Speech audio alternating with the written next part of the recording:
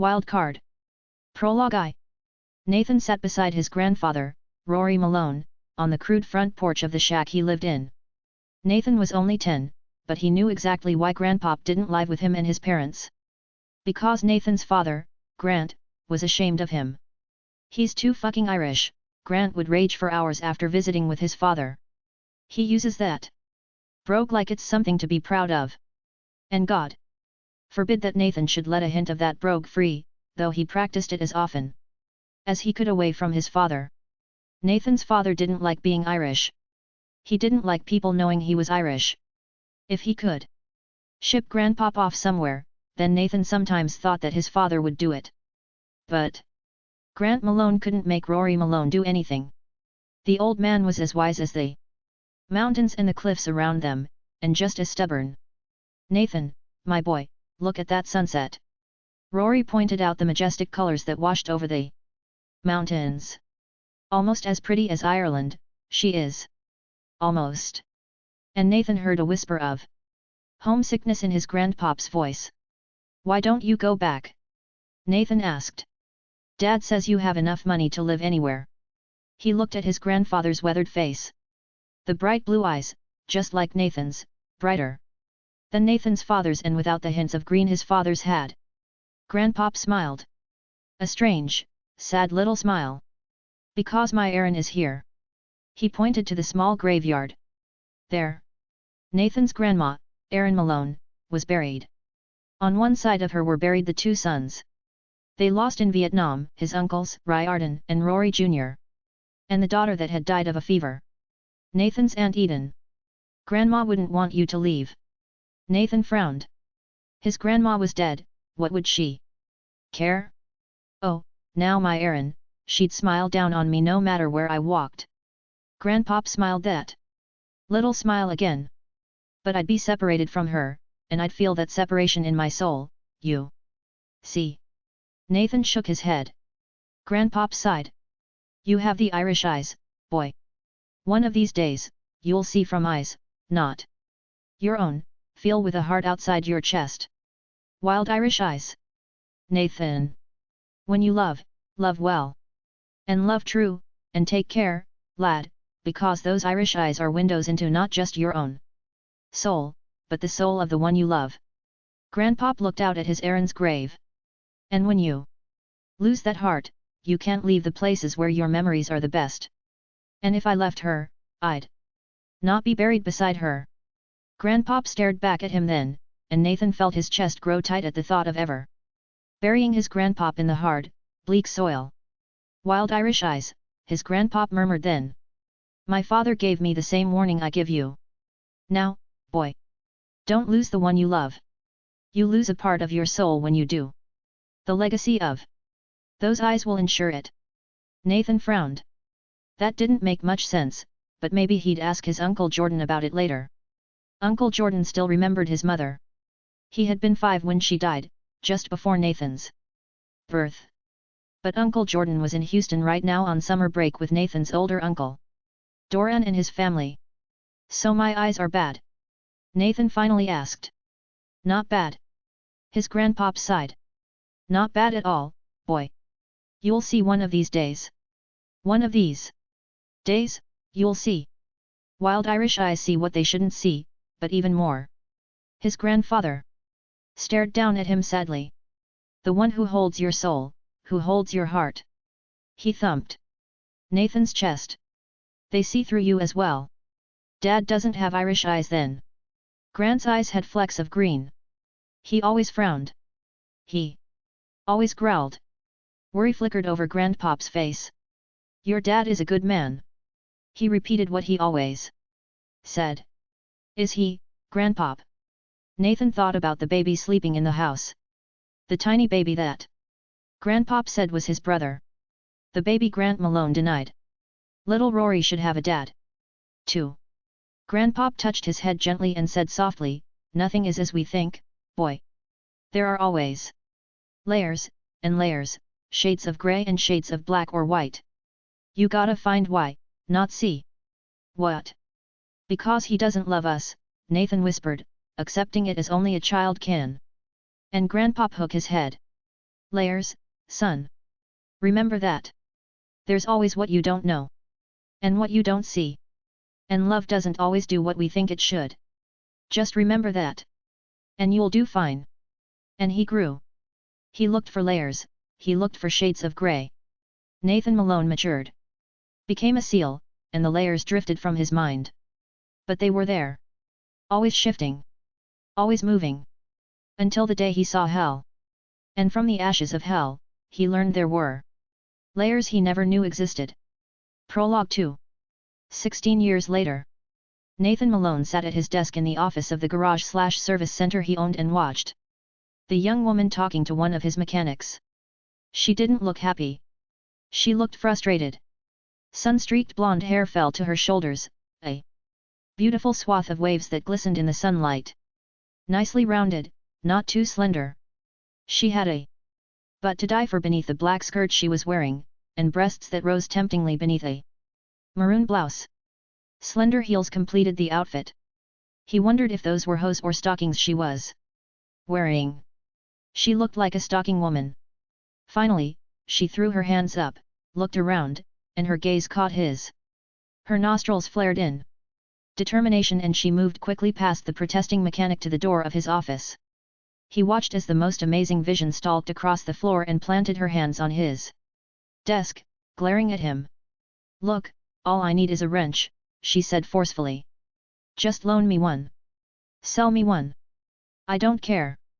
But if I have to go much farther in my car, I'm going to find myself hitchhiking. Do I look like I want to be hitchhiking today?" She spread her arms out from her body as she straightened, her pretty grey eyes cloudy, distressed, her pink lips tight as the mechanic moved in behind her.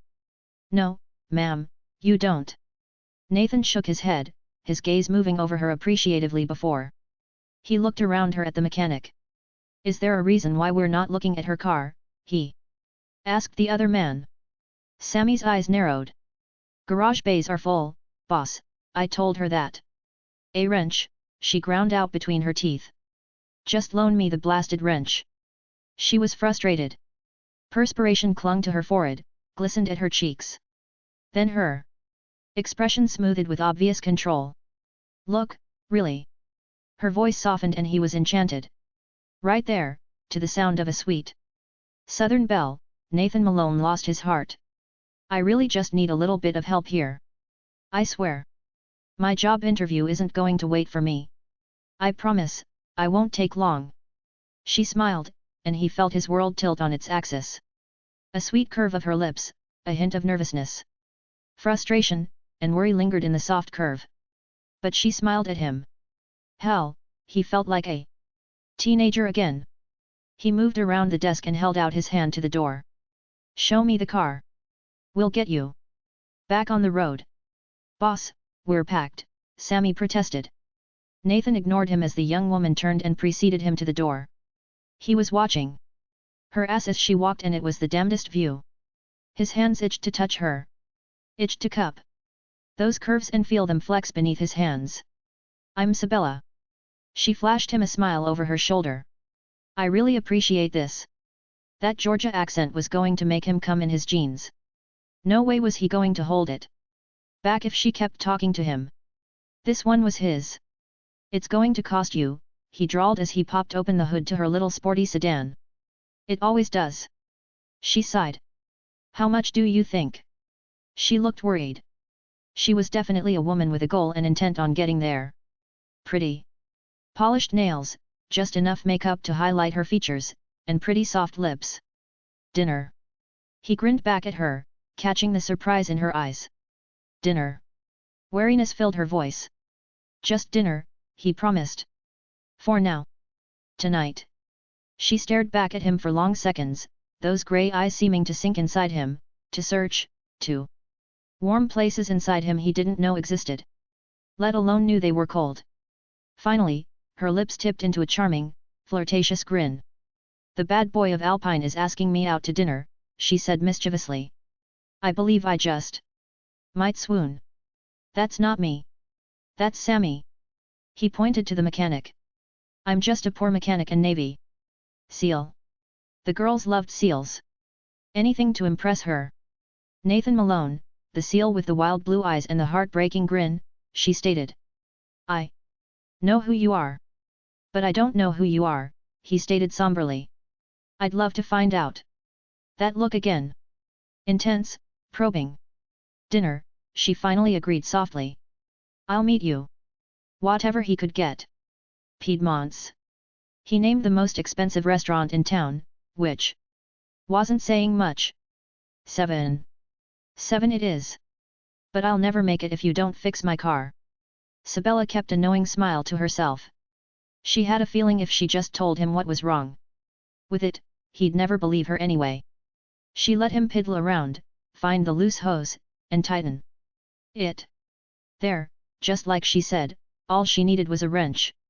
Her daddy had taught her how to work on her own car a long time ago. Unfortunately, her own wrench was missing. So she let him fix it. She played helpless. Because she liked the way he looked at her, the way his wild blue eyes darkened just a bit, seemed more neon in his tanned face. 7, he reminded her as he closed the hood and stared down at her. I'll be waiting on you. And I'll be there, she promised. Because there was no way she was going to miss this. She'd seen him in town often enough, she'd even fantasized about him a time or two after glimpsing him. The hot seal. The bad boy of Alpine. Every woman she knew at the college lusted after him. And Sabella decided, in that moment, Nathan was going to be hers. 2 years later. Oh my God, Bella, what have you done?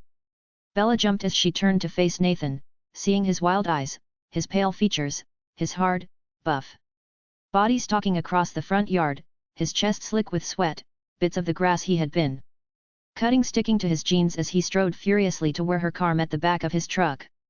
It's just a little dent, Nathan. I promise. Her heart was in her throat. Not in fear. He would never hurt her. But he sure knew how to pout when he wanted to. A little dent. He gripped her shoulders, moving her aside as he stared down at the crumpled fender as it sank into the bumper of his truck. It was an accident. It was all his fault. If he hadn't been wearing those butt-snug jeans and boots with no shirt as he cut the lawn, it would have never happened. You hit my truck. Male pride and offended dignity filled his voice. That's my truck, Bella. Yes. It was. And he was very proud of the powerful, black 4x4 he babied worse than any woman would a child. She would be jealous if it weren't for the fact that he couldn't actually bring it into the house. I'm really sorry, Nathan. Her accent thickened as she stared up at him, biting her lip nervously. As she wondered how much he would pout. Nathan could go all quiet, somber, and answer her in monosyllables that drove her insane. He would glare at her. He would watch ball games. He would come to bed late. After she went to sleep. And wouldn't give her any until the next morning. It really wasn't fair. Nathan, please don't be mad at me. How did you hit my track? How? It was sitting in plain view. Plain view, Sabella. He was getting angry. He only said her full name when he was really getting angry or really horny. And he was not horny. Okay, this wasn't good. She could do without for days. But she didn't like it. She stomped her foot, glaring back at him in irritation. If it weren't for you, I would have never hit it. Me. He stepped back, shaking his head fiercely. How the hell was this my fault? Because you were cutting the grass, with no shirt, in sexy jeans and boots, and seeing your tight ass striding across the lawn made me horny. You distracted me. It's all your fault. If you would dress properly, things like this just would not happen, Nathan. He kissed her. It wasn't a gentle, easy kiss. It was rough and ready and smack full of lust as he jerked her against him, pressing his cock into her belly as she gasped in pleasure. You are so spanked. He picked her up, striding across the lawn, leaving her car door open, his truck abused. Spanked, Sabella. I'm going to watch every inch of that pretty ass turn red. He slammed the door behind him, locking it quickly before heading for the stairs. Oh, spank me, Nathan, she breathed teasingly into his ear. Make me beg. He shuddered against her, threw her on the bed and make her beg. 1 week later. I'll be home in a week. He was dressed in jeans and a t-shirt. He didn't look like a badass Navy SEAL, he looked like her husband, going off on a business trip. Not a big deal. She was good at fooling herself. The truck will be out of the shop tomorrow. She nodded as she watched him pull the duffel bag from the closet and turned to her. I'll have it in the garage, all nice and pretty for you. She grinned back at him cheekily as she brushed the long strands of her hair back from her face. You owe me though.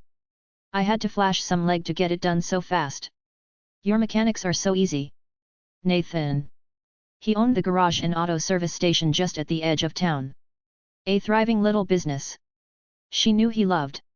He grunted, his gaze going to her bare legs as she leaned back on the bed, her shorts riding up her thighs. Which, he growled. My ride is waiting downstairs and you know it. She drew her shirt off and released her shorts, letting them fall down her legs. Watching him, she slid her fingers over the bare, wet folds between her thighs, then lifted them to his lips. Nathan groaned. She loved that sound. His lips parted and his eyes went wild as he tasted her. So make it a quickie, she whispered, desperate to have him, just one last time, before he left. She straightened on the bed as he neared, her fingers going to his belt, working it loose quickly. I dare you. Fuck me like you mean it. He turned her, pushed her over the edge of the bed, and within seconds he was filling her hard and throbbing, stroking, penetrating, burying inside her in rapid hard strokes until she felt pure white-hot sensation wash over her. Nathan! Nathan, I love you, she cried out as he came over her, holding her in place as his hips jerked against her, his hands gripping her, fingers burning into her flesh. And then he whispered the words. The lyrical flow of sound, Gaelic. He whispered his love for her in a language his grandfather had taught him, and she felt it in her soul. Always, she whispered, turning her head to him, taking his kiss. Forever, Nathan. 1 week later. Bella opened the door, and she froze. Nathan's uncle Jordan was standing beside the chaplain. She knew he was the chaplain by his dark uniform. Jordan was in his dress whites, his navy hat in his hand, medals shining on his chest, and she felt the collapse of her spirit. Nathan's due home any day, she whispered, her lips numbing as she stared back at Jordan and saw his grief, his sorrow. You're early, Jordan. He's not here yet. She was crying. She could feel the tears, hot, blistering her skin as she pressed her fists tight to her stomach and felt her knees weakening. Bella. His voice was thick, unshed tears glittering in his eyes. I'm sorry. He was sorry? Sorry? He was tearing her soul right out of her chest and he was sorry? She shook her head. Please don't say it, Jordan. Please don't say it. Bella. He swallowed tightly. You know I have to. He had to. He had to destroy her. Mrs. Malone. The chaplain spoke for him. Ma'am, it is my greatest regret to inform you. No. No. She screamed the words as Jordan caught her, dragging her into his arms and helping her into the house as the screams poured from her. They ripped from her chest, like a knife. Brutal, merciless. The pain dragged her into a pit of such deep, stark despair that she didn't think she could survive. Nathan! She cried out his name, screamed his name, she begged him. He swore he would always know when she needed him, even in death. Because he had that gift. It was the eyes, he had said, and she had laughed at him, and now she wished it were true. Because she needed Nathan, her wild Irish eyes. Oh God, Nathan! 6 months later. Bella came awake to her own sobs, her chest heaving as she searched the bed, her hands reaching across the distance, clawing at the sheets, the pillow, desperate to find him. He was bleeding. She could see the blood on his hands as though she were staring through his eyes.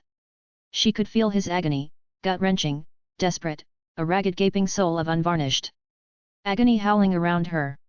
It had to be a dream. Sobs tore from her throat as she ripped at the blankets, a guttural cry of raw agony tearing from her heart. Nathan! She screamed his name, her voice hoarse, raw from her tears, from the past horrific months. The funeral. They hadn't even let her see him. She fell forward, her tears dropping to the bed as she remembered, and knew it wasn't a dream. Nathan was really gone. Forever. They had closed his coffin to her. She hadn't been allowed to touch him, to kiss his beloved face, to whisper goodbye. There was nothing to hold on to, nothing to ease the agony breaking over her. There was only the emptiness. The emptiness of her bed. Her life. There was only the horrible, aching hollow in her soul. It ate at her, burned into her mind and reminded her every second, every day, that Nathan was gone. Nathan was gone. Forever. Except in her nightmares. Where he cried out her name. Where he touched her then backed away from her. Where he stared back at her with hollow grief. Or when she felt the pain that tore through him. Unending, agonizing, so much pain. Then as quickly as they began, as fast as she realized it was Nathan's pain, the dreams would shift, change. I'll love you forever, which, he leaned over her, naked, his chest gleaming, golden flesh blocking out the sun as his brilliant, neon eyes watched her intently. Feel my soul touch yours. Sibella. Feel me love you, baby. An agonized cry rasped her throat as she clutched at air, the insubstantial memory drifting away. Gone. Just as Nathan was gone. Oh God. Oh God. Nathan. She clutched his pillow to her breast, rocking herself as her head fell back and a scream ripped from her soul. Damn you, Nathan. Chapter 1. 9 months later. Nathan Malone stood in the clinical white office he had been brought to. He was 6 months past the most horrific nightmare he could have imagined enduring. 6 months. He knew how many days, how many hours, how many minutes and seconds had passed since he had died. Since the day he walked out his front door and headed into hell. The mission was supposed to be simple. Rescue 3 young girls from a cartel drug lord in Colombia and allow himself to be captured just long enough to draw out the government spy working with the cartel lord, Diego Fuentes.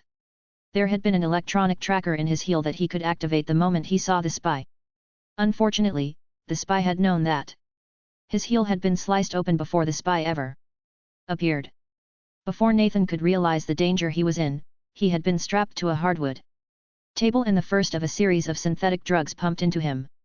Horse dust. A powerful, blinding aphrodisiac. Hell. Because there had been no relief.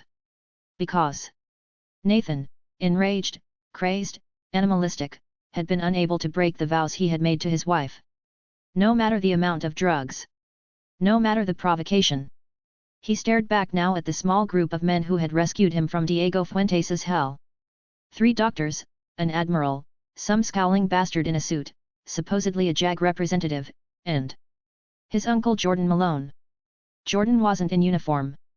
That was telling enough. His resignation from the SEALs 3 months before had surprised Nathan when he'd heard about it. Of course, there wasn't much left to do but listen to rumor in the highly secured, specialized private clinic he had been recovering in. Surgery after surgery to repair his body and his face. They'd fixed what had been damaged. They'd rebuilt what couldn't be reset. But his mind still felt broken. The man he had once been was no more than a dream. He was still a SEAL. He hadn't resigned. But he had a feeling he wouldn't be one for long. Lieutenant Malone. The Admiral nodded back at him, his lined, weathered face drawn in worry and concern. You're doing well. Like hell he was.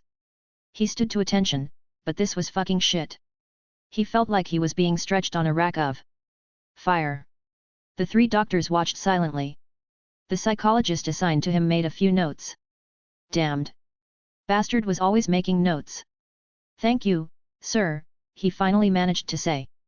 Hell, he just wanted to get back to the exercises he'd been doing. The ones that pushed his body to exhaustion, that made the hellacious arousal that still cursed him lessen. The Admiral frowned back at him. Are you in pain, son? He asked him. Nathan forced patience. Forced patience didn't sit well right now. Yes, sir, I am. He wasn't going to lie about it either. The Admiral nodded. That explains your borderline disrespect. Maybe. Nathan gritted his teeth. Sorry, sir, protocol isn't my strong suit these days. He expected a snap in the Admiral's reply, he didn't expect the old man's face to smooth out or the understanding that lit his gaze. Admiral Halloran had once been not just his superior officer, but a man he respected. Sit down, Nathan. The Admiral nodded to the chair behind him before taking his own seat. Nathan glanced at Jordan. His uncle was sitting, all protocol pretty much abolished where he was. Concerned. But it wasn't disrespect, it was an arrogance, a confidence that had only been thinly veiled until now. Nathan sat down gingerly. He was still having trouble with one leg, but it was strengthening. As were the muscles in his back that he had worked to rebuild. The Admiral finally sighed as silence filled the room. I attended your funeral, he stated then. I grieved, Nathan. Seeing you now, he shook his head, makes me wonder sometimes at the decisions that are made behind my back. I wouldn't have approved that mission. I agreed to it. Simple. It was supposed to have been so simple. He still had the hole in his heel to prove it hadn't been. We'll discuss that another day, the Admiral growled. We're facing another problem. Has my wife been informed I'm alive yet? The words felt torn from his ruined vocal cords. His voice was rougher, darker than it had been, but hell, at least he could talk. Not yet, the Admiral answered. I still prefer she not be told. Nathan stared straight ahead now. He was aware of the bandages that still covered his face, the wounds that were still healing on his body. But even more, he was very much aware of the effects of that fucking horse dust those bastards Fuentes and Jansen Clay had pumped into his body. 18 months of it. He had been the guinea pig. The seal to break with the black evil they forced into him. But he hadn't broken. He'd become a monster instead. Sabella's been grieving, Nathan, Jordan said then. She's still grieving. She still cries for you. She'll stop crying. Sabella's tough. He shrugged as though it didn't matter and glimpsed the Admiral and Jordan's exchanged look from his periphery. He was lying. His Bella wasn't tough. She was soft and sweet, and he swore he heard her cries in his dreams, in his nightmares. The ragged wound that was his soul would never heal, because he couldn't get the sounds of her screams out of his head. How much worse would her screams be if she saw him now? His gentle little Bella had loved his body. When he had walked out the door that last day, he had been strong, powerful, but even more, he'd been a man who knew how to be gentle. That man didn't exist anymore. There was nothing gentle in the dark, twisted dreams he had now. Dreams of death. And dreams of Bella. And a hunger he knew he would never restrain if she came to him. I'm dead, he told them, his voice cold as he thought of the consequences of trying to return to her. I'll stay dead. The psychologist was scribbling furiously on his pad. Nathan's gaze jerked to him. As though he could feel the spikes of fury aimed his way, the balding little man lifted his head.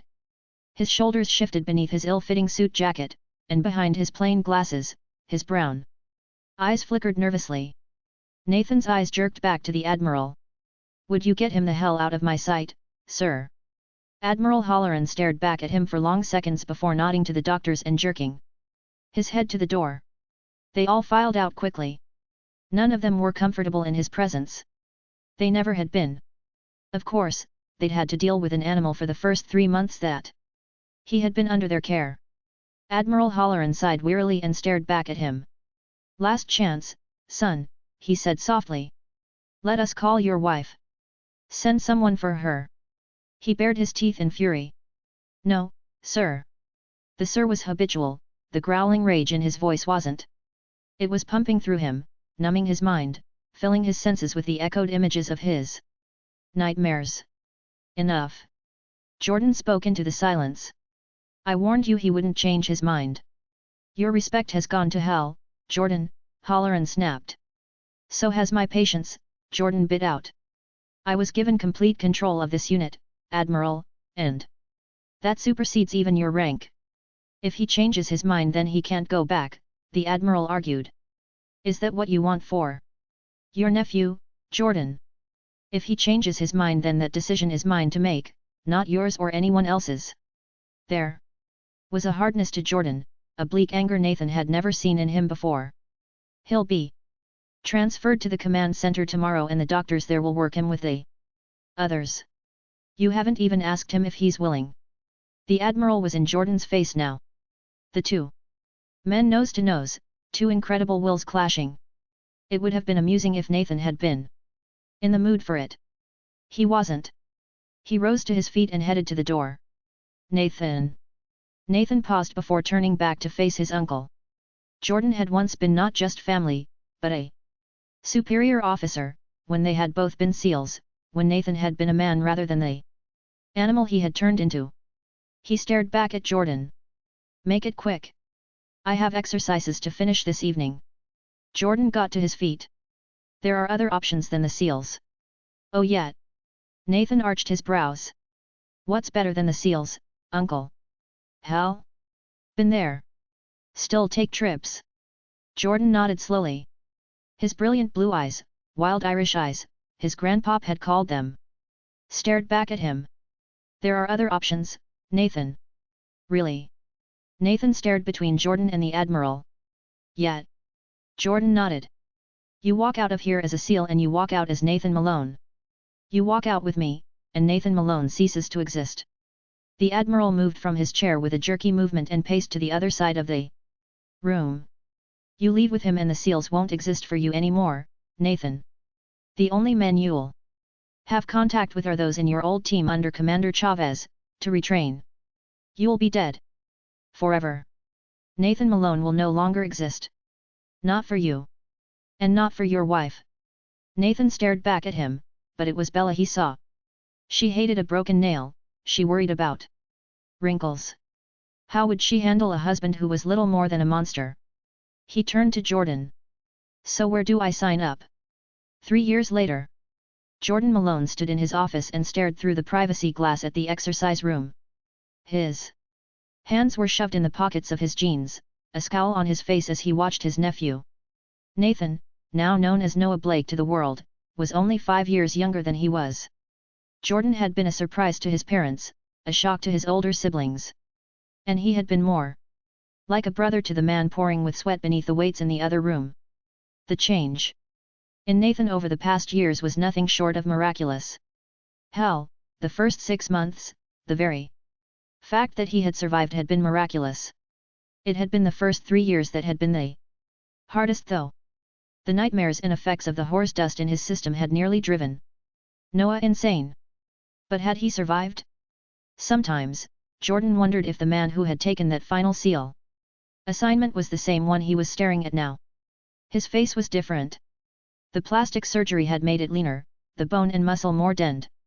Fuentes had done a job on Nathan's face while he was a captive. Bones had been shattered, the repairs had been extensive. The change drastic. No one who knew Nathan Malone before would guess at his identity now. His build was different. His body was leaner but more powerful, rock hard, and his will was steel. He was a cold, icy-eyed killer. He wasn't Nathan Malone anymore. He was truly Noah Blake, because Noah had made certain nothing of Nathan existed. Noah's training with Reno Chavez's unit in the past years had worried Jordan. Where once the Navy SEAL Nathan Malone had pulled his punches and killed only when he had to, now. Jordan shook his head. Noah killed with deadly, silent efficiency.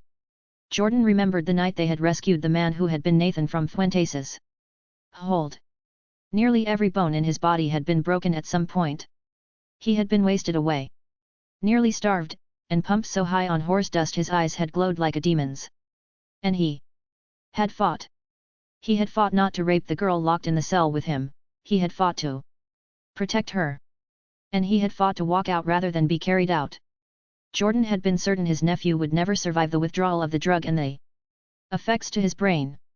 He'd never imagined Nathan would come back, stronger than ever rather than broken. Darker than ever, and so different that his identity change rarely blipped Jordan's radar anymore. He's never going to be the same, is he?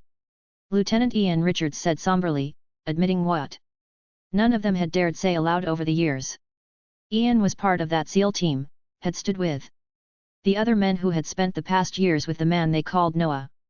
It had been harder on Ian in some ways, because he had been closer to Nathan than even Jordan had been. Nathan had only been 10 when he heard young Ian's screams echoing through the desert landscape of their ranch. He had awakened his father, harassed that mean-assed Grant Malone out of the house, and found the young boy whose mother was dying in his arms. Grant, in a surprising display of compassion, had helped the young woman and her child. Grant had his moments, Jordan thought, they were just few and far between. No, he's never going to be same. He admitted the truth to Ian, as well as to himself. This man isn't Nathan Malone anymore, Ian. He's truly Noah Blake. We may as well accept that. He's a machine now. Ian stated heavily, his expression saddened as he watched Nathan work out. He's the best damned killer I've ever laid my eyes on. Silent as a thought, Jordan turned to Reno Chavez, the commander of the group. Reno shook his black head. He's not a SEAL any longer. He questions orders continuously, lays in backup plans out the ass, and always has a plan if that one goes bad. If he feels he needs to deviate, then he deviates. He's not insubordinate, but he's a leader now. He won't follow easily unless he's assured the plan is the only way to go. He's a Jordan, but he's a damned efficient one. Like a shark. Cold-blooded, focused, and deadly. Jordan nodded. Thank you, Reno. I appreciate the report. You have my written report as well. Reno nodded to the file that had been laid on Jordan's desk. The monthly reports hadn't deviated in years. Nathan was barely a man any longer.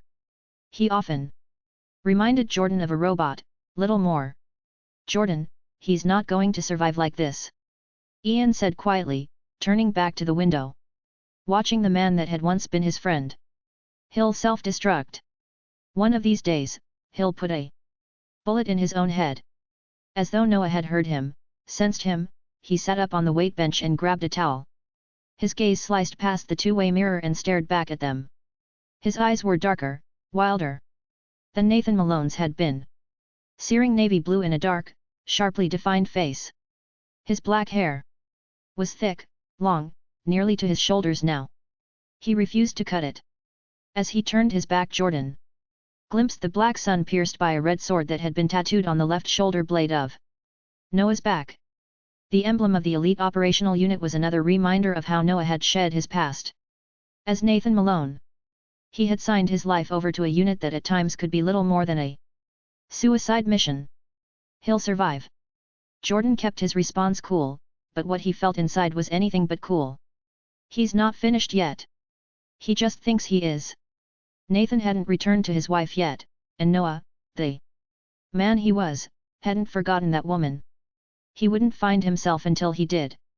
Jordan had pulled his nephew into this unit because he knew the man he loved like a brother would have never survived intact if he'd had to face the world after his release from the clinic. Or if he'd had to face his wife. The psychologist had agreed. Nathan would have taken a walk one day and just never returned. He hadn't been ready. Noah might still not be ready either. But Jordan was going to end up testing him anyway. 3 years later. It won't be easy to get him to agree to it, Ian Richards warned Jordan as they watched the 6-man unit of the elite ops working out in the gym through the two-way mirror that looked into it. Noah was stronger than ever. Lean. Powerful. Cold.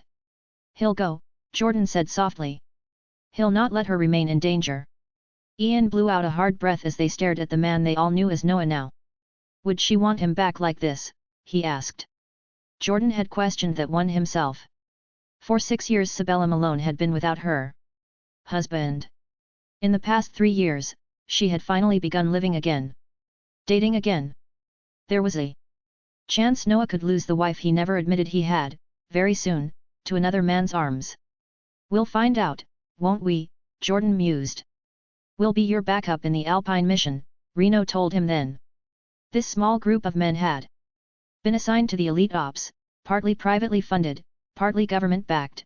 The unit was a test unit, a group of dead men, of rogues. In the past years they had become a highly advanced Specialized unit dealing in operations that other agencies couldn't touch either because of political sensitivity, or the level of danger involved. Jordan nodded slowly before watching Noah once more. We'll meet up at the command center set up in Big Bend National Park, he told them. You'll receive your orders within the next day or so. Ian and Reno nodded and left quickly, heading out to prepare for the coming operation. All that was left was getting Noah Blake to go along with it. Jordan sat down at his desk, picked up the file he had on the mission, and called Noah into his office. Noah made him wait.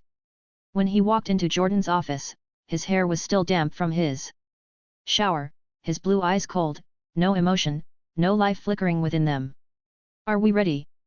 Noah took the seat in front of the desk that Jordan indicated. Almost. Jordan nodded. Command center will be broken down tonight and flown to the new location. We should be set up within 48 hours. Noah didn't say anything, he just stared back at Jordan, waiting. His patience was seemingly endless now. But when he erupted into action there was no one faster. No one deadlier. You're delaying, Noah finally drawled, that ruined voice scraping. That voice had once been flowing, deep. Now, it was guttural, almost raw. First mission is in Texas, Jordan stated. Noah didn't respond, his gaze didn't even flicker. As though nothing in Texas concerned him. No family, no grandfather, brother, or father. No wife. Command center will based 40 miles out of Alpine. No. Noah's tone was icy. Jordan lifted the file and slapped it down in front of him. Read the file. You don't want the mission, then the hell with it. You can head to Siberia for all I give a damn and babysit that scientist they had us kidnap last month, in the cold. But you will read the file first. Jordan stomped from the office, slammed the door behind him, and left Noah to the information they had gathered. Noah, he never thought of himself as Nathan anymore, stared at the file as though it were a rattler. He didn't want to read it. He didn't want to know. Siberia suited him just fine. Hell, that scientist was a quiet little thing, she just liked working on her projects, she didn't like company. She would do. He got to his feet, then stopped. He stared at the file and almost turned away. Almost. A picture had slid from just inside the file, and he knew that chin. He picked it up slowly. The center of his chest was a hard, searing knot of agony as he pulled the picture free and frowned. And there it was. That familiar curve of the brow, those pretty, soft grey eyes. But he'd be damned if he knew the woman they belonged to. She looked like Sabella. His Sabella. It was his Sabella. But she was so different. Her sun-streaked blonde tresses were darker, almost brown in some places. And her hair was longer now. Well past her shoulders, thick and heavy. Her face was thinner, her expression was quieter. There was no smile on her lips. Unless she was angry, Nathan had never seen Sabella without a smile. The thought of her smiles, her laughter, her joy, followed him into his dreams sometimes. Sometimes, they held the nightmares at bay. What would he hold on to now that he saw that smile was gone? He held the picture in one hand, staring at her. He had refused to read any of the reports he knew. Jordan kept on her. Refused to hear anything about her in the past 6 years. He had only 2 questions if her name came up. Was she alive? Was she safe? Jordan had always nodded, and Noah had always walked away. He opened the mission file. It didn't take long to read it. Even less time for him to have to fight the howl of pure rage that burned in his throat. Sabella was smack in the middle of an operation that had already killed 3 FBI agents and the wife of a prominent politician. Son of a bitch. He'd asked his father for one thing in his entire life. If anything ever happened to him, to watch out for Sabella, and that lying bastard had sworn he would. But he hadn't. Sabella was undefended. Only his bastard half-brother was trying to help at this point. The mission file was peppered with information on Sabella, his half-brother, Rory, his grandfather, Riordan, and the father he could feel himself beginning to hate now. And it was filled with danger. That danger could touch Sabella. He could see it. He could see the threads that, if pulled just the right way, would tighten around his wife's neck and put her in harm's way. Nathan's wife, he reminded himself bitterly, not Noah's. Noah Blake had no wife. But he couldn't erase the past that had once belonged to him, or the dreams of a wife that had been his, no matter how hard he tried. And now she was in danger. Because he hadn't watched out for her. He sat down and stared at the picture. It was bad enough the man she had loved had died, but the haunted shell that was left hadn't even been able to watch out for her. He ran his finger over the picture, down the curve of her cheek, as he closed his eyes and remembered her smile. Remembered touching her. As he let himself remember, outside his dreams, of loving her. Go see her, he whispered, breathing in the scent of those memories.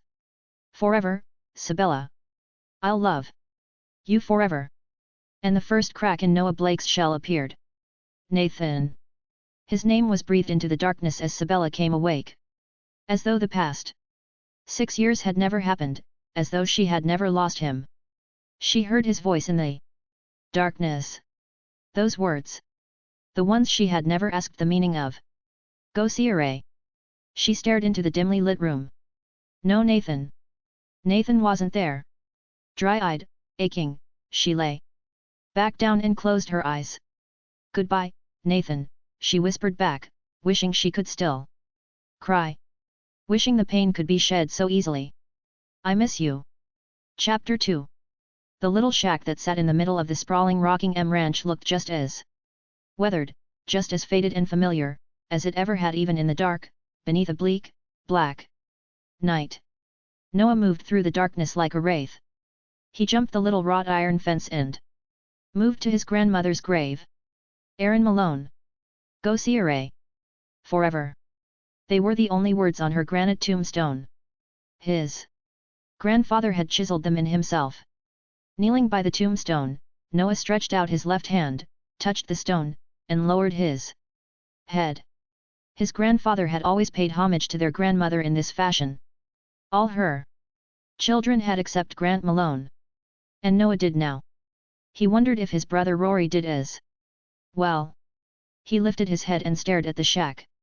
It was dark, shadowed, but he knew his half-brother was there. He eased back from the grave then and bounded back over the fence before moving to the cabin. Rory was quick. He was suspicious. He had known throughout the day that someone was watching the cabin, but Noah hadn't tried to hide it. He moved around the shack on silent feet. He flowed with the shadows, became a part of them. Used them to his advantage until he stood at the end of the back porch and stared at the young man who sat in the aged rocker. Rory was 25, a man grown, and he looked too much like Nathan had at that age. He was broader in the shoulders and his muscles were heavier, but not as effective. Rory sat silently, his rifle resting across his thighs, his body tense. I know you're here, his brother muttered. If I haven't scoped you by now, I'm not going to. You might as well take the shot. Disgust lined his voice, filled his expression as his head lifted. Rory thought he was dead, just as everyone else did. And Noah needed to ensure no one else suspected. Except Rory. Nathan would need his help. As silent as moonlight he was over the banister of the porch, the rifle pulled from Rory's grip, the barrel across his brother's neck as the rocker tilted back to the wall. It wasn't a harsh grip, it was a warning one. He didn't want to wake the old man. He didn't want to add to Rory's grief, or to his own shame. Stay silent, Noah hissed in Rory's dark face. I'm not here to hurt you. Rory's expression was frankly disbelieving. But Noah would have been surprised if he'd reacted any other way. You have one chance to know what I know about your brother, Noah warned him quietly. One chance. Blow it, and it will never return. Rory's eyes narrowed. Startling blue eyes, true Malone eyes. My brother's dead, he bit out quietly. What could you tell me about him that my uncle couldn't? Noah leaned closer. Brat hair, what could I tell you that you want to know? Then Noah leaned back again slowly. Rory was shaking. His dark face, Gaelic dark, paled as he stared back at the shadow hovering in front of his vision. Noah moved back slowly, still gripping the rifle. Come with me. He jerked his head to the shed. At the edge of the house yard. Does he still keep the shed lit? There was no answer, but Rory was following. They stepped into the shed and Noah closed the door carefully before flipping the light on. Rory collapsed on the old chair in the corner and stared back at him. His gaze was dark with pain, anger. I thought you were my brother, he whispered. Hell, I hoped you were. Noah watched as his brother rubbed his hands over his face and shook his black head. Noah removed the night vision glasses he wore. A new toy the unit was playing with. One he had taken advantage of. He stared back at Rory, realizing the color of the eyes he saw every morning. In the mirror was wilder, bleaker, much darker, and more dangerous than his brother's. Rory blinked. Do you still sneak in here to smoke? Noah asked, remembering how his brother used to slip a cigarette when he thought no one would catch him. Only he and Rory had known that. Rory's hand shook. He gripped the arms of the old chair and stared at Noah as though he could force himself to see what he needed to see. Who are you? Rory finally breathed out painfully, his voice filled with more disappointment than Noah had expected. And what the hell do you want? Noah shook his head. I don't have time for games, Rory. You're not Nathan, Rory whispered. I'm not the Nathan you remember. He moved to the wardrobe in the back of the shed, opened the small door in the bottom and extracted the bottle of whiskey he knew his grandfather kept there. He hid his spirits from his Aaron, he would always grin when he slipped a sip. Even though his Aaron was dead, his grandfather continued the tradition. Uncorking the fine imported Irish spirit, he tipped the bottle to his lips and took a healthy drink. He didn't grimace as it went down, he savored it. Recapping it, he returned it to the drawer and turned back to Rory. The boy was staring at him now as though he had seen a ghost. No one knows about Grandpop's stash, he whispered. Noah nodded shortly. You knew. I knew. Grant never knew. Rory breathed out roughly. You stopped calling Grant Dad after you found out about me. Noah lifted his shoulders in a shrug. He couldn't be your dad, then he was no dad of mine. Rory shook his head as though to shake the confusion clear. Nathan almost felt sorry for him. He didn't have time for pity though. He grabbed an old wooden chair and pulled it to him. Straddling it, he stared back at his brother. You're not making sense, Rory said, his voice forceful. You're not Nathan, but you know the things only he knew. The younger man's gaze looked him over desperately. Who are you? Nathan's ghost. He sighed. I'm Noah Blake, Rory, and you can't ever forget that. From this second on, believe Nathan is dead, because that man is long gone. Only Noah exists.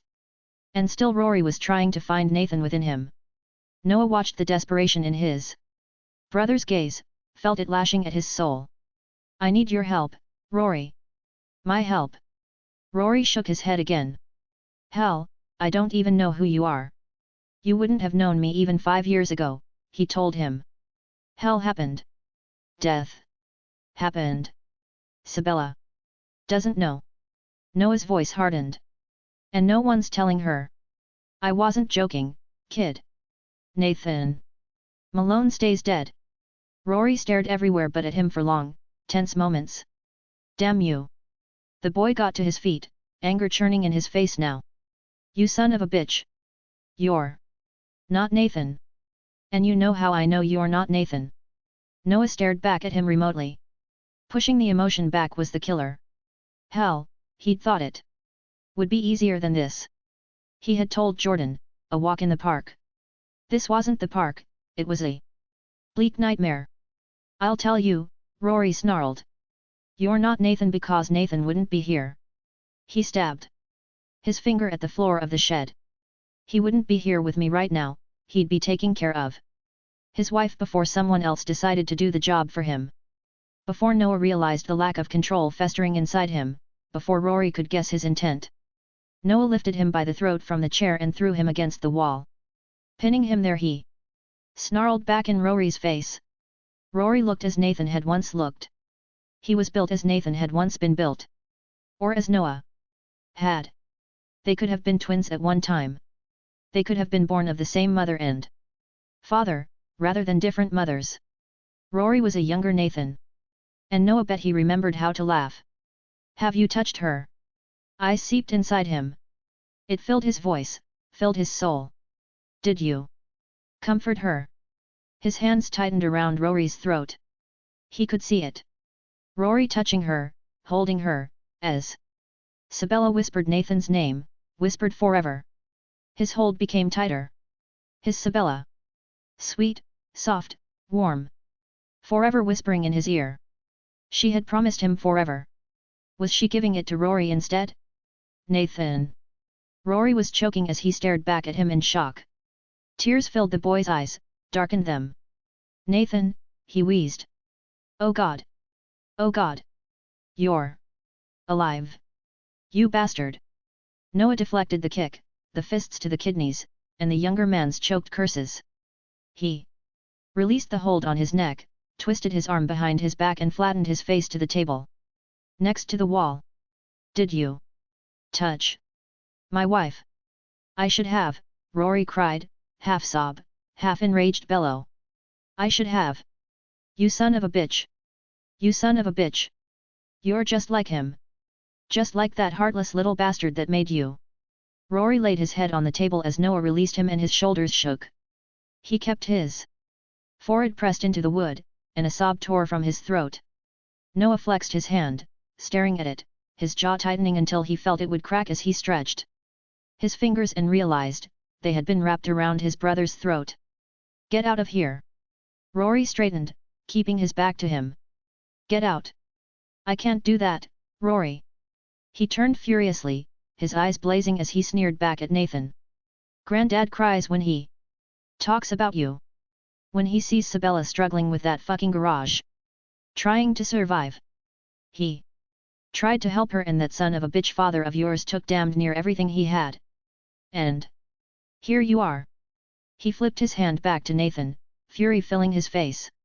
The big tough warrior. The old man had such pride in. 6 years, Nathan. 6 years, and where the hell have you been? Noah lashed out, pushing him back in the chair as he glared back at him. Watch it, boy, he bit out, keep pushing and you'll get more than you want. I got more than I wanted when I felt you watching the place this afternoon, he snarled, anger pushing past fear. I'm back, that's all that matters. Noah rubbed his hand over his short beard. This isn't as simple as why I didn't come back. It's not even as simple as having the option to come back for a damned long time. I'm here now, and I need information. That's what they make computers for. Rory was 3 seconds from attacking him again and Noah knew it. The boy had that damned Irish pride and temper. Listen to me, you little shit. He moved over him vengefully. Look at my face. My body. Do you think this shit happened because I wanted to be someone else? Because I wanted my life fucked up the ass and back? Look, Rory. Look at the scars. You want to see my back? How about my legs? You want to see the hole they cut in my foot? Will that help? He jerked back, furious, enraged. So much for control. He hadn't let his control snap in more than 5 years. He inhaled roughly. He wasn't going to let it snap now, not any further than it had already. He turned back to his brother and pushed back the emotion. The horror in his brother's eyes wasn't what he'd wanted to see. Belle's not the same without you, Rory whispered. She's sad all the time. All she does is work. All she does is close herself off. She's not even the same girl anymore. Any more than you're the same man. Noah clenched his jaw, his fists. He couldn't talk about Sabella. Not now. Not yet. Tell me about the black-collar militia. Rory blinked. BC. He snorted. I stay out of that shit. I remember the whipping you gave me before you left, okay. I didn't ask if you were still stupid, he growled. Tell me what you've heard. Rory licked his lips and looked away for a second. 2 of Belle's mechanics are BC. Low level. Mostly. No one knows what's high level. The little twits like to brag sometimes. Mostly they run errands, crap like that. Noah straddled the chair again. When did they start working for Sabella? Rory narrowed his eyes at him. You always called her Bella, Nate. Rory, don't piss me off again. He sighed.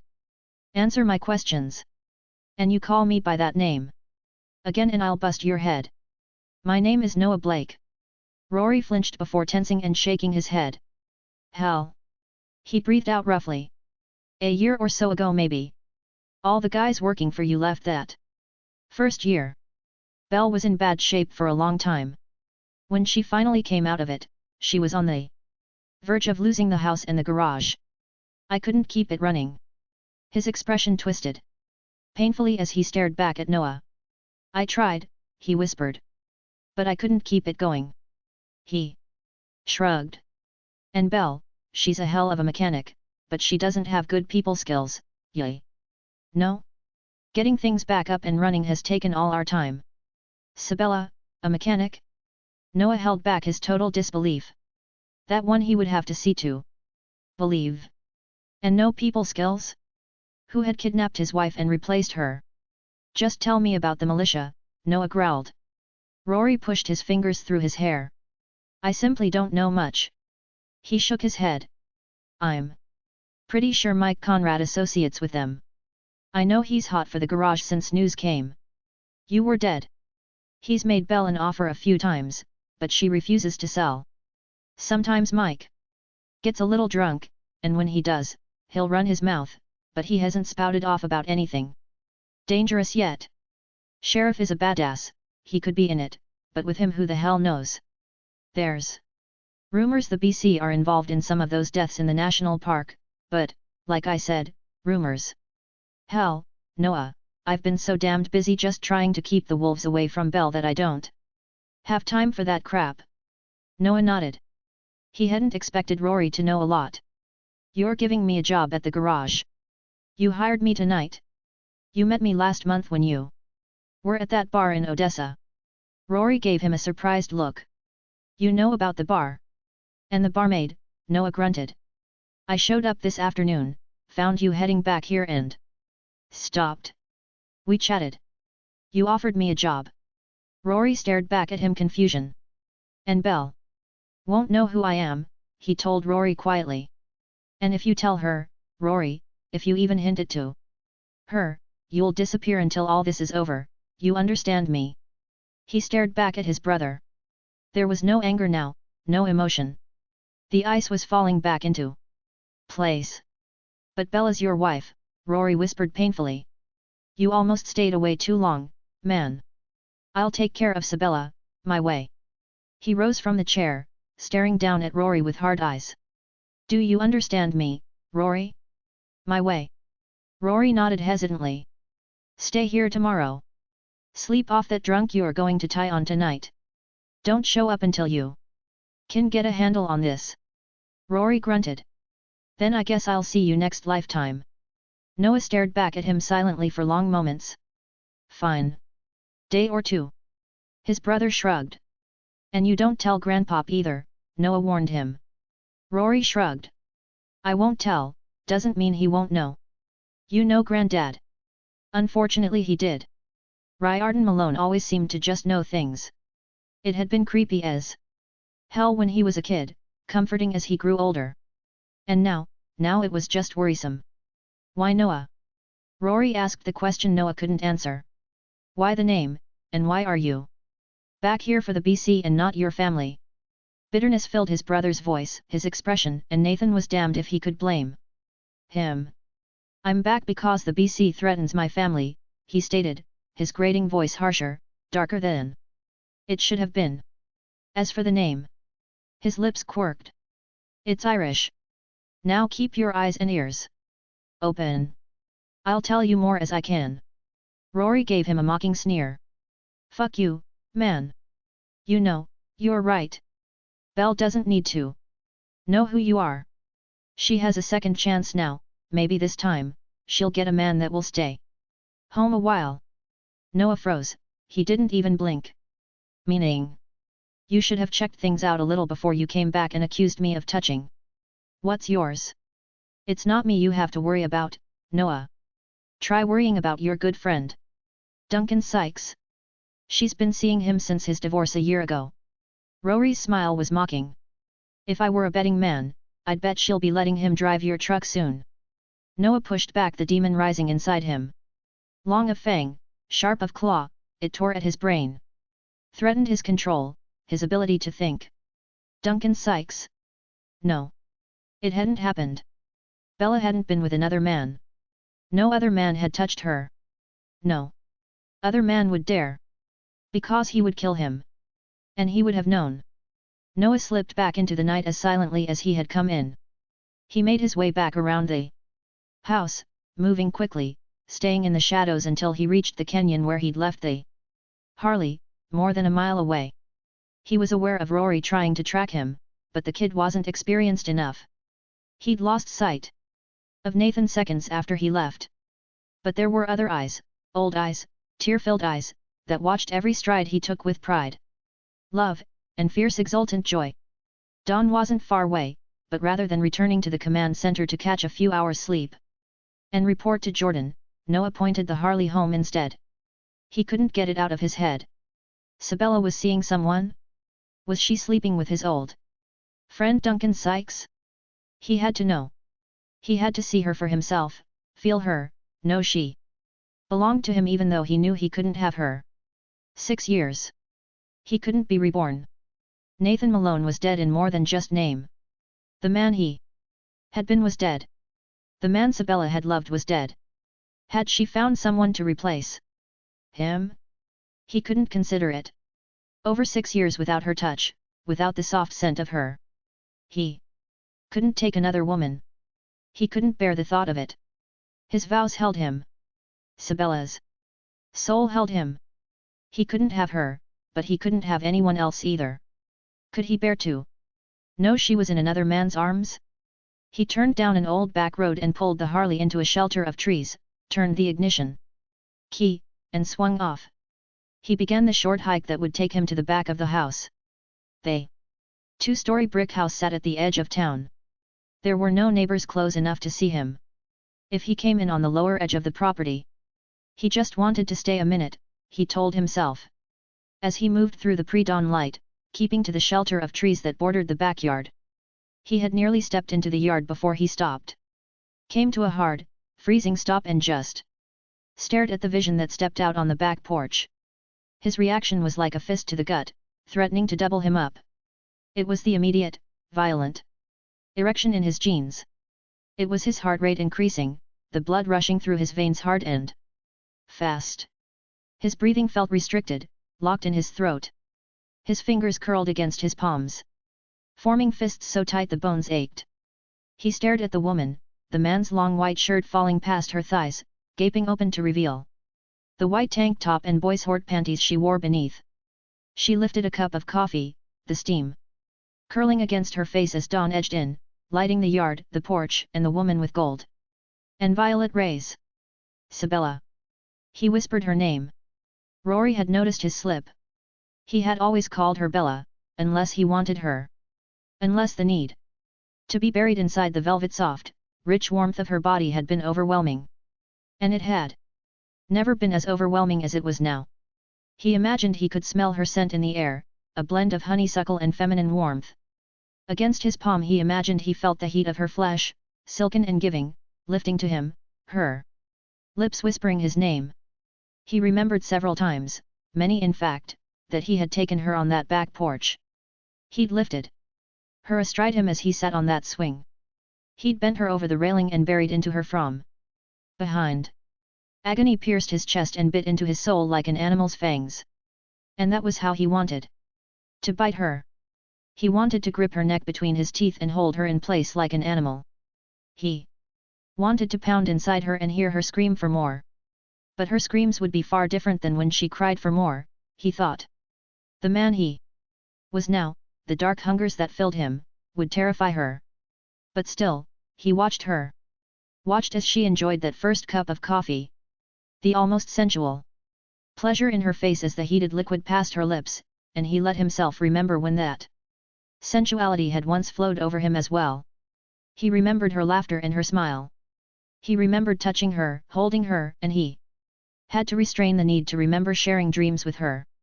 Once, they had had such dreams. Simple dreams. A dog and a kid. Maybe a pool in the backyard.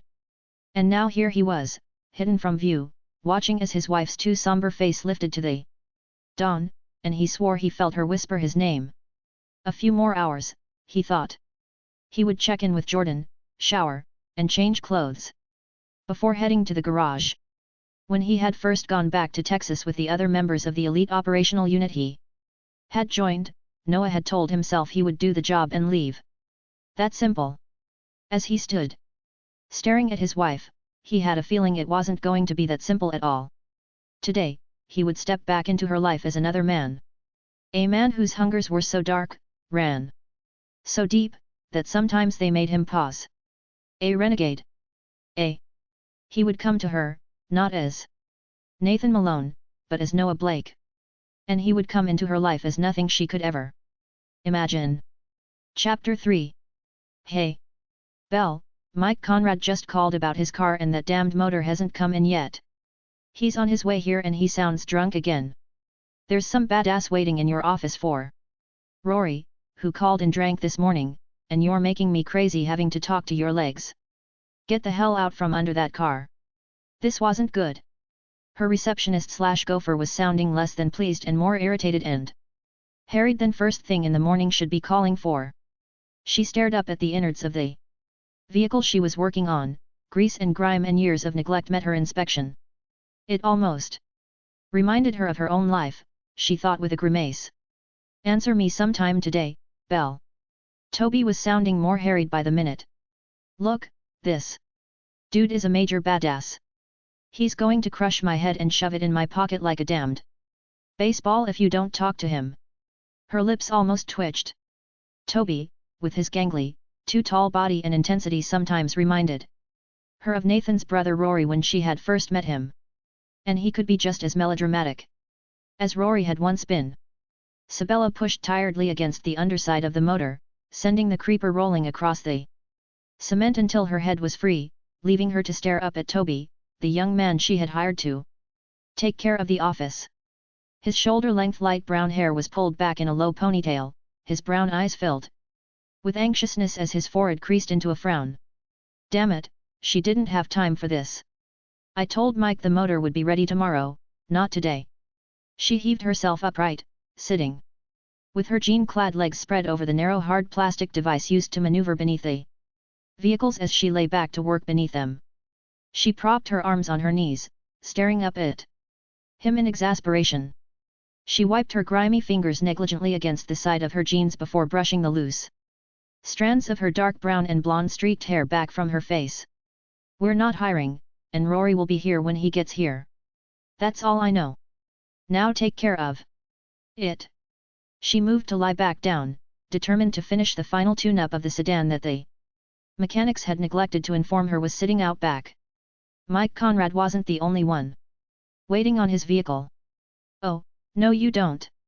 He shook his head fiercely as she moved to push herself back under the car. I can't handle this dude, Belle. He's like the Grim Reaper's cousin or something. He's not part of my job description, you know? You deal with him. Sabella pushed back the anger, drawn more from her own impatience than Toby's attitude. The boy was normally pretty stable and dealt with aggravated customers with a flair she envied.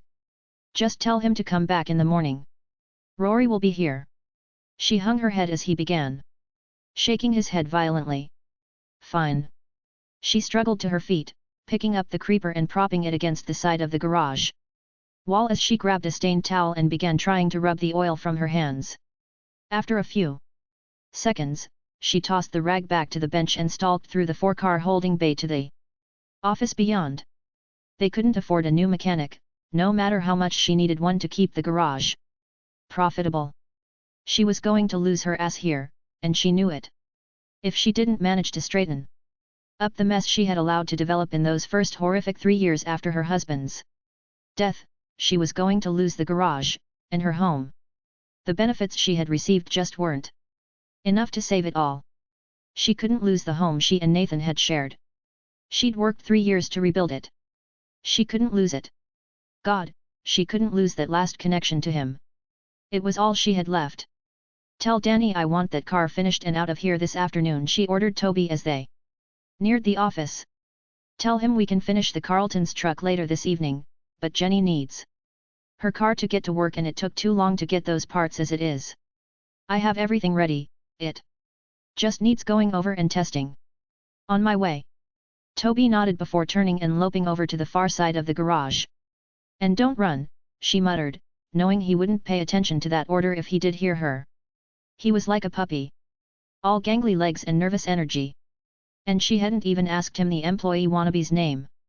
She shook her head, pushing her fingers through her hair before jerking the office door open and coming to a hard, cold stop. Arrogance shimmered off him. Dark blue eyes seared into her brain, glowing from a face that was sun-bronzed and savagely hard. Flat cheekbones, a nose that was just a little off-center, lips that were sensual but just a tad thin. A dark, short black beard covered his face, closely cropped, and giving him a dangerous appearance. Long black hair was pulled back from his face and secured at his nape. A shiver raced over her skin, a primal warning of danger, as she stared at him. He was lean and tall, but she bet the muscles beneath that black leather jacket, t-shirt, jeans, and riding chaps were like steel. Heavy boots covered big feet, and he stood staring her from beneath thick, silky black lashes. This man was a predator. It was her first thought. Long, lean, and dangerous, the kind of man Sabella had learned to steer well clear of after her husband's death. Once bitten, twice shy. She had learned her lesson about that air of danger, and she had no desire to revisit it. He leaned casually against the desk, his palms flat on the surface as he watched her with predatory intent. For a moment, just a moment, she went back in time, to that day she had first pulled into the lot, her car overheating, her nerves frazzled because she was late for a job interview. It was hot, she was sweating in the late summer Texas sun, cursing her move from Georgia and the Texas heat that seemed to take forever to get used to. And standing in just mat position had been Nathan Mal, the owner, and later her husband. His eyes had raked over her slowly, a smile tilting his sexy lips as his eyes, Irish eyes, brilliant, seductive, stole her heart. She felt her mouth go painfully dry. Her hands were shaking, her stomach cramping, as she stared back at the stranger. She didn't know this man. She didn't want to know this man. But for a moment, just a moment, she glimpsed the past with him. A bittersweet, painful knowledge of love and loss and everything fate had denied her. There are no openings. Please leave. Okay, so that was really rude, but she was really busy too. And she didn't need the headache she knew would come with this man. Rory assured me there was an opening for a mechanic. Oh God, that voice. His voice was deep, raspy, almost guttural. It raked over her nerve endings and sent an edge of dark response. Damn, damn, damn. She didn't need this. She didn't need her body awakening. Now after so many years in a deep freeze. She sure as hell didn't need it awakening for a man. More dangerous and likely a hell of a lot harder than any other man she had ever known. His voice was cool and filled with purpose, but the undercurrents were dark, hungry. She had never heard that in her husband's voice, had never seen it in his eyes. She turned back slowly, forcing herself to stare at his chin, the short clipped beard and mustache, blurring his features. Were those scars? No, she didn't want to know. She didn't care. Rory isn't here. She had to force herself to speak, nearly wincing at the raw sound of her voice. And he doesn't run the place. I do. There are no openings. He shifted. As though fascinated, Sabella glanced down, seeing the powerful lean thighs covered in faded denim and leather, the hard abs beneath the thin cotton shirt he wore. Boots covered big feet, a sturdy base for at least 6 feet 4 inches of hard mail. As her gaze moved back to his face, she watched as his eyes moved to the wide windows that looked out on the gas bays and parking lot. Several cars sat deserted beneath the hot, midday sun, awaiting attention. The gas pumps were empty, the black-topped lot cracked and sporting several lumps of hardy grass. Yeah, so the place wasn't looking so good, she thought, pushing back her frustration, her pain. But she was doing her best. And it looked a hell of a lot better than it had 3 years ago when she had dragged herself out of her grief enough to realize what she was losing. You're doing a good job here, but if you want to survive, you need someone willing to do the job right, and to get the best out of the men working under you. His gaze swung back to her, the blue of his eyes threatening to steal her breath again. His voice was quiet, reasonable, but it sent a flare of fury racing through her system. How dare he be here, ruining the fragile balance she had found in her life with his blue eyes, his raspy voice. She lifted her chin defiantly, hating it, hating his eyes, and the weariness that seemed to fill them. And she refused to let herself care. I'm doing just fine, all by my lonesome, mister, she assured him mockingly. She drew herself stiffly erect. You're a stranger here. Ma'am, I'm stating a fact. Oh God! She wanted to scream at him, to beat at him for stealing her peace, for taking the fragile calm she had finally managed to build around herself with the unexplained response she could feel roiling inside her. All I need is the job Rory promised. He flashed a hard smile. He is your partner, isn't he? That's not the point, she snapped. Look, Mr. Noah. Noah Blake. Noah Irish. Go see Ray, I'll love you forever. For a moment, the slightest wish whispered through her mind and she thought of Nathan. He hadn't loved her forever though. His need for danger, for the adrenaline rush and excitement, had carried him away from her. And he'd found death instead. Leaving her alone. Leaving her to survive without him for 6 heartbreaking years. Now another Irish wildman was stepping into her life, trying to take it over? She shook her head. No, never again. No man would ever fill her, ever own her as her husband had. It wasn't possible. And she wasn't going to give this one the chance. She opened her eyes, lifted her head, and stared back at him as the old, driving fury consumed her once again. She straightened her shoulders and lifted her chin defiantly. I said no. Now leave. I have work to do and I just don't have time for you. She turned on her heel and stalked back into the garage, stemming the hollow pain that beat at her throat and moistened her eyes. She was finally forgetting, she didn't need to be reminded of Irish eyes, soul-stealing kisses, or promises broken. Her husband was gone. He was dead, his body sealed in a government casket and lowered into a dark, open hole. She had watched them cover it, watched each shovelful of dirt as it sealed a reality she had fought to reject. God, how she had loved him.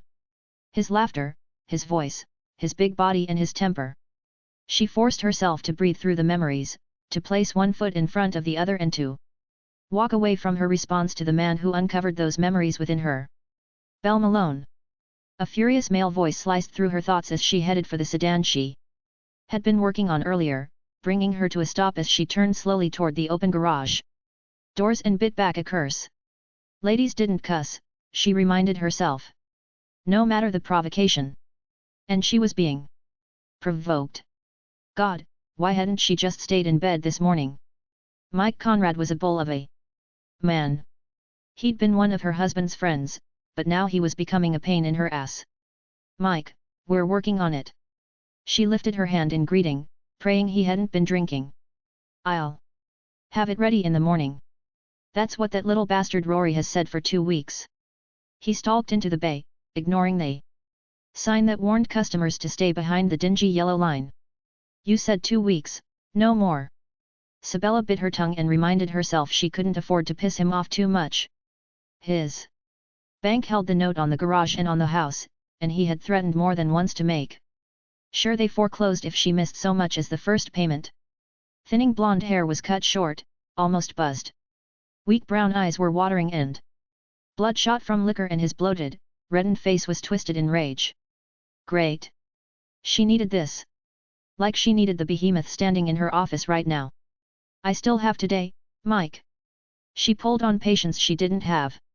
She couldn't afford to piss him off, he could make paying off that loan incredibly difficult.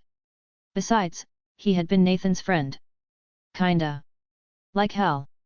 His voice was surly, his broad, pitted face flushed ruddy red, as he neared her and the smell of liquor hit her in the face. You finish that truck now, bitch, or you can kiss this business. Goodbye, you hear me?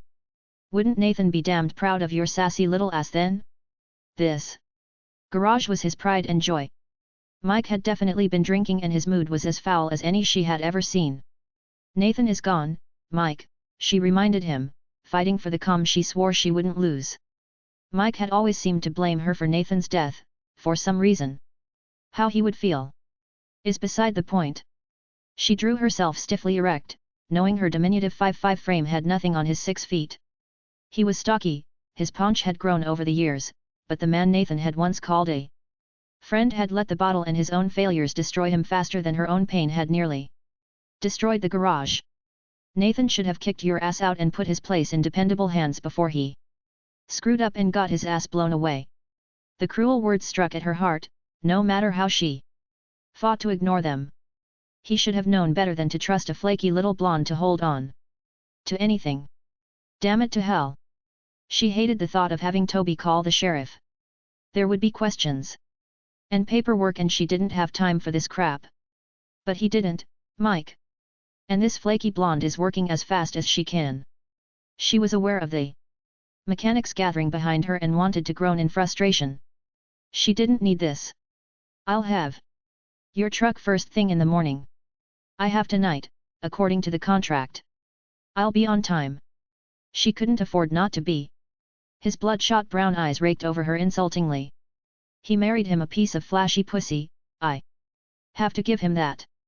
Sabella's eyes narrowed as she tensed and ground her teeth to hold back a retort. This was going to be bad enough once gossip circulated. She didn't need to make it worse, she reminded herself. Mr. Conrad, Ms. Malone said in the morning. Toby stepped to her side, his voice vibrating with anger at the insult. It will be ready. Mike's gaze whipped to the boy as his lips tightened in a snide little smile. You fucking her too, kid? Piece of prime pussy like that needs a. He never finished what he had to say, and not because Toby jumped for him. Before the younger man could cover the 3 feet of distance, a shadowed blur moved past them. Mike Conrad was jerked off his feet and literally thrown from the garage. Sabella stared in shock at the stranger, Noah, seeing the fury pulsing in his face as he picked Mike up from the blacktop only to toss him against the convertible BMW he had driven into the lot. One big hand latched around Mike's bulging neck and, icy cold, murderously, Noah Blake began to squeeze. Stop! Sabella forced herself to move, to run to the pair, her hands locking around Noah's wrist. As she stared into those cold, merciless eyes in horror. You'll kill him. He's just drunk. Damn. You, I said stop. Rage glittered in the dark blue depths, the promise of death shadowing and darkening the unusual color as his fingers tightened further, his lips twisting into a snarling grimace. Have you lost your mind? She jerked at his wrist, screaming at him, desperate now as she heard Mike strangling behind her. Sabella glared up at the stranger, seeing the predatory promise of death in his eyes as he stared down at Mike Conrad. Touch her again. His voice was a gravelly sound of rage as he stared into Mike's eyes. And I'll kill you. She felt his wrist relax as she saw the rage darken the brilliance of his gaze as it locked with hers. A muscle pounded heavily at his jaw as his lips flattened, his eyes flicking over her shoulder as Mike groaned heavily. The sound of Mike collapsing in the car was easily heard in the silence of the parking lot. Rory said the apartment over the garage was available. His voice was guttural, low. I'll store my gear and finish this bastard's truck myself, or I can kill him now. Your choice. And he meant it. Sabella shook her head in confusion as the BMW started up behind her. The tires screaming on its exit from the lot. Why, she finally whispered, her voice hoarse as she tried to make sense of it all. Why this? Why now? Why had fate thrown someone in her path guaranteed to destroy her, just when she was finally rebuilding her life? Choose. She released his wrist, realizing she was still gripping it with a strength she hadn't known she was capable of. Finger by finger, she forced herself to let him go. She couldn't answer him, she couldn't choose. But when she got her hands on Rory, she was going to kill him. Ignoring the shocked and surprised faces around her, she turned and moved slowly back to the garage. She had a job to do. She she wouldn't let this interfere. She didn't need this. She sat back down on the creeper and let it roll her back beneath the car she had been working on. A few more little tweaks and it should be finished. Just a little bit more. She picked up the wrench on the cement floor beside her and went to work. If tears rolled from the corners of her eyes and into her hair, then she ignored them. If the pain tightened her chest until it felt as though her heart were being ripped apart, then she ignored it. Today, there was work to be done. When everyone else was gone, she'd pay Noah Blake for the day and send him on his way. It would hurt. She needed the money and the bank payment was due next week. If she had to, if there was no other choice, then she would sell some more of the jewelry her mother had left her to cover the rest of the payment. One thing was for sure. Noah was going to have to go. She couldn't handle this. She couldn't handle her instant response to him, and she couldn't handle the conflicting emotions that raged through her at the sight of him. There was something familiar and yet something too dangerous about him for her to get a handle on. Something about him that had made her feel again. Something more than the regret she had resigned herself to 3 years before. She had finished grieving 3 years ago. Sometimes, now, she just regretted. She didn't notice the sob that tore from her chest at the thought, but the man standing by the car heard it, and hated it. Noah could still feel the rage coursing through him, burning through his mind like a haze of red. The sight of Mike, the sound of him, the vicious words that had poured from his lips when he spoke to Sabella. Noah had lost his mind. Even now, he wanted the other man dead. A lifetime of history, of friendship, was over that quickly. As far Noah was concerned, Mike was living on borrowed time. He glanced down at the ground, and the sight of Sabella's legs bent, feet braced on the floor, knees raised against the fender of the car, sent another sort of fury surging through him. She had no business under there. No matter how damned sexy she looked with her jeans stained with oil and a smear of it on her chin and her cheek. She was killing herself. Noah hadn't missed the dark circles under her eyes, the weight she had lost, the haunted depths of her misty grey eyes. This wasn't the woman he had left behind. There was no makeup on her surprisingly youthful face, her once honey-streaked light blonde hair was a mix of burnished golds and dark blonde now. He hadn't even known she colored it. How had he not known that his wife dyed her hair? He brought to mind the memory of her naked body. How he had loved her body, curvy and warm, fitting against him perfectly. The bare soft flesh between her thighs had been devoid of curls, so he'd had no idea what the natural color should be. And God, she looked young. The makeup she had worn had made her look older, more experienced. He knew she had been 18 when they married, and he was suddenly desperately aware of how young she had really been. At 26, she still looked like a kid without the shield of cosmetics to add maturity to her still unlined face. But the grief was there. It was thick and dark in her eyes, in the tightly controlled line of her lips, the stiff set of her shoulders before she disappeared beneath the car. He drew in a deep hard breath as the mechanics stared back at him, watching him as Sabella disappeared beneath the car. Their expressions were wary, part relief, part concern.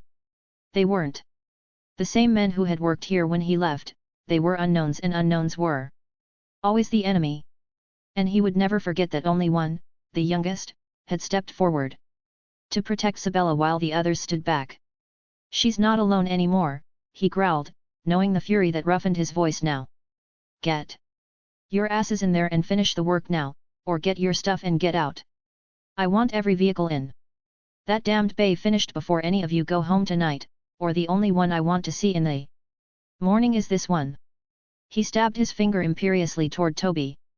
"And your ass belongs in the office, if I'm not mistaken."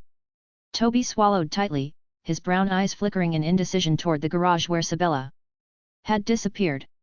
It was obvious he was more concerned about leaving her undefended than he was about his job. "Go, boy," he snarled. "We'll discuss details later." His gaze swung to the other men, watching as they shifted nervously, their oil-streaked expressions and wary eyes staying trained on him. "Make your choice now," he snapped. "And make sure you make the right one." He didn't wait for their decisions. He made for the garage. striding straight to the line of clipboards on the workstation and grabbing the first one. It was time to get to work. He wasn't fooling himself. After the others had left, Sabella would let that temper he knew she had erupt. He'd only seen it once before in their marriage. The day he had made the mistake of telling her she couldn't do something. She had taught him fast and hard exactly what happened when he tried to control her. Control came naturally to seals. It was a part of who they were and what made them so efficient. So it wasn't unexpected that the night she had arranged to meet some of her girlfriends for drinks and dinner, he had told her she couldn't go. He wanted her home with him. He'd been horny, and he wanted his wife. He didn't want her at the local watering hole together with a bunch of women and the men there lusting after her. She'd stared back at him silently for long moments, then continued to inform him where she would be and when she would be home. Damn it, Bella, you can stay home tonight with me. He'd barely ducked in time to miss the salt shaker that had been aimed a little too close to his head. Then his sweet, soft-spoken little southern angel had erupted. Flushed, furious, she had proceeded to lay down the law regarding their relationship, and by time she stalked out of the house, ass twitching beneath her jeans like an enraged little hen, he'd had his tail tucked between his legs despite the fact that he had informed her to just stay the night with her damned friends. He'd be fine without her. 2 o'clock that morning, he'd driven around town until he found her car, parked at the house of one of those friends. He'd carried his tipsy little wife out of the house, put her in his track, and driven her home. And he'd never made that mistake again. And now, after hearing that muted, smothered little sound from beneath the car, coming from the woman he wondered if he had even known as his wife, he realized that there was a chance. Sabella had held as much back from him as he had held back from her. Because he hadn't had nearly enough of her before he had died. He hadn't touched her in the ways he'd wanted to, even then. The darkness that filled him had always been waiting for an outlet, he realized. And now it was focused on one, tiny, too independent little woman. A woman who deserved far better than she was about to get. Chapter 4. It was closing on 7 that evening. The brilliance of the sun was fading and easing over the mountains as the mechanics left, staring back at Noah, as though afraid to leave her there with him. At least the sheriff hadn't shown up, which meant Mike wasn't pressing charges yet. His truck had been delivered to the bank while he was still there, and if luck was on her side, she wouldn't have to deal with him again for a while. Noah Blake, on the other hand, she was more than ready to deal with. The blood had pumped furiously through her veins all day, leaving her nerves heightened, a feeling almost like excitement digging sharp claws into her chest. He had worked hard, steadily, and kept the other men working faster. But she didn't need him there. She didn't want him there. She didn't need him interfering with the structured, ordered existence she had created for herself. And she didn't want the excitement or the feeling of tension she could feel tightening inside her. The men working for her would accept taking orders from her eventually, or she would do as she had done the past 3 years. Fire their asses and hire others. She'd fired plenty of them since taking over. Another here and there didn't make a difference to her. Toby delayed as long as he could until Sabella had to push him out the door before turning to face Noah. She jerked the money bag from the desk and shoved it in her purse before slinging the leather bag over her shoulder and glaring back at him. This was it. He could get the hell right back out of her life now, and she could stop feeling so alive. When you see Rory, tell him I want to talk to him. Immediately, she snapped.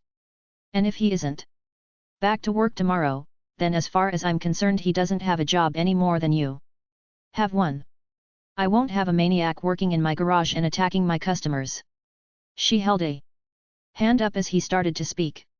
Whether they deserve it or not. He stared back at her, his eyes raging, wild, twisting with color in an expression that could have been carved from stone. His gaze flicked over her body and she flushed. She could feel her own hardened nipples beneath her shirt and bra. She could feel the flesh between her thighs tingling, and she hated it. She hated feeling that, and she hated him for making her feel it. Her gaze flickered to the parking lot as a vehicle pulled up and she almost grimaced. She'd forgotten about Duncan. Nice, safe, easygoing Duncan Sykes with his dark blonde hair, brown eyes, and steady smile. He wasn't dangerous. He didn't have the power to destroy her sanity or her self-control.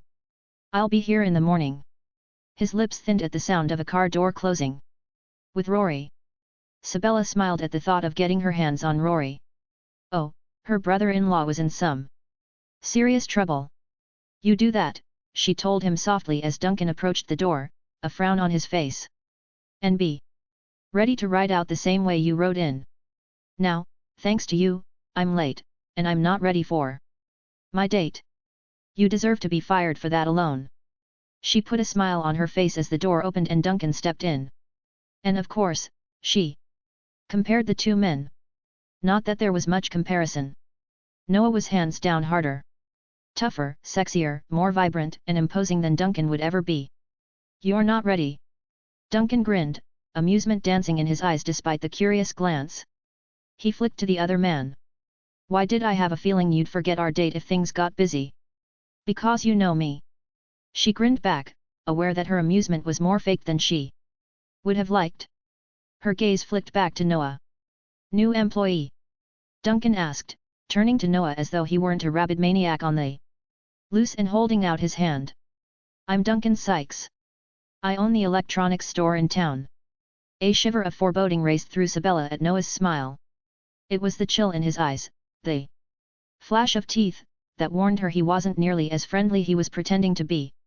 Noah Blake, he introduced himself. Duncan glanced back at Sabella.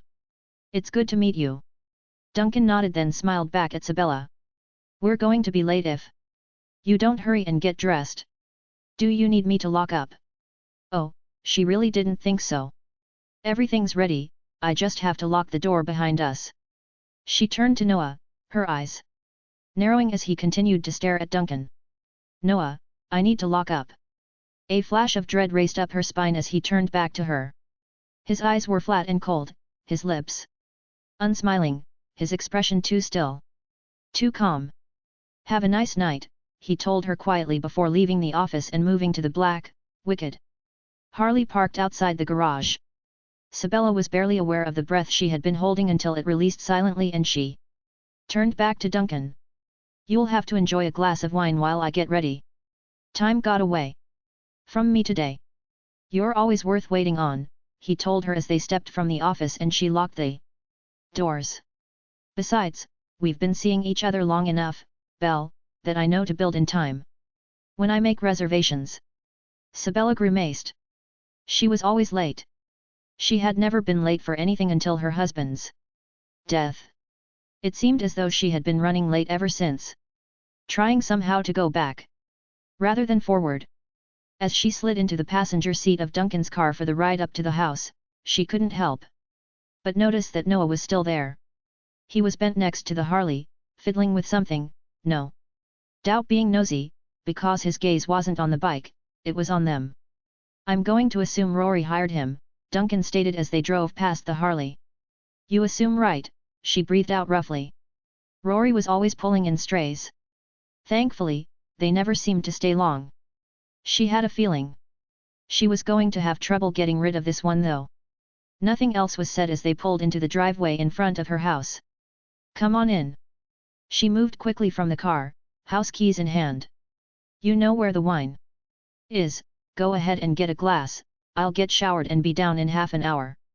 She opened the door and rushed in, making for the stairs at a quick pace. I'm timing you, he said, laughing. $20 says it will take an hour. You're on.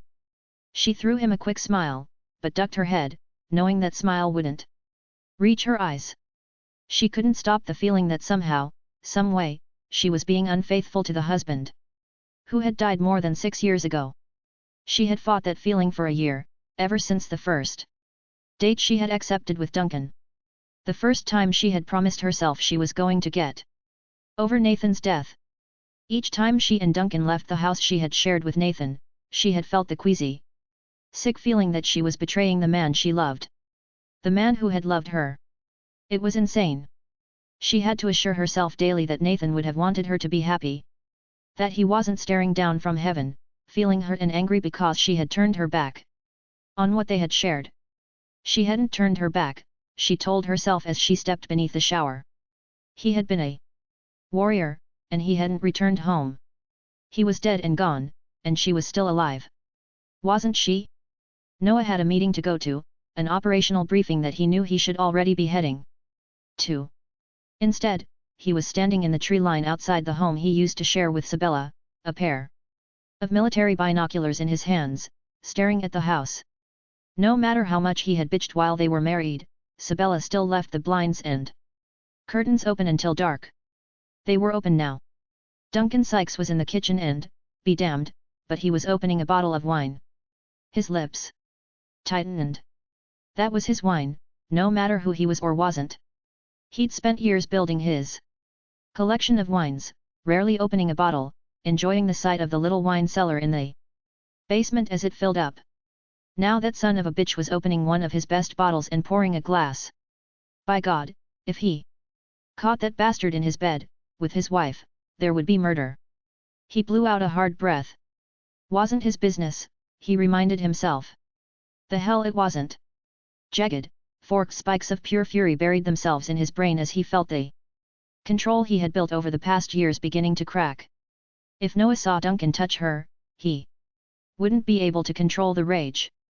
Noah was aware of Rory coming up behind him, following the order Noah had given him when he called from the garage.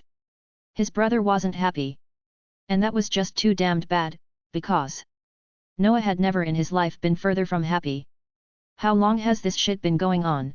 He bit out, keeping his eyes on the house rather than glancing at Rory. What shit? Rory eyed him warily. Noah flicked his hand at the house. Sykes. About a year. Rory flopped down at the base of a tree and yawned as though he were safe.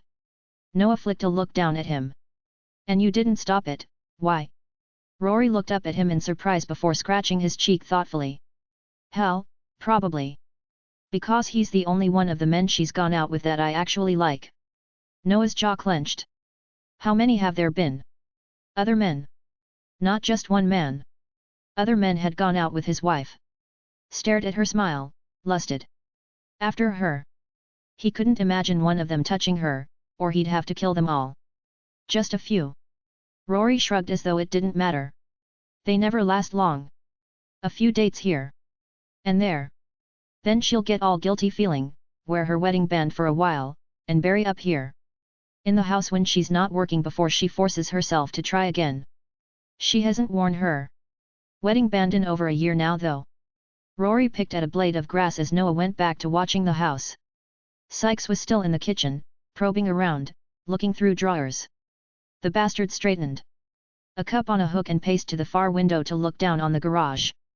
There was a look of pending ownership on Sykes's face, as if he were already imagining exactly what he intended to change in Bella's life. Yet, Noah knew him well. Duncan hid his strong will from most people, but he was no one's fool. He'd been seeing Sabella for a year, then he was serious about it. He had every intention of owning everything Noah had once possessed as Nathan Malone. You left her, Rory stated with a hint of anger. It wouldn't be any of your business if she had fucked half the town, anyway. He didn't say anything, because Rory was right. He had left her. He had taken that mission, knowing there was a chance of failure. He had failed and he hadn't come back. What happened with Grant? He asked Rory. He tried to take the garage and the house after promising he would take care of her if anything happened to me. Why? Same reason he ended up with Grandpop's stuff, I guess. Rory sighed. Because that's just how he is. Grandpop still excuses him. Says Grant is doing what he thinks will protect her. Grandpop always excuses him though. Calls it layers. Layers upon layers, he had always told Noah a lifetime ago. Nothing is as it seems. With Grant, Noah couldn't imagine how it could be anything less than total selfishness. And Mike Conrad. Rory snorted. That pig. He's pissed off because Sabella wouldn't screw him or sell him the garage.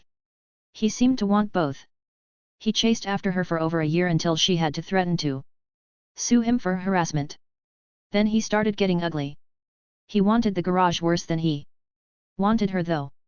Tried to turn the town against her for a while, but that didn't work out too well. You had too many friends. Once she pulled her ass out of grieving for a man that just didn't want to come home, she threw herself into the business and pulled it back up. She does good. Now, keep sniping at me, Rory, and you're not going to be able to walk for a while. Rory snorted. He was quiet for long minutes before saying, Grandpop went to your grave today. Usually he just walks out and talks to Grandma. But today, he went to your headstone and just stood looking down at it. Noah didn't want to hear this. He pushed the rage and pain back inside himself and continued to watch Duncan prowl the kitchen. Strange thing about Grandpop, I just never figured it out until now. He didn't grieve, Noah answered for him. Hell, he should have known better than to think he could fool the old man. Jordan should have known better. Grandpop had always known what was going on before it ever happened. That's true. Rory nodded. Not even once. And not like Sabella did.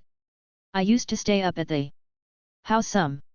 She would wake me up every night screaming your name, swearing there was blood on her hands, or swearing you were hurt. Begging me to save you. Rory jumped to his feet. Screw this. I'm going home.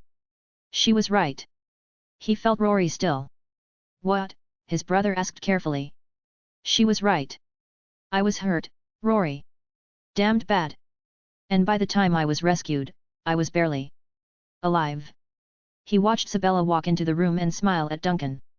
The other man finished his wine, kissed her cheek, and they headed for the door. Duncan's hand was at the small of her back, touching her, leading her. Damn, Noah was going to enjoy killing him. He pulled the binoculars away from his face and stared at the house silently for long minutes. Before turning back to Rory. Grandpop should have grieved, he told him, his voice low. Because the man I was died in a cell in a rotting jungle. Her husband, your brother, son and grandson. It all died inside me, Rory. I'm not the man I was, and I never will be. Rory gazed back at him for long moments. That's not what happened, he finally said. All of you didn't die, Noah. Trust me. All that stupid, testosterone-driven, arrogant bastard pride of yours that you always hid from Sabella is still alive and breathing. Rory shot him a scornful look. That part survived just fine. Noah's lips quirked at that. Maybe, in a way, Rory was right there. He'd always hid parts of himself from those he loved, but Rory was a Malone, he knew that side of himself just as he knew the side Nathan had held back. Until now. That dark inner core, the dominant arrogance and powerful will had always been kept hidden, toned down. He had been civilized. Noah wasn't civilized. Follow them, he ordered Rory. Do what? Rory exclaimed, outraged shock in his eyes. What, you want her to kill me or something? Do you want me to kill you? Noah was in his face, his voice low, demanding. Which one of us can hurt you more? He wouldn't really hurt Rory. Hell, that was his kid brother. He almost grinned at the man his brother had grown into. He felt affection. Fondness. Where Noah had felt next to nothing. Emotionally, for years, he now felt flooded with emotions. Emotions that tore at his control, that made a mockery of the years behind him. Rory shook his head, his hands propped on his hips, as he lifted his gaze to the heavens. I pray. I go to Mass. I even remember to respect my elders and help little old ladies across the street. What the hell did I do to deserve this? Noah clapped his hand on the younger man's shoulder. You breathe, Rory. Remember that. When Malones breathe, shit happens. It's cosmic. It's their fate. You suck, man. Rory grimaced. Bella's gonna kill me. Beats me killing you, Noah grunted. I can make it hurt worse. Rory glared at him. Man, you are so clueless. You don't know Belle at all, do you? Then he grinned rakishly. Noah remembered that smile. A smile he had once had himself, and it didn't bode well for Noah. You are in for such a surprise. Jordan watched as Noah stalked into the briefing room, nearly half an hour late, but the vision that met Jordan's gaze had his eyes narrowing. Dangerous. Powerful. Like a big jungle cat, all smooth moves and predatory awareness. This wasn't a cold-blooded shark. His eyes weren't icy. They would never again be that Malone blue. Laser surgery had darkened the color to a navy blue rather than that neon sapphire blue they had once been. The color of Jordan's, and his brother Rory's. Those eyes had been hard, cold for 5 years now. Until tonight. Tonight, they were wild, fierce. As Noah paused and stared back at him. We need to talk. There was a snarl, an animal quality to the tone that had Jordan's brow lifting. Hey there, wild card. Tae-hya chose that moment to move behind Noah and pat his butt. Jordan knew what the other woman had done, but he didn't expect Noah's reaction. Tae-hya had been patting Noah's ass for years, mostly to piss Jordan himself off, and Noah always ignored her. This time, he caught her wrist, loosely, and stared down at her. Don't. He said the word softly, gently enough, that Jordan came slowly to his feet. Tae-hya's impudent smile was enough to make a man grind his teeth. Oh, all that testosterone. She pretended to shiver. Watch it, Noah, I'll start thinking you're claimed or something. Or something. Jordan sat down as the minx carried the stack of files to the briefing table and winked back at him. The others will be up in a few minutes. Ian and Kira were running late as well. As she moved through the door, Noah turned, closed it softly and locked it as Jordan leaned back in his chair, propped his elbows on the arms and steepled his fingers in front of him. You have a problem? Jordan asked. Noah turned back slowly and those eyes raged. You knew she was dating, Noah stated. Jordan contained his smile as he nodded. It was in the report I give you every month. You know. The one you toss in the trash can after simply asking me if she's safe and if she's alive. Noah paced closer. Danger surrounded him, fury pulsed inside him. She's dating. His lips pulled back from his teeth furiously. Jordan tilted his head and stared back at him. And this is your business how? Nathan Malone is dead, wild card. Remember. Noah flinched. He jerked back as though stung, his expression instantly closing. Unlock the door, Jordan ordered him coolly. We have a briefing and a mission to complete. He turned his attention to the files Tae-hya had brought in. Noah. Jordan lifted his head, staring back into those furious blue eyes. Her husband didn't want her. Did you think she'd wait on him forever? Perhaps that was exactly what a part of him had believed. Noah took his seat slowly, forcing back emotion, forcing back the rage. He'd worked too many years at putting his past behind him, but somehow, in all those years, he'd never imagined Sabella allowing another man to touch her. Likely because Noah had never been able to touch another woman. He had sworn himself to her heart, body, soul. All he was, all he could ever be, belonged to that woman. The man that had been born from the ashes of hell in no way resembled Nathan Malone. He had known that the day he found some clarity in his mind, months after his rescue.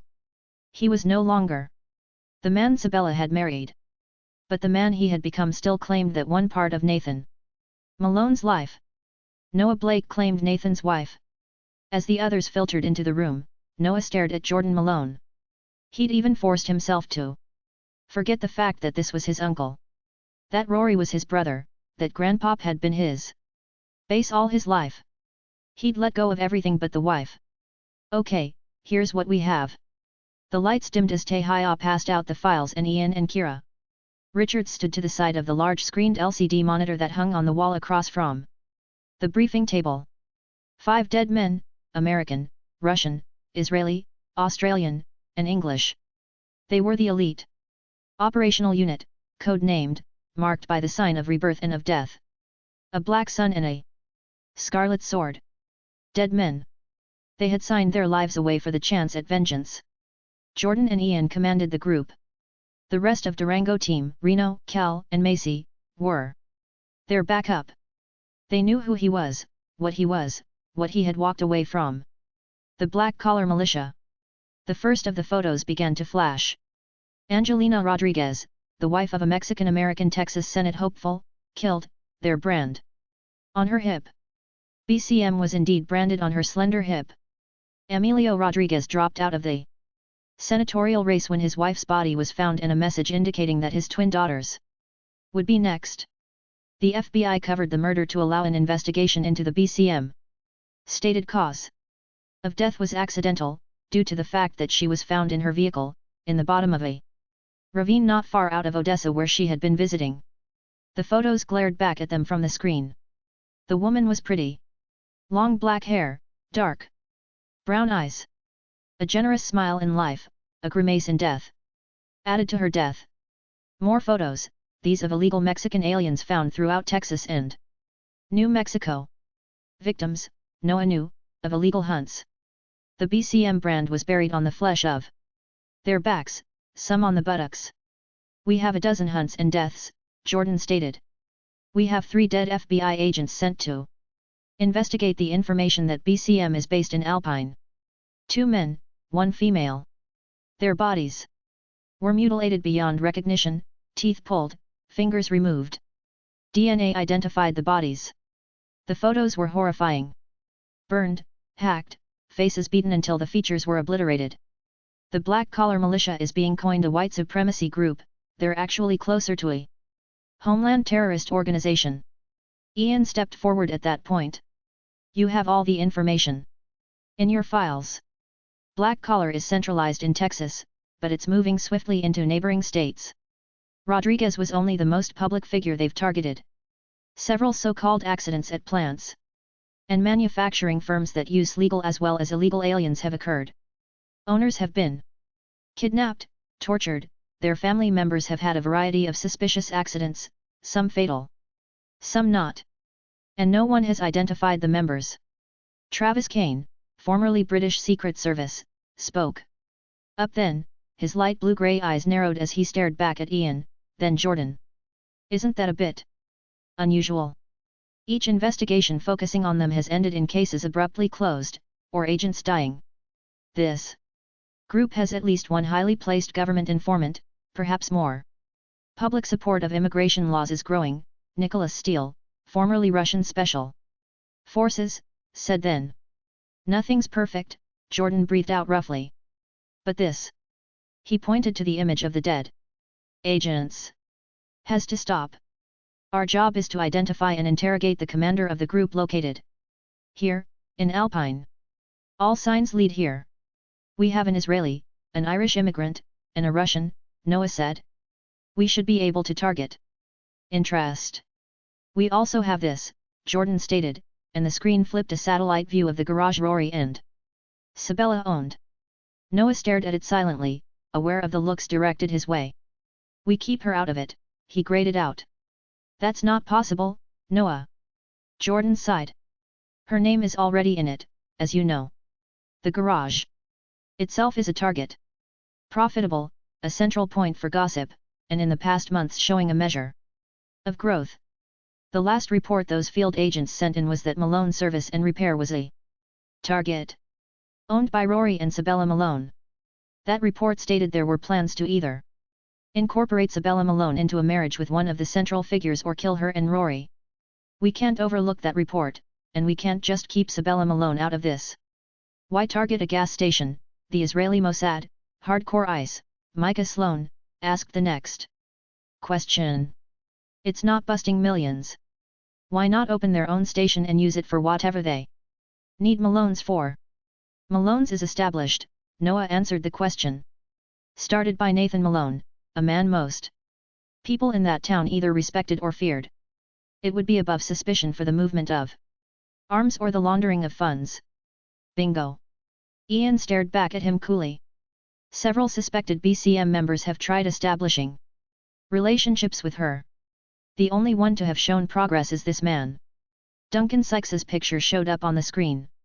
Duncan Sykes, owner of a profitable electronics business in town, never hires aliens, illegal or otherwise.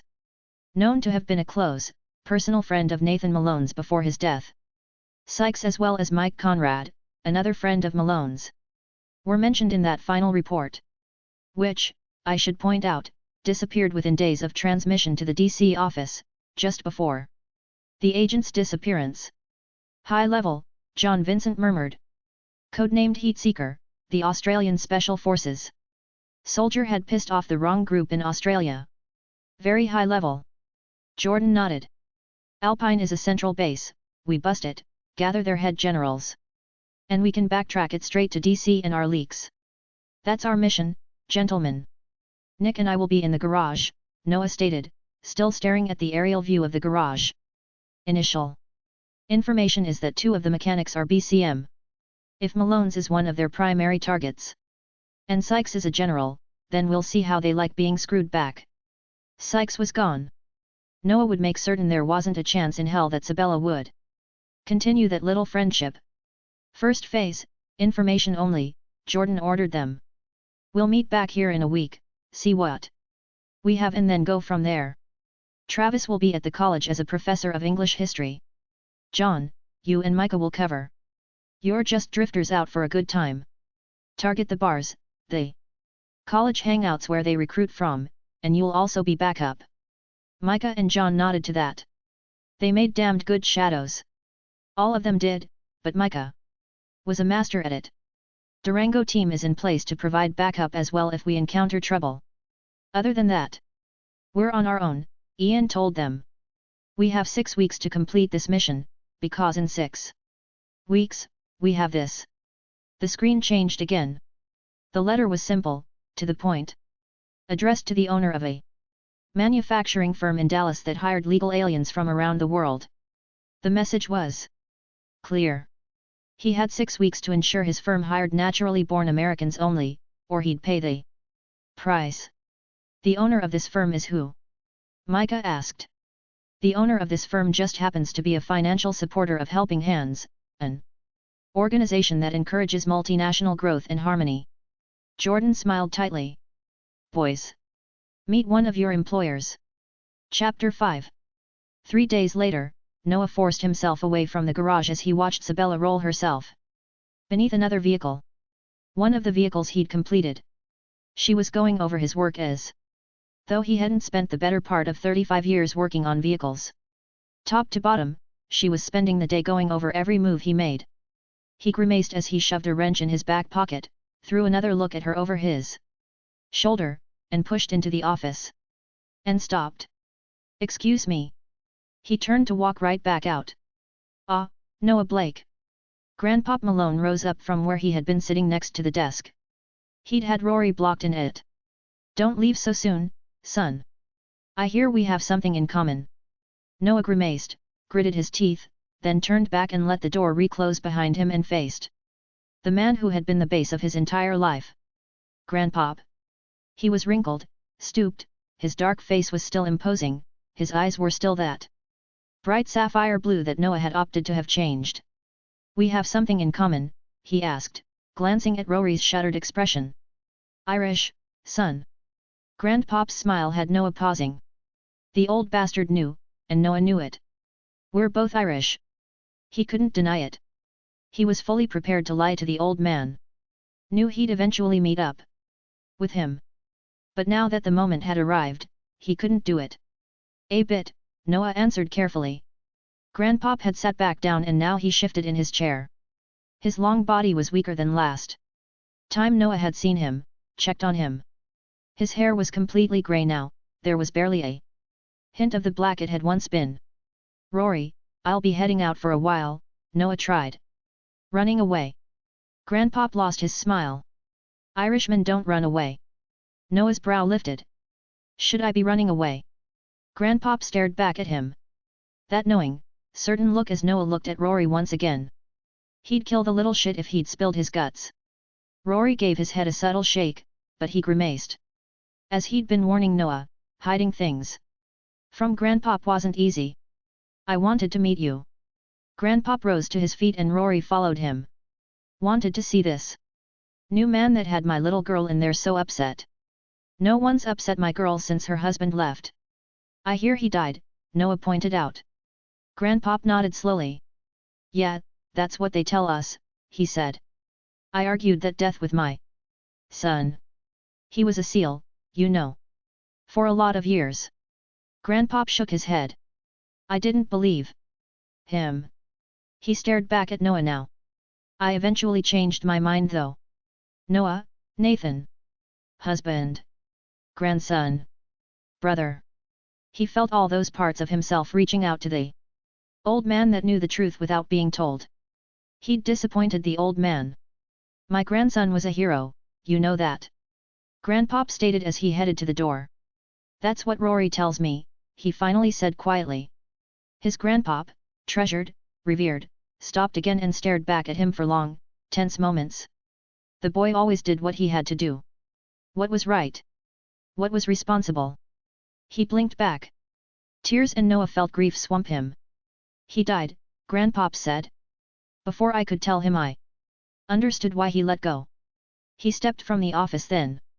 Noah heard the message, the careful phrasing, the message behind the words as Rory rushed to the door and followed behind the old man. Fuck. He didn't need this. Grandpop left? What did you do to him? Sabella rushed in behind him, threw him a glare then followed Rory and Grandpop to the parking lot. Hell, he didn't need this. Grandpop, Sabella called out as the old man pulled himself behind the wheel of his pickup truck and watched as she approached. Is everything okay? He bestowed one of his smiles on her. Fondness. Affection. She could feel it wrapping around her as she moved behind the door and gave him a quick hug. You didn't wait to say hi to me. Grandpop always said hello to her before he left. Just stopping by to meet your new man. Grandpop smiled back at her. Us Irish have to stick together, you know. He's not my new man, she muttered. He's Rory's. She glared at her brother-in-law, because Rory refused to fire him. 3 days she had fought him. Argued with him. And now he was talking about hiring another mechanic. Some big blonde biker that she knew had to be associated with the arrogant bastard trying to take over her garage. And he was standing firm, refusing to back down. Of course, in the last 3 days there had been more business, but only, she suspected, because everyone was curious about the new mechanic. Grandpop just smiled back at her in that patient, wise way of his, then patted her shoulder with his gnarled hand. Irish boys will keep your blood hot at night, he told her with a rascally wink. I've had my wild Irish boy, she told him softly. No other can replace him, Grandpop. Nathan had been her soul, and in too many ways, he was still so much a part of her heart that she compared every other man against him. Unfortunately, there were times she forgot to do that. When Noah was around. Follow your heart. Not your head, child, Grandpop told her gently. He'd always told her that. And come see me soon. I miss you. She moved back as he closed the door and seconds later watched as he drove away. Rory, what are you up to? She turned to her brother-in-law as Grandpop pulled into traffic. Rory's expression was too innocent, and reminded her too much of when Nathan had hidden things from her. Same expression, the same set of his broad body. You're too suspicious, Belle, he sighed. You're not hiring that Viking, she told him. Rory's jaw clenched and his blue eyes fired. Should I leave, Belle? He asked. That hint of anger in his voice had her eyes narrowing. No, you shouldn't leave. She frowned back. You should discuss rings with me. Like you've discussed with me. He rolled his eyes. 3 years, Belle. You walked in and took over 3 years after Nathan died, and I let you, because I didn't know what the hell I was doing. But I know more now. It's time I pulled my weight. And the mechanics we have now aren't efficient. She couldn't argue that, but she hated him pointing it out. I don't like Noah Blake. Fire him and hire the Viking. Then we'll discuss the others. Come on, Belle. Frustration filled his voice now. You don't like him because he knows what he's doing and because he doesn't mind telling you that. No one's done that since Nathan, and you can't handle it, he accused her. Sabella flinched. She could feel the ache she kept hidden, buried beneath the reality of Nathan's death, snap hot and sharp inside her chest. Nathan didn't arbitrarily argue with me, she bit out. No, he didn't, he said roughly. Because you never let him know who you were or how much that damned garage meant to you. Well, someone knows now. Give him hell instead of me. With that, he stomped off, his hands buried in the pockets of his work pants, as Noah stepped outside the garage bay doors. Those dark blue eyes were locked on her. Lean, hungry, powerful. His body drew her gaze. Whenever he was around, whether she liked it or not. And damn it, she didn't like it. She didn't want another dangerous man. But she also didn't want a man who agreed with her, and she didn't want a man who was safe. For the first time in the 3 years since she had taken her wedding band off, she admitted in her head what her heart already knew. Safe wasn't going to do it. Duncan didn't do it for her. Unfortunately, though, Noah Blake did do it for her. It being that sexual curiosity, that pounding heart, that surge of excitement. Something she had never felt with another man, only her husband. And that fact had the power to make the hurt, the anger, and the animosity toward this one man run deeper. Right now, she hated Noah Blake clear to the bottom of her soul. Because he was forcing something no one else had ever been able to do. He was forcing her to feel things she had only ever felt for her husband. And to Sabella, that betrayal to Nathan's memory was worse than any other she could have committed. She couldn't forget that. As the day went on, she dealt with vehicle computers that didn't want to cooperate, and the mechanic from hell that didn't seem to be able to do anything but draw her eye. At one point she lifted her head from the interior of the pickup she was working on to watch, fascinated, as he glared into the guts of another vehicle, slowly twirling a wrench between his fingers. There was an oddly familiar frown on his face. A way he had of glaring at the engine as he flipped that tool, finger to finger, and considered whatever it was he was considering. It was sexy. Impossibly sexy. Dressed in dark grey work pants and a matching short-sleeved shirt, he conveyed an image of raw, powerful male that she couldn't help but notice. "Hey, Noah," Rory called, interrupting her musings. Noah turned and frowned back at Rory in the office. "I need you in here." "In a minute," Noah called before turning back to the engine. "Now." Rory's voice held a snap. Noah's expression became still, dangerous, but he shoved the wrench in his back pocket and walked to the office. Prowled to the office maybe. There was something dangerously predatory and pissed off about him now.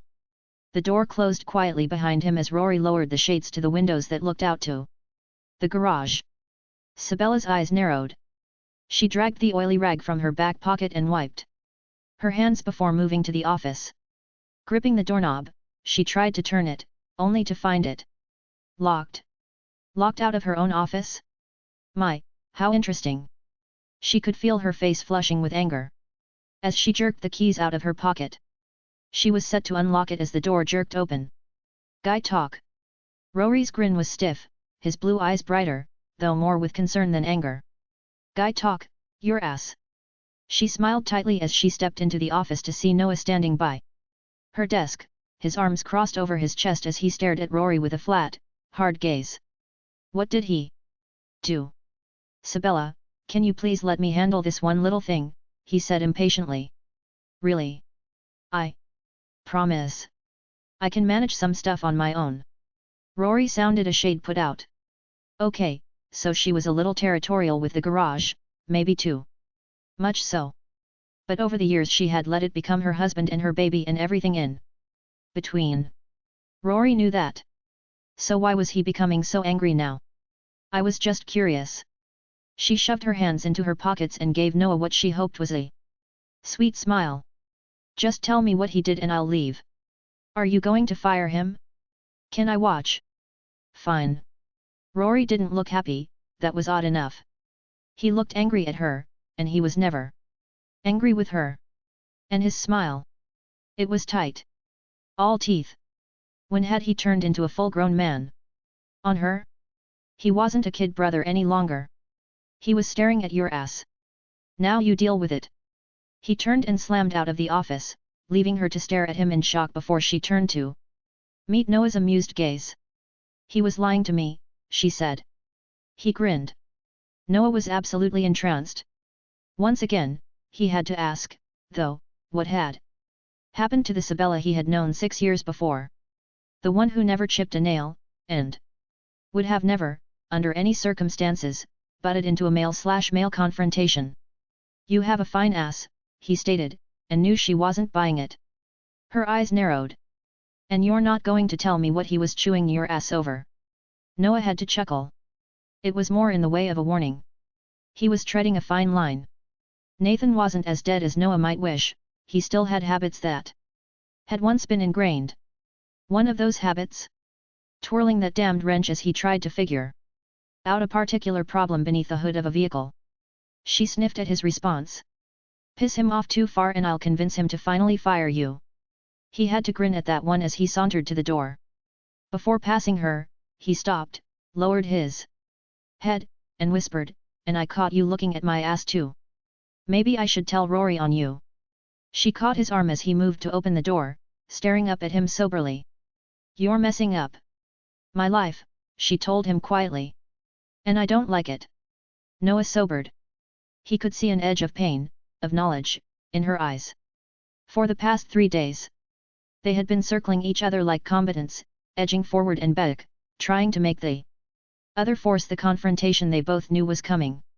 How am I messing up your life, Sabella? Once, long ago, he would have known. He would have known the woman standing before him and could have sworn he could anticipate her every thought and move. He was learning, though, and hated it, but he was learning there had been so little that he had known about her. Nathan's wife would have never barged into the office. Hell, she would have never been working on a car or staring him down now. The woman that had belonged to Nathan had hidden from him, just as Nathan had hidden from her. But this woman was going to belong to Noah. You think you can take over, don't you? She asked him softly. Walk right in here, and everything you want is going to fall into place. He narrowed his eyes on her. He'd had that thought, maybe she was disabusing him of that notion quickly. I just needed a job. He forced a grin and watched as her gaze examined his face. You just need something to control, she told him as she eased away from him and moved to her desk. You need someone to control. Your world has to be under your thumb, following your rules. He turned and watched her closely as she leaned against the desk. Her hair was pulled up in a ponytail, her face streaked with oil. There was a smudge on her neck. And her jeans were stained with it. And she was the damnedest sight he had ever seen. All woman, confident, almost imposing, and the snap of lust that shot past his control nearly sent a shudder tearing through his body. I won't deny wanting you, he told her. Her eyes widened. I didn't ask if you wanted me. I'm tired of tiptoeing around the subject, he growled. We're playing a game here and it's starting to irritate me, Sabella. A mocking smile crossed her lips. I don't need you, Noah. If you didn't notice several days ago, I have one relationship to keep me busy. I don't need another. You don't sleep with him. He moved to her then. Anger lit the depths of her grey eyes then. And you know this how? Because your nipples are hard right now, he bit out, glancing down at the hard little points pressing against her bra. Because you're doing everything you can to piss me off and get close to me at the same time. Because you feel the heat between us just as much as I do. Sabella inhaled sharply. She wished she hadn't, because beneath the scent of oil was the scent of the man. Sweat dampened, lustful, determined. It was there in his eyes, in the tension that filled his body, whipped around her, reminded her how damned long it had been since she had been with a man. Since Nathan had touched her, she reminded herself desperately. This conversation is over. She pushed herself from the desk and moved for the door, only to find his larger body suddenly in her path. Ignoring it doesn't make it go away, he said softly, catching her shoulders, holding her still in front of him as her head snapped back to stare up at him. I don't have to ignore what isn't going to happen and what doesn't exist, she retorted desperately. It's going to happen. She stood still. She should be fighting him, running, screaming, or something. Anything but standing here, feeling her knees weaken, as his head lowered, his gaze holding hers, his lips coming closer. Don't, she whispered when his lips were but a breath away from hers. Don't turn this into a war. It's already a war, he warned her, his voice grating, so rough. Unnaturally so, she realized as she let herself see the scars beneath the rasp of beard. Give me your kiss, Sibella. You want to? You know we both need to. He spoke against her lips, and they parted helplessly. Her hands gripped his wrists, something inside her clenched in longing, in desperation. Enough. She jerked away, but he pulled her forward. Before Sibella could react, before she could escape, pleasure swamped her. His lips were on hers. They covered hers. Slanted over them, parted them, and she was lost. They kiss rocked her in places she didn't know she could be rocked. It was dark, forceful, dominant. Within seconds he had her against the door, lifting her against him and pushing his tongue inside her mouth as Sibella heard her own, half-frightened, half-shocked cry of pleasure. That's what you want, he accused as his head jerked back, lust flaming in his eyes and burning in her veins. You want it, Sibella. Just as hot and just as wild as I do. Be careful, sweetheart. Very damned careful, or you just might get it before you're ready for it. Sibella felt pinned before him in shock. Pleasure was coursing through her, the dark, dominant power of that kiss had awakened something she knew she didn't want to face. Something she wasn't ready for. She pulled back slowly. Tell Rory I'll see him at closing. Running, he growled as she turned and headed for the entrance to the door that led outside. Sibella turned back, her gaze flickering over him, seeing the bulge in those pants, the hunger in his eyes. Stay away from me, Noah, she told him bleakly. I don't need you. I don't want you. All I want is for you to be gone. Lies. All lies, and she knew it as she pushed through the door and almost ran the distance between the garage and the house on the hill. The house she had shared with the only man capable of doing what Noah had just done.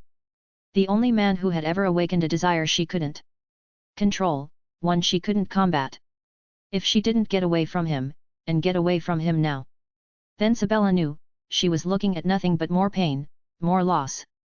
Noah wasn't the staying kind. He wasn't the loving kind. He wasn't her husband. Chapter 6. Sibella managed to avoid Noah the next day, and the day after that. She could feel his gaze on her as she worked in the office. When he came into the office, she escaped to the convenience store. If she worked in the garage, she worked far enough away from him that she could almost ignore the rough rasp of his voice. Something had happened to his voice.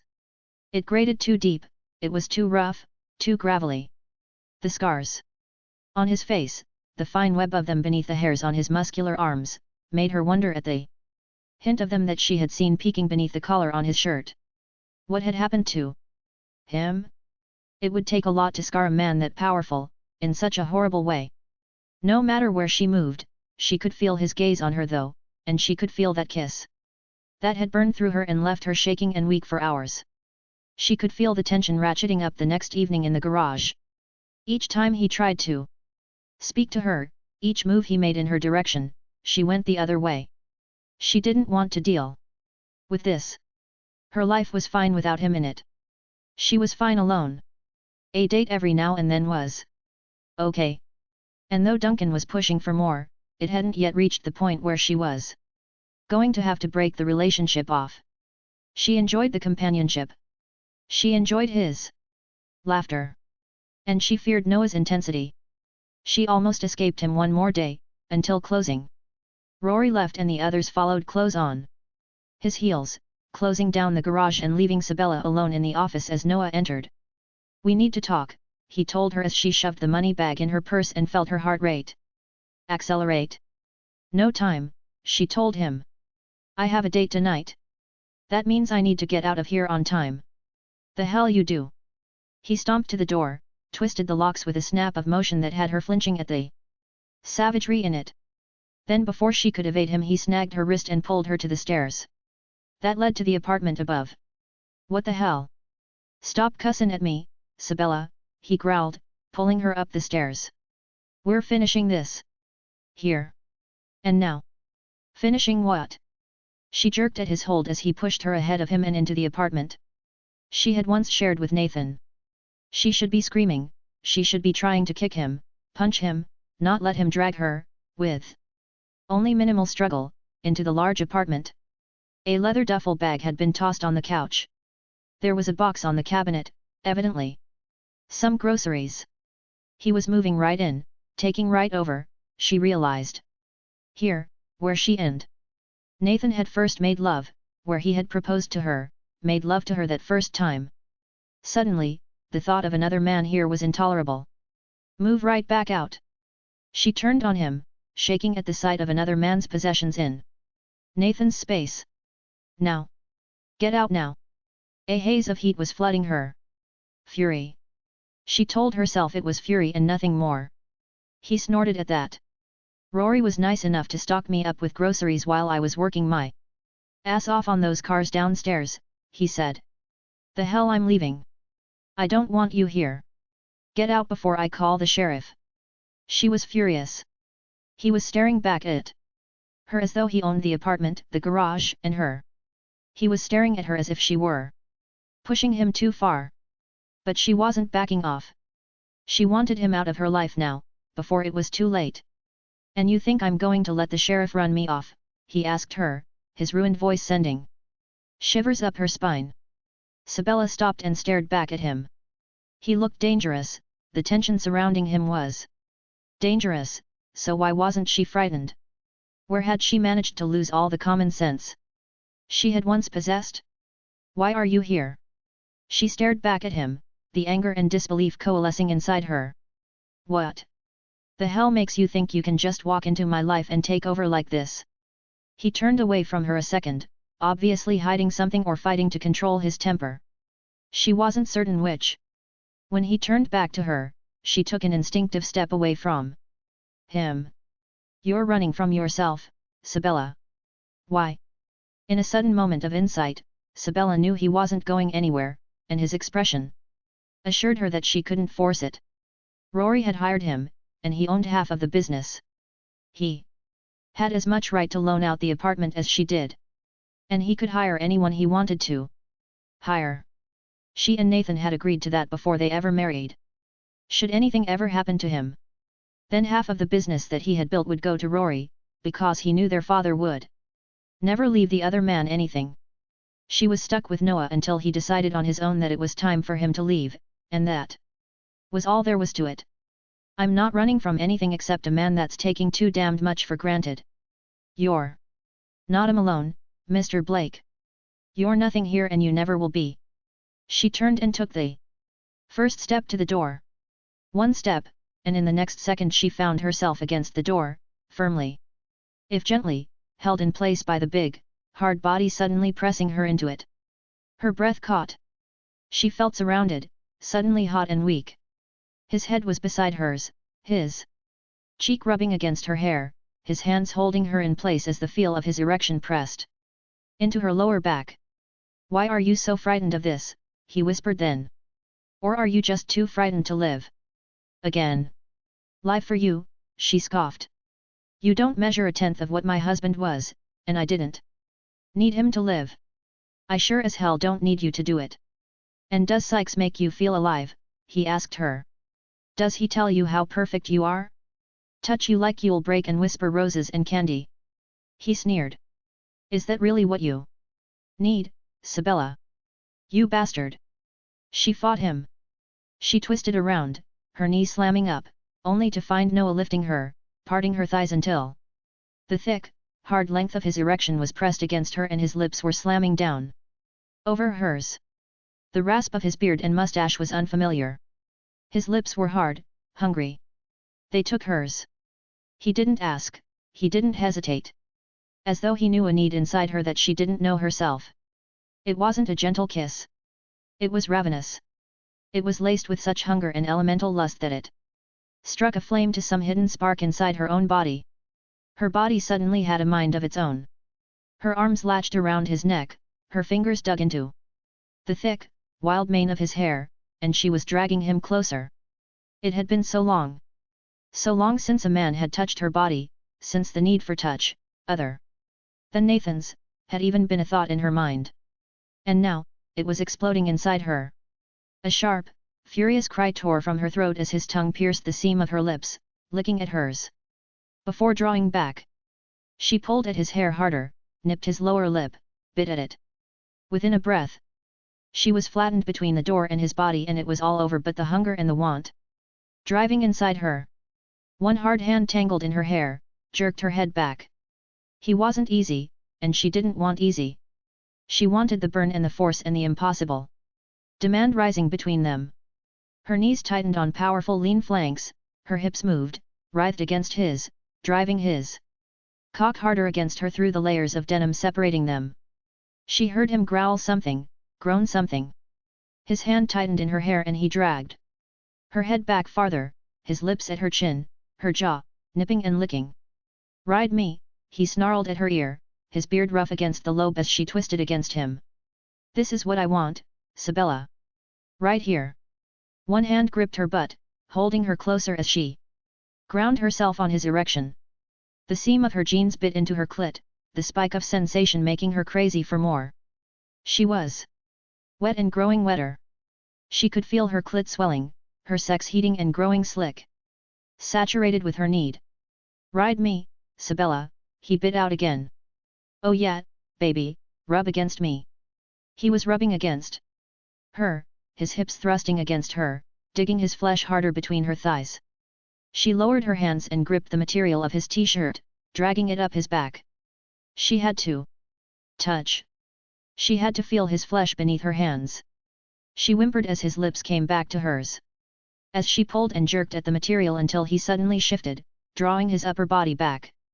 Just enough to tear the shirt over his head before he was back to her. Kissing her. One hand in her hair, the other kneading her ass. Oh yes. This was what she needed. The heat of his body seemed to sink into hers. She could feel him burning against her palms as she let them stroke over his shoulders. She could feel a crisscrossed roughness, the scars she had known marked his body. Her nails scraped over his flesh before he nipped at her lips again, and she dug her nails into his flesh with a cry and held on. Because they were moving. The world was twisting, tilting, until she felt her back meet the leather of the couch and heard the thump of his duffel bag as he pushed it to the floor and came over her. His lips never left hers. He didn't give her a chance to think, and she didn't want one. His hands gripped her shirt, tore it out of her jeans, and before she could process the action he had it in her bra above her breasts. A hard, peaked nipple felt his beard first. It scraped over the tip, drawing her back into a archy second before his lips brushed it, then his mouth took it. His hips pressed harder into the V of her thighs. He rode her mercilessly, taking her despite the material separating them, driving her closer to a brink she hadn't known in years. Her hips lifted to him, writhing back, rubbing into him as her head dug into the cushions of the couch and her fingers dug into his shoulders, holding him closer. It was so good. So hot and liquid. Little starbursts were exploding before her eyes, sensations ripping across her nerve endings. Now. He jerked back, grabbed her head roughly and lowered his chest to her. Touch me. Damn you. Touch me, Sabella. She bit him.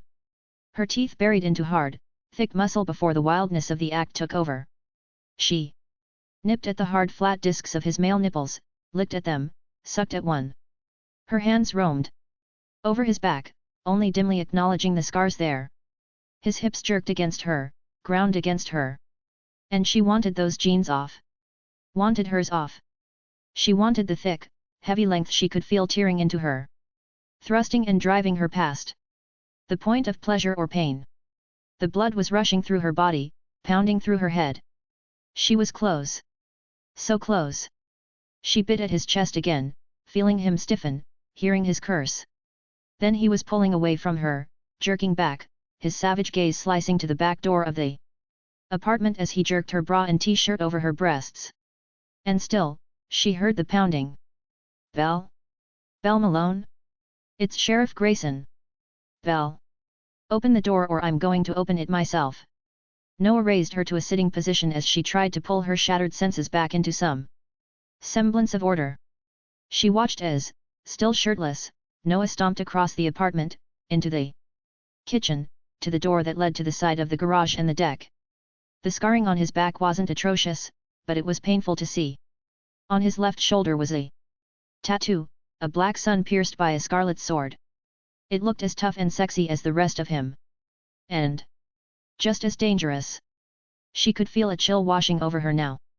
Icy reality flooding her system as Rick Grayson stepped into the kitchen, his brown gaze finding her immediately as he kept a careful distance between himself and Noah. "You okay, Belle?" His eyes were narrowed, his hand resting carefully on the butt of his gun as Noah closed the door carefully. Sabella stared at Noah.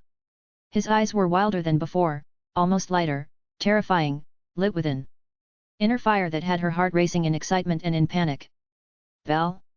Why don't you come on outside with me, talk to me for a bit?" Rick's eyes hadn't left Noah. Sabella shook her head before pushing her fingers through her hair and giving a hard, mocking laugh. Rick had talked to her like that at the funeral. "Just let me and Sienna hold you here, Belle." He and his wife had stood on each side of her as she swayed next to Nathan's casket. "It's gonna be just fine here, Belle. See? It's all good, honey. We're just gonna stand here a minute and then it will be over with." Rick was her best friend's husband. Sienna had stood with her, cried with her, hurt with her. And Rick had talked to her just like that. Like a child that needed a careful hand. "Rick, meet Noah Blake." She waved her hand to Noah as he stood against the kitchen counter. His arms crossed against his bare chest, his back turned away from her. "Rory hired him." Rick watched her carefully as she forced herself to her feet. She didn't want to move. She wanted to curl herself into a ball and rock away the pain rising inside her. "Belle, honey, your chin looks braised," Rick stated. "You come outside with me for a minute." "Now, okay." Belle rubbed at her chin and frowned before moving to the mirror hanging on the wall. She brushed her fingers over the little bruise, then to her neck where the faint redness in another mark was now showing. "He has his own bruises then," she said, turning to Rick. "He bit me. And I bit him back." Rick's eyes narrowed on her. She felt as though she were going to shatter as she picked up her purse and moved to the door. "We don't need to talk, Rick," she told him.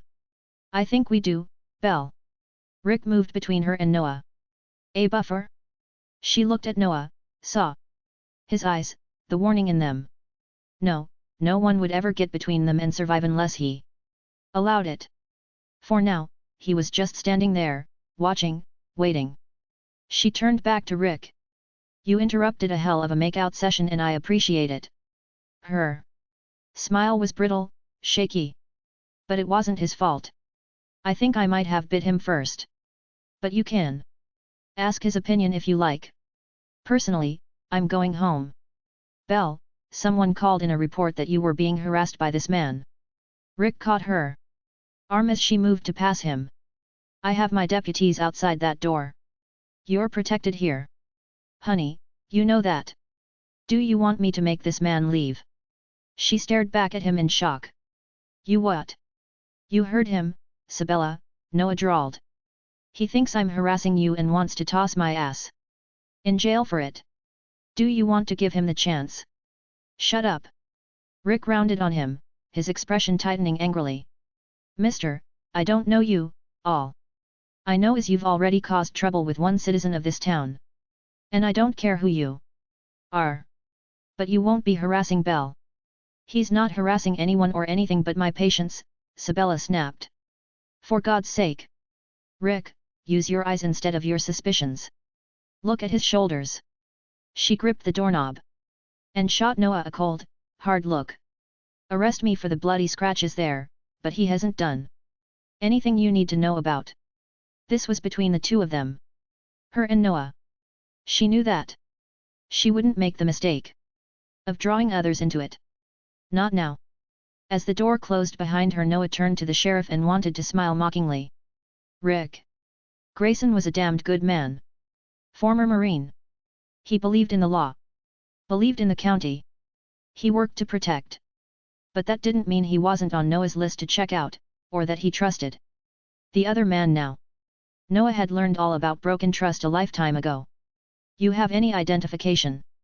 Rick was glaring at him. Noah lowered his hand, ignoring the careful manner in which Rick gripped the butt of his gun. He pulled his wallet free of his back pocket and opened it before extending it to the sheriff. Rick took the identification, looked it over, and handed it back to him slowly. Belle's a friend, Mr. Blake. It was a warning. We look after our friends here. Do you really? Noah arched his brow mockingly. He hadn't seen much taking care where. Sabella was concerned. Well, Sheriff Grayson, that's real nice to know. I'm sure it comforts Sabella at every turn. Rick stared back at him coolly. Don't hurt her, or you'll deal with me, he finally stated before heading to the door. Once there, he paused and turned back to Noah, staring at him hard. Be careful, Mr. Blake, I'm a bad enemy to make. And playing games here would definitely make an enemy of me. Rick opened the door then and left. The door closed behind him softly, but the effects left in the wake were clashing. Noah stared down at his hands. Scarred hands. He'd held on to Sabella as though she weren't as fragile, or delicate, as he knew she was. He had bruised her, and in their entire relationship, he had always been careful to never mark her soft flesh. He rubbed at the back of his shoulder, then glimpsed the smear of blood on his finger. He felt the sensitivity of his lower lip, the mark she had left on his chest. She had made him wild. They had made each other wild. As though a carefully sealed lid had been released on both their lusts. He would make certain it was released again. Sabella slammed into the house. The heavy oak door echoed with the violence of the act and pierced her nerve endings with a shattering surge of electric tension. She could feel the electrical sensations racing over her flesh from the back of her head, sizzling through her brain and creating an overwhelming surge of panic. Oh God! What had she done? She dropped her purse to the floor and raced upstairs. She tore the greasy clothes from her body, dumped them in the trash can, and adjusted the shower water as hot as she could stand it before stepping beneath the spray and scrubbing at her hair, her skin. She wanted the feel of him off her body. The smell of him out of her pores. She could still smell him. She could still feel him. She leaned her head against the shower wall and breathed in roughly, a sob tightening at her chest. Another man had touched her. His hands had cupped her breasts, his lips had sucked at her nipples, and his cock had rubbed, hard and heavy, against her clit, and she had been on the verge of begging for more. Nathan! She pressed her face into the shower wall and let the cry free. Guilt seared her heart. It burned into her soul like a conflagration she couldn't quench. She ached. She ached inside for the man she had never imagined being without, and she ached on the outside for the touch she had been denied for so long. She slid to the floor of the tub, pulling her knees to her chest, and lowered her head, the sobs tearing through her as she rocked herself. My witch! Go see her. Love me, Sabella. Love me forever. His voice drifted through her memories and the cries came harder. She loved. She loved until she couldn't understand how she drew a breath, second by second, without his presence in her life. Without his touch, his kiss. 6 years. She sobbed at the thought, her head falling back to the shower wall as the water pounded around her, hot as her tears. But neither eased the blistering guilt burning inside her. Her husband had been dead for 6 years, and still the vows they had shared held her, tormented her. The tears left her hurting more, because the tears didn't help. She could cry an ocean of them and Nathan wouldn't suddenly be there, pulling her into his arms and easing the grief that sometimes seemed to eat her alive. And now, the guilt. She picked up the washcloth and soap and she washed again. She scrubbed until she felt raw, and still, another man's touch was on her flesh, and still, she was swollen, aching for release. You left me, Nathan, she finally sobbed into the steam gathering around her. You promised. Nathan. You promised you would never leave me. He had sworn he would always hold her, always surround her. He wasn't holding her. For over 6 years he hadn't held her and still the pain could rip inside her, as though it had been yesterday. As though he had betrayed her and just not returned to her. As though he still breathed, and didn't touch her. And the tears poured, like rain, like sorrow. Like the need for the touch, the kiss, and the release. From another man. When no more tears could be shed, when the water grew cold and she knew she had to move. Sabella dragged herself from the floor of the shower. She wrapped a towel around her and stepped onto the thick fluffy rug that covered the floor. She moved to the mirror and looked into it. She saw then why Rick had stared so hard at her face. The reddened rasp on her skin from Noah's beard. There was the faintest hint of blue where he had bit her.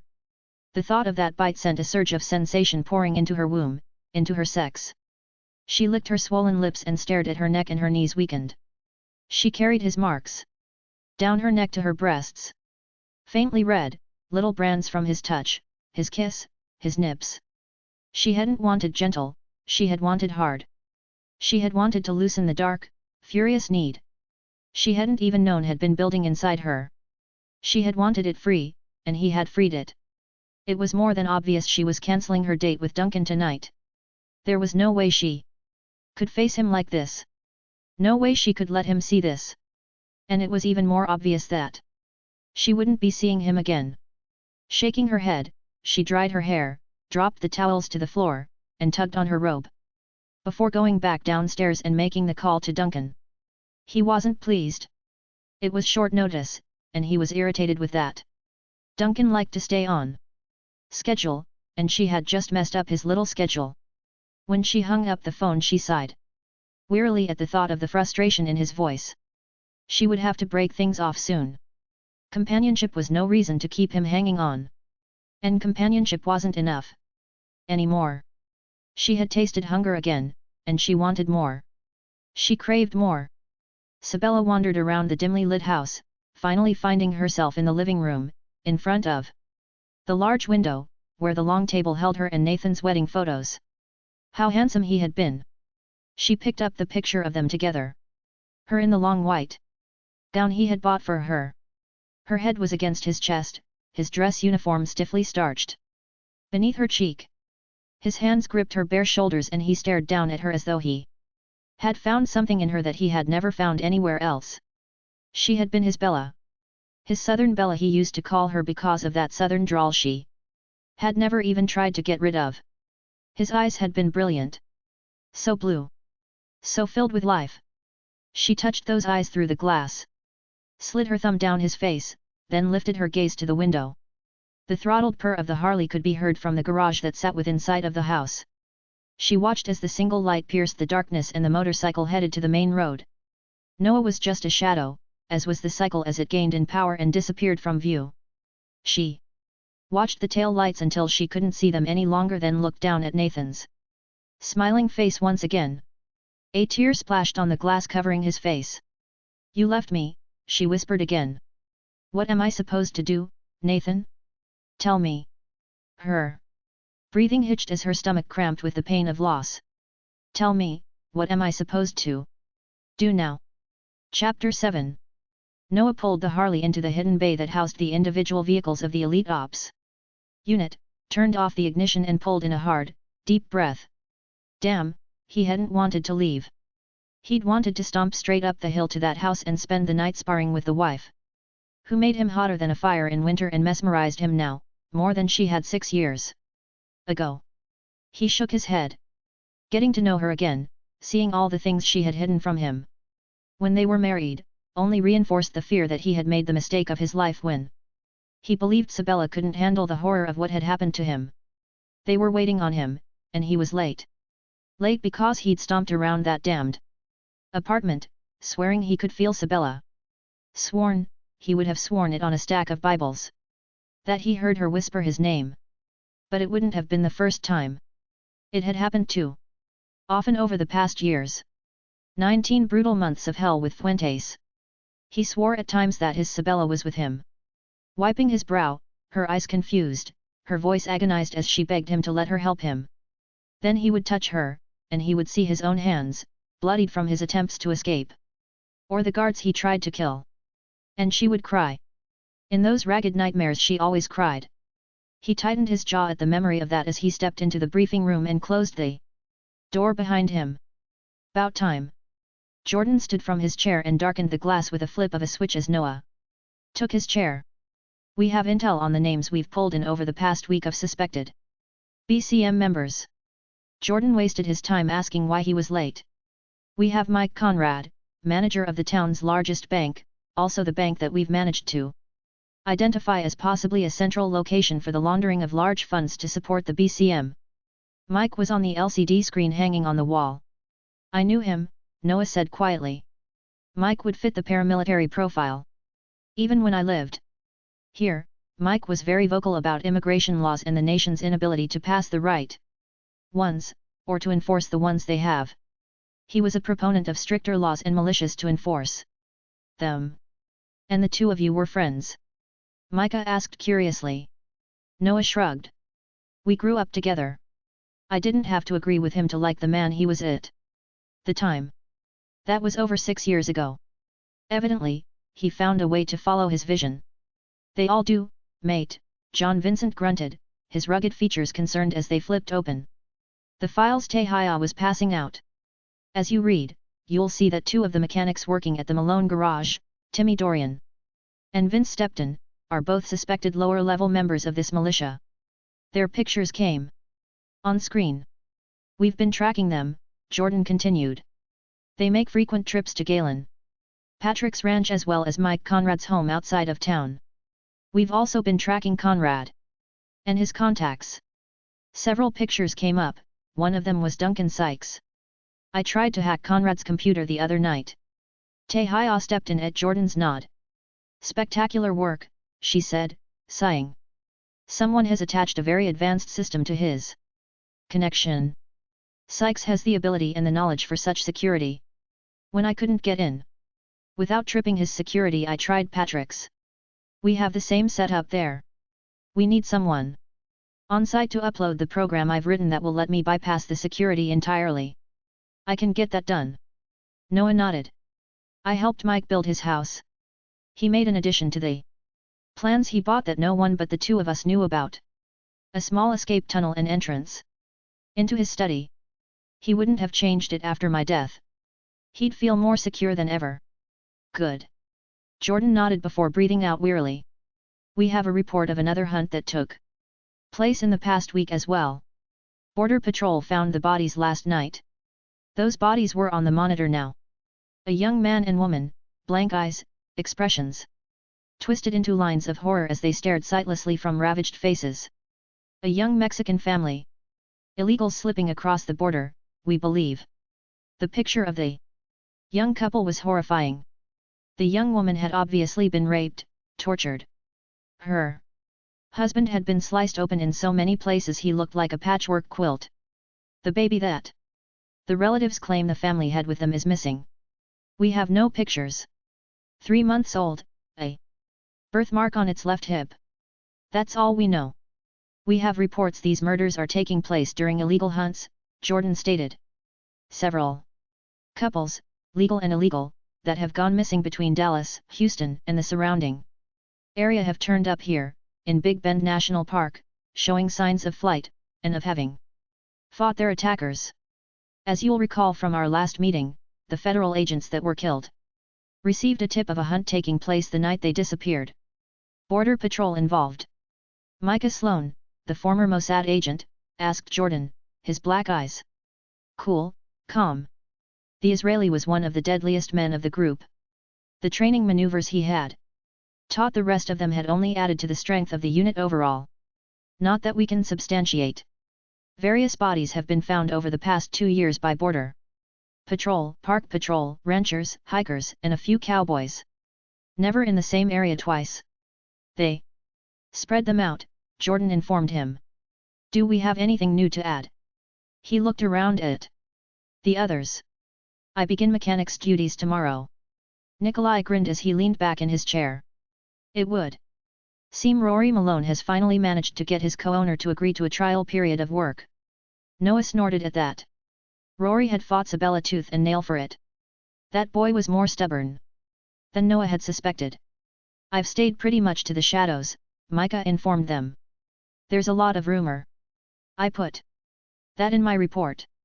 A lot of talk, but nothing conclusive yet. No shit, mate, the Australian quipped. John Vincent could be a sarcastic bastard. Those bars and hangouts I've made my way through are a waste of my friggin' time. Nothing but a bunch of two curious little girls and two drunk cowboys. From what I've seen of the few I suspect myself. They meet, then leave to discuss whatever they have going. Watch the accent and the attitude, John, Jordan told him coolly. Micah, stay in the shadows. See if you can't follow some of those walking conversations. We need to determine who our main points of interest are and who are just lower-level glory soldiers. Those hunts are professional, Nikolai said. Those aren't glory soldiers. My guess would be. Those soldiers may know of them, but they aren't high enough for involvement.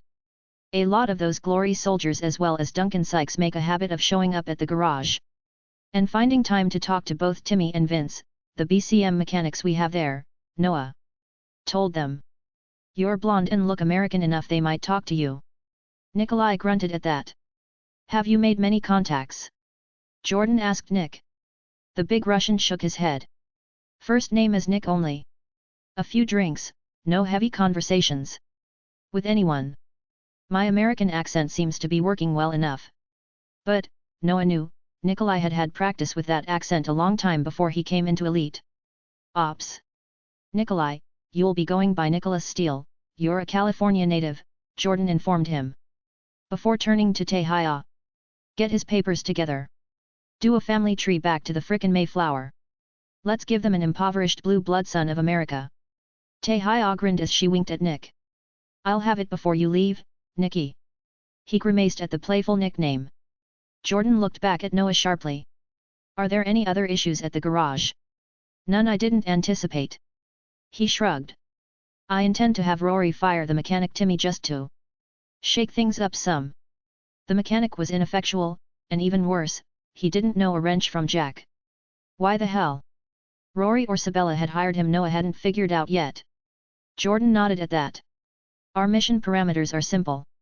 Identify, capture if possible. Contain. If captured until they can be extracted by the Bureau and taken care of. If all else fails, we eliminate. That's a worst-case scenario only. We need information on this one, we need top-level names and organization leaders.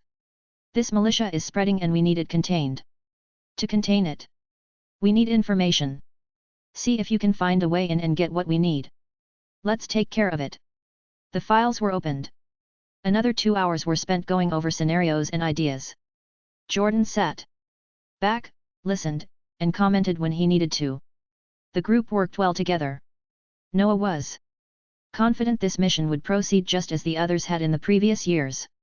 Dangerous. Bloody. They were trained to work alone until they had to work together. Trained to disassociate or come together as needed. In this case, disassociation would work best with the exception of Nick in the garage. There was no doubt in Noah's mind that someone was trying to sabotage Sabella and Rory's business. Rory had admitted the previous night that before Sabella took over, vehicles were going out not quite finished. Sometimes dangerously so. She had taken to going over the finished repairs herself and checking for any anomalies before signing them out. Noah's neck itched whenever he thought of the problems she'd had with the garage. He couldn't help it. It had been itching ever since Mike Conrad had shown up. Drunk, insulting, violent. He hadn't seen Mike like that since they were teenagers, and the fact he had abused Sabella with it had shocked him. But Sabella had never liked Mike. He should have rusted her instincts rather than the lifetime he had spent being pushed in Mike's direction by his father. The Conrads were friends of the Malones. Mike and Nathan were the same age, had been raised together. They had hunted together, fished together. Noah had always thought that they would raise their families together as well. He'd have to ask Rory if Mike's father and Grant Malone were still friends. Tehaya and Macy are running communications and electronics here at the bunker. I'll be at the Malone Ranch for a while today and part of tomorrow. I'm hoping I can get some information there. Keep your cell phones secured. Micah and John, you'll stay on backup. Right now we have Durango team, except for Macy, in the park watching things there. Their last resort only. Jordan stated. The elite operations unit was specially designed and trained to run bare bones. The fewer who knew who they were and what they were doing, the less likely the leaks. The better the chance. They remained dead. The lights came back on as the meeting drew to a close. Noah didn't waste time. Sabella had claimed to have a date tonight, and he intended to make certain she got home without getting pawed by that bastard Duncan. Noah. Jordan caught him as he was swinging his leg over the Harley, his fingers on the key, ready to turn it. Noah watched his uncle approach, wondering, not for the first time, why Jordan had chosen him specifically for this unit. I had a call today, Jordan announced. Yet. Rick Grayson, the sheriff. Noah stared back at him. Grant gave him my number. He said there's a stranger in town. Jordan's lips quirked. Working at the garage. He said that stranger was manhandling Belle and he thought someone from the family should check him out. Noah twisted the key in the Harley slowly, never breaking eye contact with Jordan as he kicked it in neutral and eased the cycle back until he could turn around, kick it back into gear, and ease it from the parking bay into the little canyon that ran for over a mile in two directions. Big Bend National Park was filled with canyons, gullies, cliffs, and mountains. He kept the headlight off, the brake lights were set in a switch that allowed him to ride, totally dark, as long as he needed to. Once he reached the main road, he flipped the lights on and headed back to the garage. The house that sat on the rise above it was dark and shadowed. There were no lights, nothing to indicate life. But Sabella wasn't sleeping. She was watching. He could feel her. And Duncan's car wasn't there. That meant Sykes had obviously not been asked in for a drink. He parked the bike, swung off it, and stared up at the bedroom window. Their bedroom. Their window. She would still sleep in their bed, he knew. Did she still hug his pillow to her? Or had she laid it aside? Shaking his head, he moved up the steps of his apartment, knowing even before he turned off the cycle who waited for him at the top. You're already causing trouble, Rory accused him as he stepped to the deck. His brother shifted in the plastic chair that sat next door, rising and staring back at Noah with a scowl as he unlocked the door and stepped inside cautiously. It was silent, empty. Just as it should have been. The cobweb-thin string was still stretched. Between the door frame and at the other door he caught the faintest hint of the piece of toothpick that still stuck from the door lock there. He eased inside carefully anyway, feeling Rory move in behind him silently. They checked the apartment out before meeting back in the kitchen. Damn, I need more than a beer. Rory sighed as he pulled two from the fridge and tossed Noah one. Duncan Sykes called. He's blaming me because you're somehow responsible for Belle breaking their date tonight. Noah let a satisfied grin curl at the edges of his lips. I'll take care of her. He twisted the cap from the bottle and tossed it to the garbage can before taking a long, cold drink. That's what you said the other night, Rory bit out, his blue eyes firing in ire. Damn it, I had to watch her cry every time she saw me for almost 2 years. She couldn't stand to look at me. And now just when she was starting to get her life back together, you have to show up, and instead of telling her who you are, mess her life up worse. Don't piss me off, Rory. Noah didn't want to hear it. What the hell are you doing here tonight? Rory snorted. Granddad threw me out for pacing the floor. When I went outside to pace he told me he was going to shoot me. Noah almost grinned. That sounded like Grandpop. Use the spare room. Noah shrugged. By the way, you're firing Timmy in the morning. Take care of it first thing.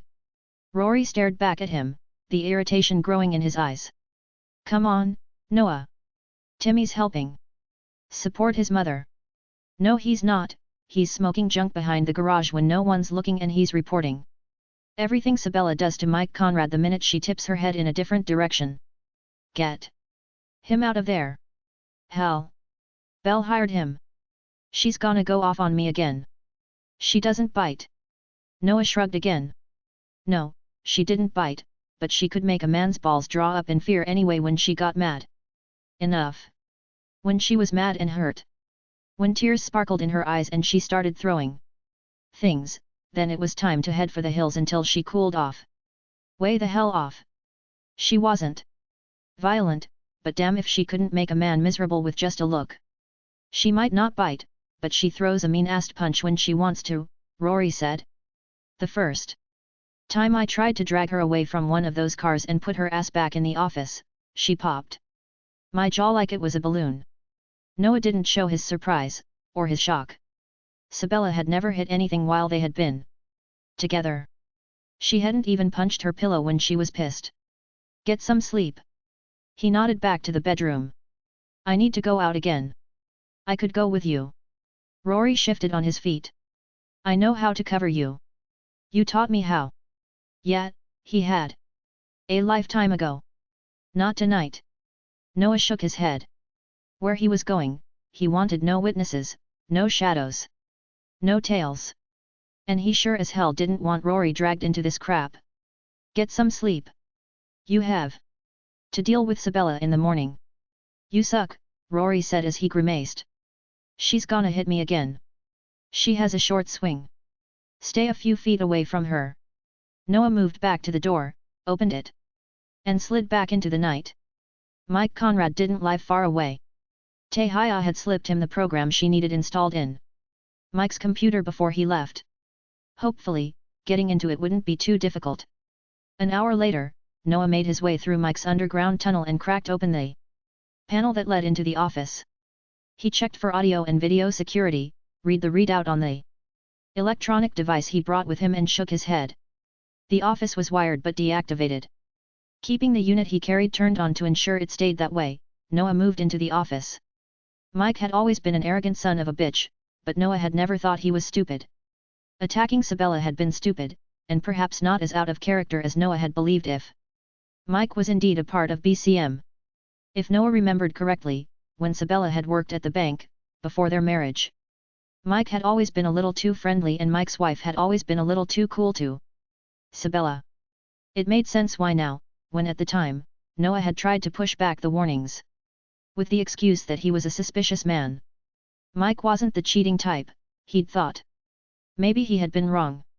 He moved to the office desk first and the laptop that sat on top of it. He slid the flash drive Tehaya had sent into the USB port, then quietly powered up the computer. The program on the drive would slide into boot up according to Tehaya and take care of all their problems. He watched as it powered up, as security protocols were bypassed, password was automatically logged and added to the drive Noah had inserted before the program itself quickly uploaded. When it finished, the laptop powered down, turned off, and Noah slid the drive free before tucking it into the zip pocket of his mission pants. He looked around the office, eyes narrowing as he began checking the room. Silent in the darkness, he paused after picking the lock on the bottom desk door and stared inside coldly. There, with an extra handgun, ammo clips, and a black hood, were 3 black scarves. There had been black scarves tied around the necks of all the victims that had been hunted and killed in the past months. Noah closed the drawer, relocked it, and slipped back through the panel. After securing it, he made his way through the tunnel again, careful to clear his tracks from the dusty floor. It didn't appear that the passage was ever used. One thing was certain, a black-collar militia member was now on the short list. Chapter 8. What had made Sabella think she could hide from Duncan that night with the lame excuse she had given him, she wasn't certain. Maybe it was because Duncan had never argued when she had to cancel before, maybe it was the fact that the more she thought about it, the more she realized herself how the relationship they had was so platonic as to be laughable. It was late when she heard his car pull into the driveway. Sitting in the living room finishing the bottle of wine Duncan had opened days before, Sabella stared at the window where the lights were reflected and realized several things at once. 1. For some reason, men thought she was a pushover. Nathan had seen her as the helpless little wife he had to protect. Duncan often patronized her over her hobby at the garage. And even Rory seemed to question every move she made lately. And now, she couldn't even break a date without someone thinking they needed to question her decision. She rose from the couch, straightened the loose t-shirt she wore over silky shorts, and then, wine glass in hand, moved to the door. Pulling it open she stared at Duncan's handsome though irritated expression as he lifted his knuckles to rap at the door. He was dressed as precisely and unwrinkled as ever. A white short-sleeved polo shirt and tan slacks and black loafers. He was always clean-cut and perfectly groomed, and now was no exception. His gaze took in the wine glass, then her face, before he focused on her chin and neck. Yet, she knew those marks were still there. One on her jaw, one on her neck. Tiny bite marks, and the thought of the pleasure they had given her was curling her stomach with guilt and hunger. "Can I come in?" he asked, his smooth voice suddenly at odds with her senses. He sounded patient, warm, but she saw anger in his eyes. "Sure." Sabella stepped back as she sipped at her wine and he entered. "It's midnight. Isn't it late for you to be out?" "I don't have a curfew." That vein of anger wasn't as hidden as it had been moments before. Sabella pushed her fingers through her loose hair before heading back into the living room. This was her sanctuary, a room Duncan rarely liked coming into. He preferred the kitchen. He had never made it upstairs. He followed her though, stopping just inside the doorway across from the fireplace and staring at the mantel as Sabella sat down in one of the chairs, curling her legs beneath her. There was a hint of discomfort on his face, a quiet flash of hurt that made her chest ache. He had been a good friend over the years, he would have made a good lover or husband. If her body, her heart, had been willing to accept him. "You keep his pictures out like he's coming home," he said quietly. "As though you think he's just going to walk in the door any day with open arms." Sabella glanced over at the mantel, then to the long table beneath the window where other pictures sat.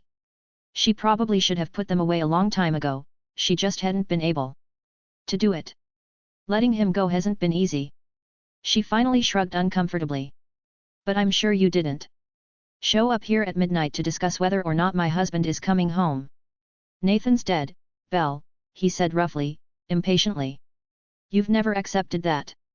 It's why our relationship never worked, isn't it? Because you can't accept he's gone." It had taken her 3 years to accept that Nathan was indeed forever gone. That long for her to get past the horrific nightmares she lived through for over 3 years. First the ones full of blood, then those full of pain and fury. Sabella had been convinced he was alive, in pain, and in those nightmares he begged her to come to him. And then they stopped. One night, they were just gone, and Nathan had left her entirely. Yet, she finally nodded. "I've accepted that, Duncan. And I warned you when we started seeing each other, I'm not looking for love." His lips thinned angrily. "Or sex," he bit out. "You barely let me kiss you, yet apparently the rumors that you're sleeping with your new mechanic are true." He flicked a finger toward her. "I know a hickey when I see one. I'm not sleeping with Noah Blake." She had to bite back her frustration, her irritation. "No matter what the gossips are saying, you're sure as hell not sleeping with me," he argued, moving farther into the room. "Tell me, Belle, do all these pictures keep you warm at night?" He lifted his arm to indicate the mantel, the table. "Will they give you children? Will they hold you when you cry for him?" His voice rose, the anger building inside him. Duncan was finally realizing that the warnings she had given him over the past months had been sincere. She didn't want anything more than his friendship. "Do you want to hold me while I cry for him?" she asked in frustration, jerking from her seat and grabbing the wine bottle and her glass before moving to leave the living room. "Is that what you want, Duncan?" She set her glass and the wine on the L-shaped kitchen counter that doubled as a bar before turning to face him. "And when Noah's marking your face and your neck, are you crying for Nathan then?" Duncan sneered hatefully, shockingly, as he followed her into the kitchen. "Stop, Duncan!" She threw him a wary look over her shoulder as she entered the brightly lit kitchen and moved to the counter, where she felt safer. She had never seen Duncan upset. Actually, she had never heard of Duncan becoming angry. Much at all. But it was obvious he was just a little pissed off right now. She stared at him across the counter, seeing the edge of growing anger in his face as well as his eyes. His lips were thin, his expression flushed. "Do you think I don't know why that mechanic made it this far, and I haven't," he accused. Furiously. "You're fooling yourself, Belle. You know you are. And you're making a mistake." "It's midnight, Duncan," Sabella argued back. "I don't want to discuss this with you tonight or I would have asked you over. You're not in a position to make any type of decision for me, or to question the decisions I make. He's like Nathan." He glared back at her. "That's why you want him. That's why your skin is marked by him, because he reminds you of Nathan. And he's not Nathan." Sabella stared back at him in shock. "He's nothing like Nathan," she informed him, beginning to grow angry herself now. "Nathan was nothing like him. Nathan loved me, Duncan. He loved you so much that he wouldn't even consider leaving the seals," Duncan said, sneering. "Do you have any idea how often I told him he was going to end up dead? That he'd leave you alone suffering. Did he care? Nathan had just been Nathan. A man and a seal. He would have expected her to go on, and it was that simple. You could end up dead climbing those damned cliffs you enjoy so much," she shot back. "Nathan was a seal, Duncan. It wasn't a job choice for him. It was who he was. And you were the helpless little southern belle to pamper his ego whenever he was home. That used to make me so sick I could barely stand it." Disgust laced his voice, his expression, as she stared back at him in surprise. "I was his wife," she said, confused now by the direction of his fury. "I gave him what he needed. Just as he gave me what I needed, Duncan. That was none of your business, nor was it your place to judge it." "Oh Nathan, the oil in the car needs changing," Duncan mimicked in a high-pitched, furious voice. "Oh Nathan, could you check my tires? You'd bet your lashes and act like you didn't." "No shit. Then he died and you walked right into that garage and hit those cars like a professional. Hell, Belle, didn't you feel just a little guilty, lying to your husband like that?" She hadn't. Nathan had needed to take care of her while he was with her. She had needed that single-minded focus he had given her between missions. Would it have changed as their marriage progressed? She had no doubt it would have. But the 2 years they had been together, it hadn't mattered. Working on cars wasn't her life's work. She might have enjoyed it, but she enjoyed Nathan more. While he was on missions, she tinkered on her own car, sometimes she tinkered with his precious truck. "I never lied to my husband," she answered him quietly. "And I never lied to you about how I felt. I told you I didn't want what you obviously wanted from me. I told you that a year ago and I've repeated it, several times. But you do want it from that shiftless son of a bitch that stinks of oil and grease," he snarled. Sabella stared back at him, her own anger rising now. "I think we've both pretty much accepted the fact that's one of my favorite scents." "No shit," he snarled. "You stink of it continually. Maybe I'm sick of smelling the stuff while I'm trying to eat my dinner." She had never seen this side of Duncan, had never suspected it existed. "You thought you were getting Nathan's wife?" A bitter smile curled her lips. "The little woman that sat at home and, you thought, did as she was told." Sabella shook her head. "You didn't live in this house, Duncan. You have no idea how little I did that Nathan tried to order me to do. And it's more than obvious that you never cared to see beyond the surface." He flicked her a furious look before turning and pacing to the window. "Get rid of him." He turned back to her, his voice strengthening, turning hard and cold. "Fire him, Sabella." Her brows arched. "Rory hired him, I can't fire him. But I wouldn't now simply because I don't follow anyone's orders, Duncan, least of all yours.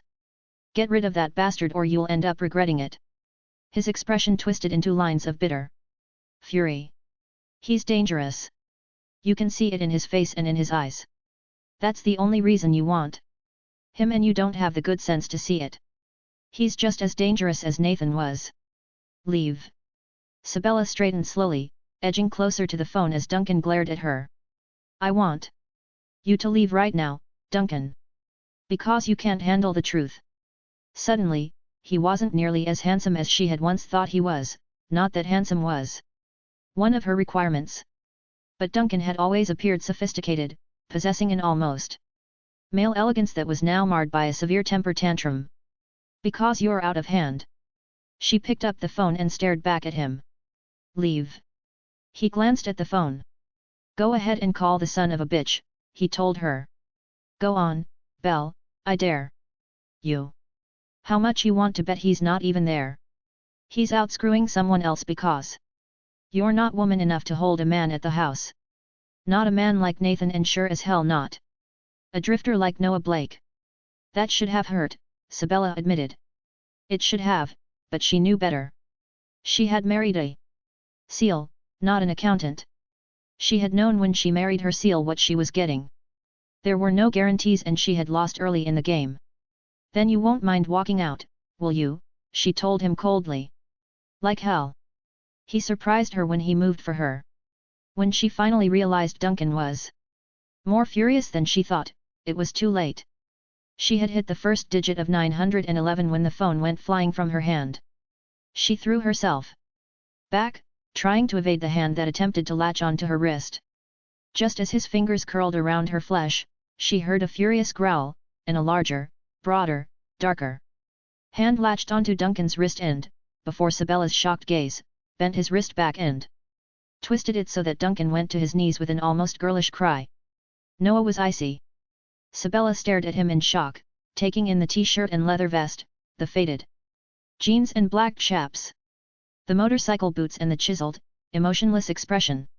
If she didn't do something, then Duncan was a dead man. The icy rage went deeper this time then.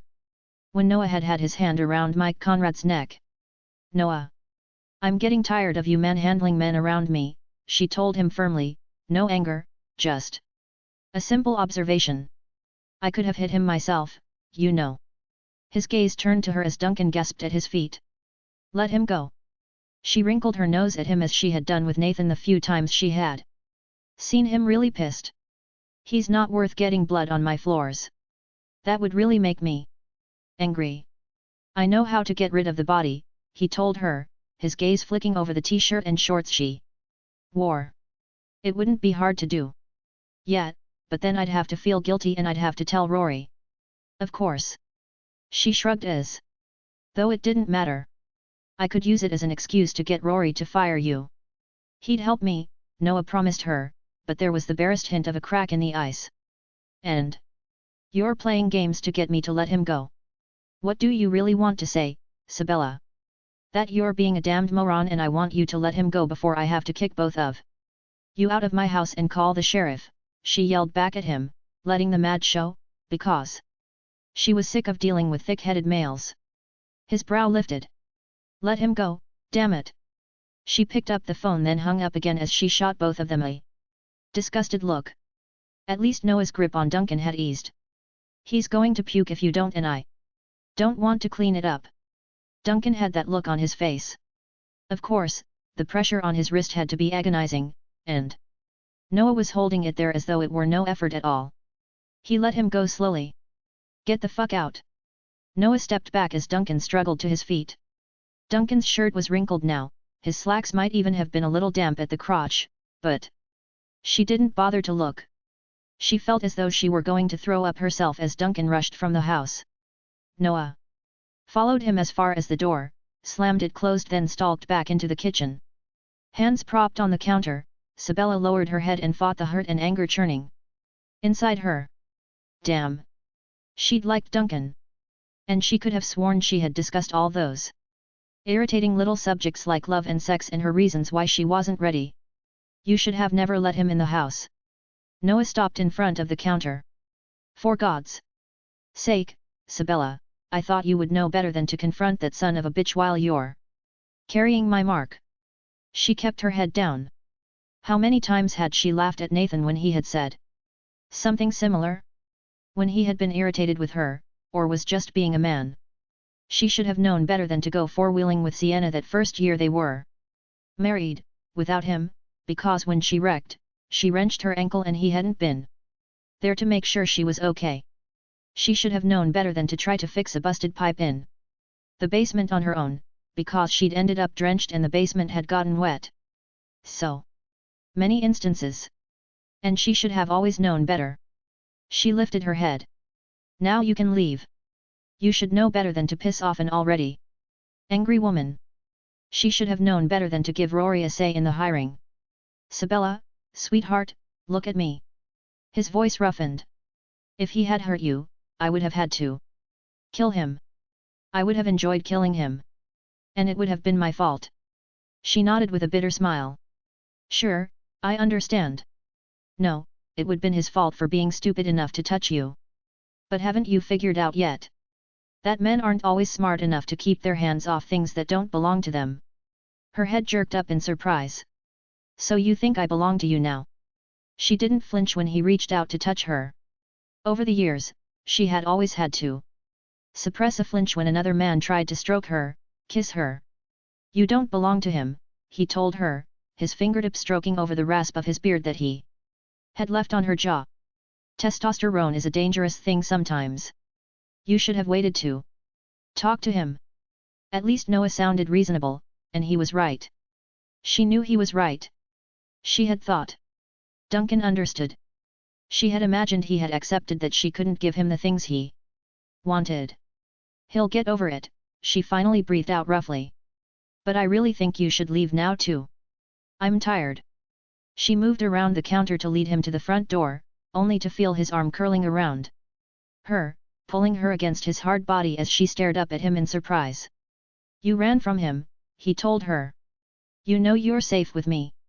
Admit it. I was safe with him, she told him quietly. I'm not a moron, Noah. I know how to protect myself.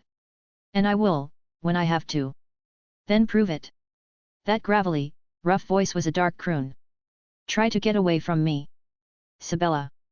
She almost laughed at the challenge. She would have, except something inside her was burning. Begging, pressing closer to him as he lifted her against him. You want me, he stated roughly. I don't want to want you, she whispered back painfully. Because he was right about one thing. You're dangerous. Too dangerous and too dark for what I need. If I had a brain in my head, I'd have made certain you were gone a week ago. You have plenty of brains. His head lowered, his lips feathered against hers. Enough brains to know whose arms you belong in. Enough to know where you're safe. Noah wasn't fighting it. He knew now wasn't the time to take her.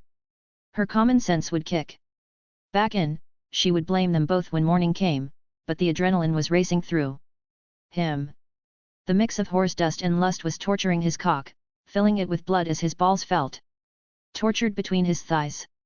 It had been over 6 years since he had taken his wife, since he had known the tight grip of her hot, sweet pussy. Since he had devoured her, licked her from head to toe, and heard her screams for more echoing in his head. All he knew now was the hunger. A hunger that clawed at him, that had him lifting her into his arms as he claimed her lips, slanting his against them, his tongue pushing inside, tasting her, the sweet, delicate taste of passion and woman and the wine. He wanted to pour that wine over her body and lick it off her. He wanted to watch it stream over her pussy and bury his lips between her thighs to consume it. He wanted to be drunk on her. Drunk on the lust and the need and a pleasure he had never been able to forget. Never been able to escape. God, the taste of you, he groaned, sipping at her lips as her head fell back, her hands pressing to the back of his head, tunneling into his hair. Oh, he knew what she wanted. A hard smile tugged at his lips as he let his beard rake over her neck, felt her shudder as he lifted her. Noah set her on the counter before moving between her thighs. The thin shorts did nothing to protect her from the hard, denim-covered length of his cock. Pressing against her, he swore he felt the heat and dampness of her. Remembered how tight her grip was, how that sweet sheath rippled and hugged him. Her moans were like fuel poured to the fire raging inside him. He tasted her neck with his tongue. Gave her the caress of the rasp of his beard and felt her grinding against him. No sheriff to stop them now. His hands lowered to her top. She wasn't wearing a bra beneath a loose t-shirt. Her pretty breasts were unbound, nipples hard and hot. And he wanted to taste. Needed to taste. Sabella moaned, cried out at the sensations racing through her body. They were wicked, carnal. So intense she couldn't think, didn't want to think. The rasp of his beard was a dark pleasure, his kiss like a potent wine. He made her head spin, sent her senses reeling and her heart hammering in her chest. And she needed more. She needed his touch. As his hand slid beneath her t-shirt she pressed closer, begging silently for his calloused palms against her nipples, because she needed now as she never had. As she had only needed with one man, and the need now was brighter, stronger, and dug its claws deeper inside her. She wanted Noah Blake more than she could ever remember needing her own husband. Fear sliced through her. Shock. Fury. Fury at herself as well as Noah.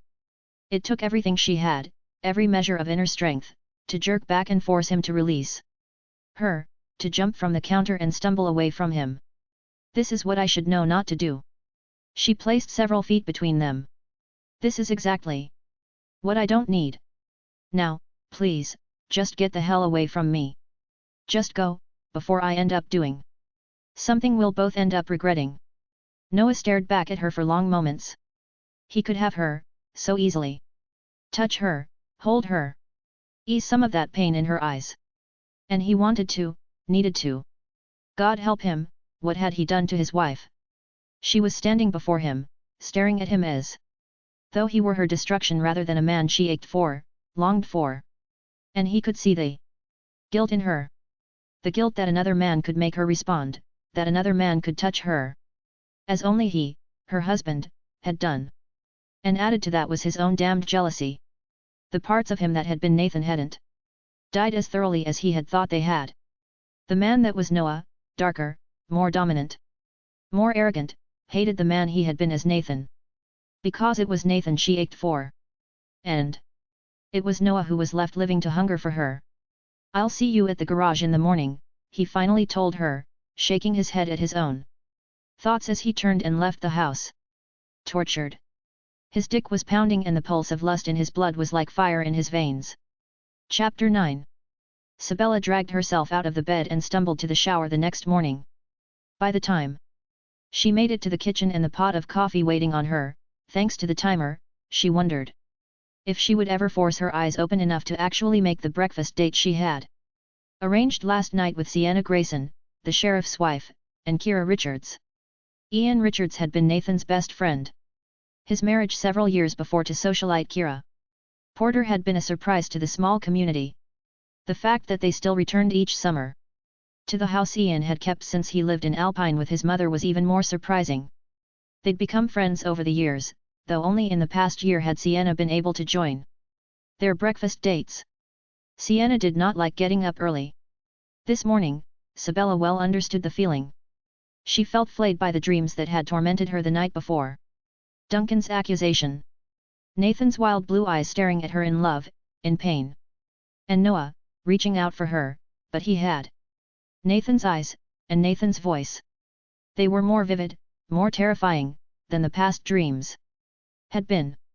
Or perhaps they just seemed more vivid because of the short break she had been given. As she pulled her car into the Richards' driveway, she breathed out a hard breath as she glimpsed Ian's tan-colored Jeep sitting in the driveway. The Richardses lived in a sprawling single-story ranch in the national park area. Surrounded by cliffs and pine, this area's stark, desolate beauty always managed to steal her breath. Sienna pulled in behind her. It should be illegal to get up this early, Sabella, Sienna stated as they got out of their vehicles. I should have Rick arrest you. Sabella stared at her friend closely. Despite the perfect makeup, Sienna had dark circles under hazel green eyes and an edge of worry at her brow. I have to work this afternoon, Sabella told her. Morning is the only time I could get away. She frowned as she gave her friend a quick hug and felt that Sienna had lost weight in the past weeks. Are you doing okay? Me? Sienna gave her tired smile. I'm fine. Rick's been busy and you know how grouchy he gets when he can't solve a case. Those deaths a few months back are driving him crazy. The black-collar militia, Sabella muttered. Bastards. I knew that girl they killed. She was an FBI agent. Sienna sighed as they walked to the house. I couldn't believe it when I read that in the newspaper. Of course, Rick had known, but he hadn't told me. Sabella knew Sienna had raged at Rick for years because he refused to tell her about the cases he worked, or when he was close to breaking a case. There were times Sabella knew it strained their relationship. He's not allowed to tell you, Sienna, Sabella pointed out gently. Just as Nathan couldn't tell me about his missions yet, but you didn't have to live with Nathan while he was on a mission. Sienna snorted. Some nights, he doesn't even come home, she said softly, sadly. I hate it when he does that. There was nothing Sabella could say. She could see Rick's point of view. Although Sabella had understood that Nathan was a SEAL, Sienna had never been able to understand Rick's dedication to being a sheriff. Rick didn't even tell me about the trouble you had with your new mechanic, Sienna pouted as they approached the door and Sabella tapped on it lightly. I had to hear through gossip. Sabella rolled her eyes and tried to control her flush. They sure weren't wrong about that beard burn though. Sienna craned her head around to look, snickering back at Sabella. The man knows how to do it right. Good morning, ladies. Kira chose that moment to open the door and invite them in.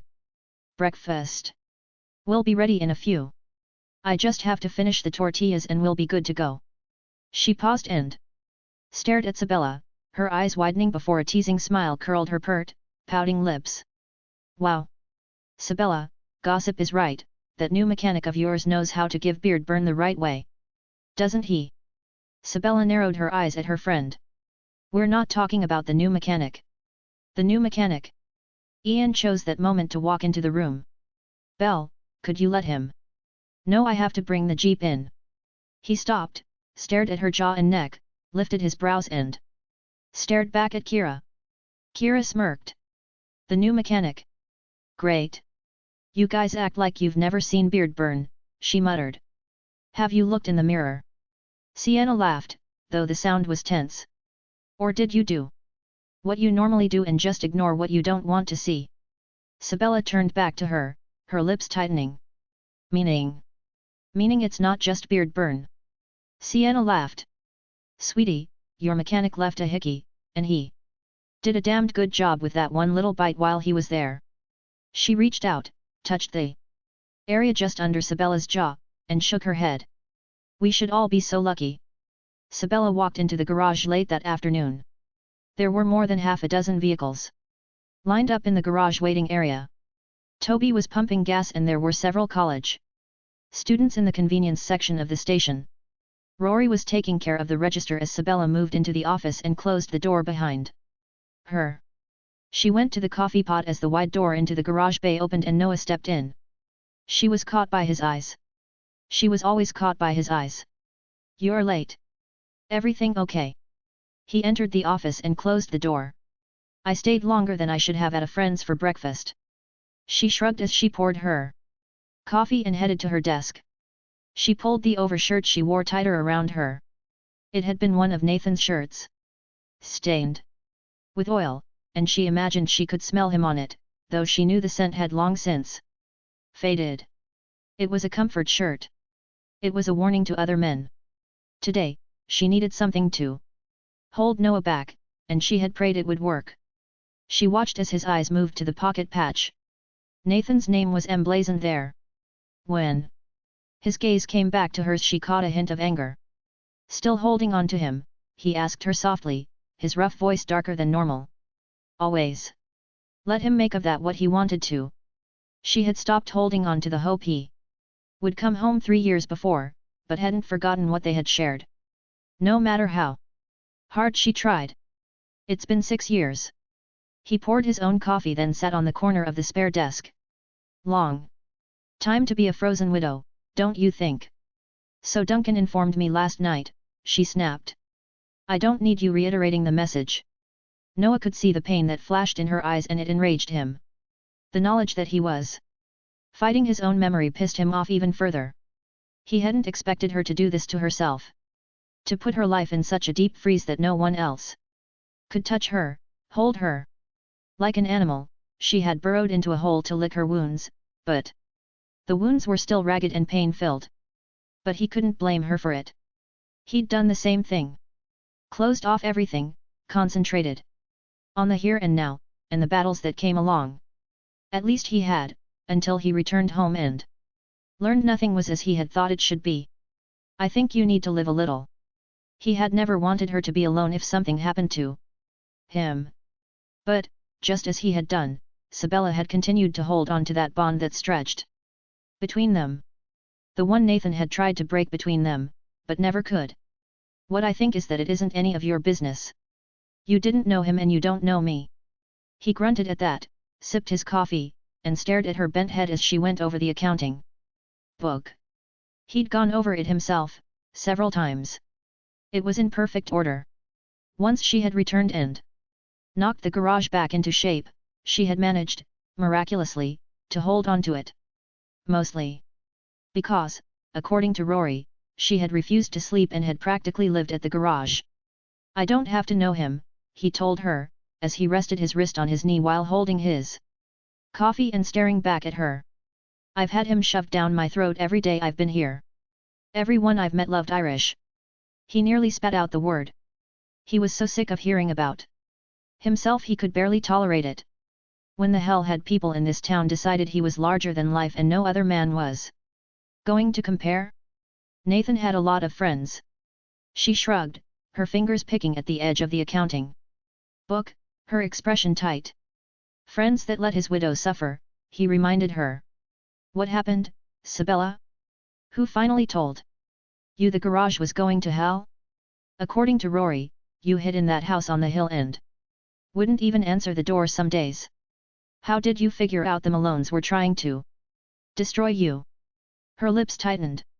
Yeah, old Nate, he was well loved. He sneered. So well that his widow was deserted and nearly lost her ass while she was grieving.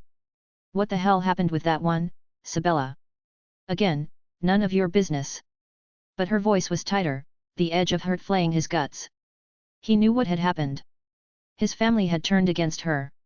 Mike Conrad, it was rumored, had offered to help her out if she would be so kind as to let him fuck her. Noah had to force the violence down.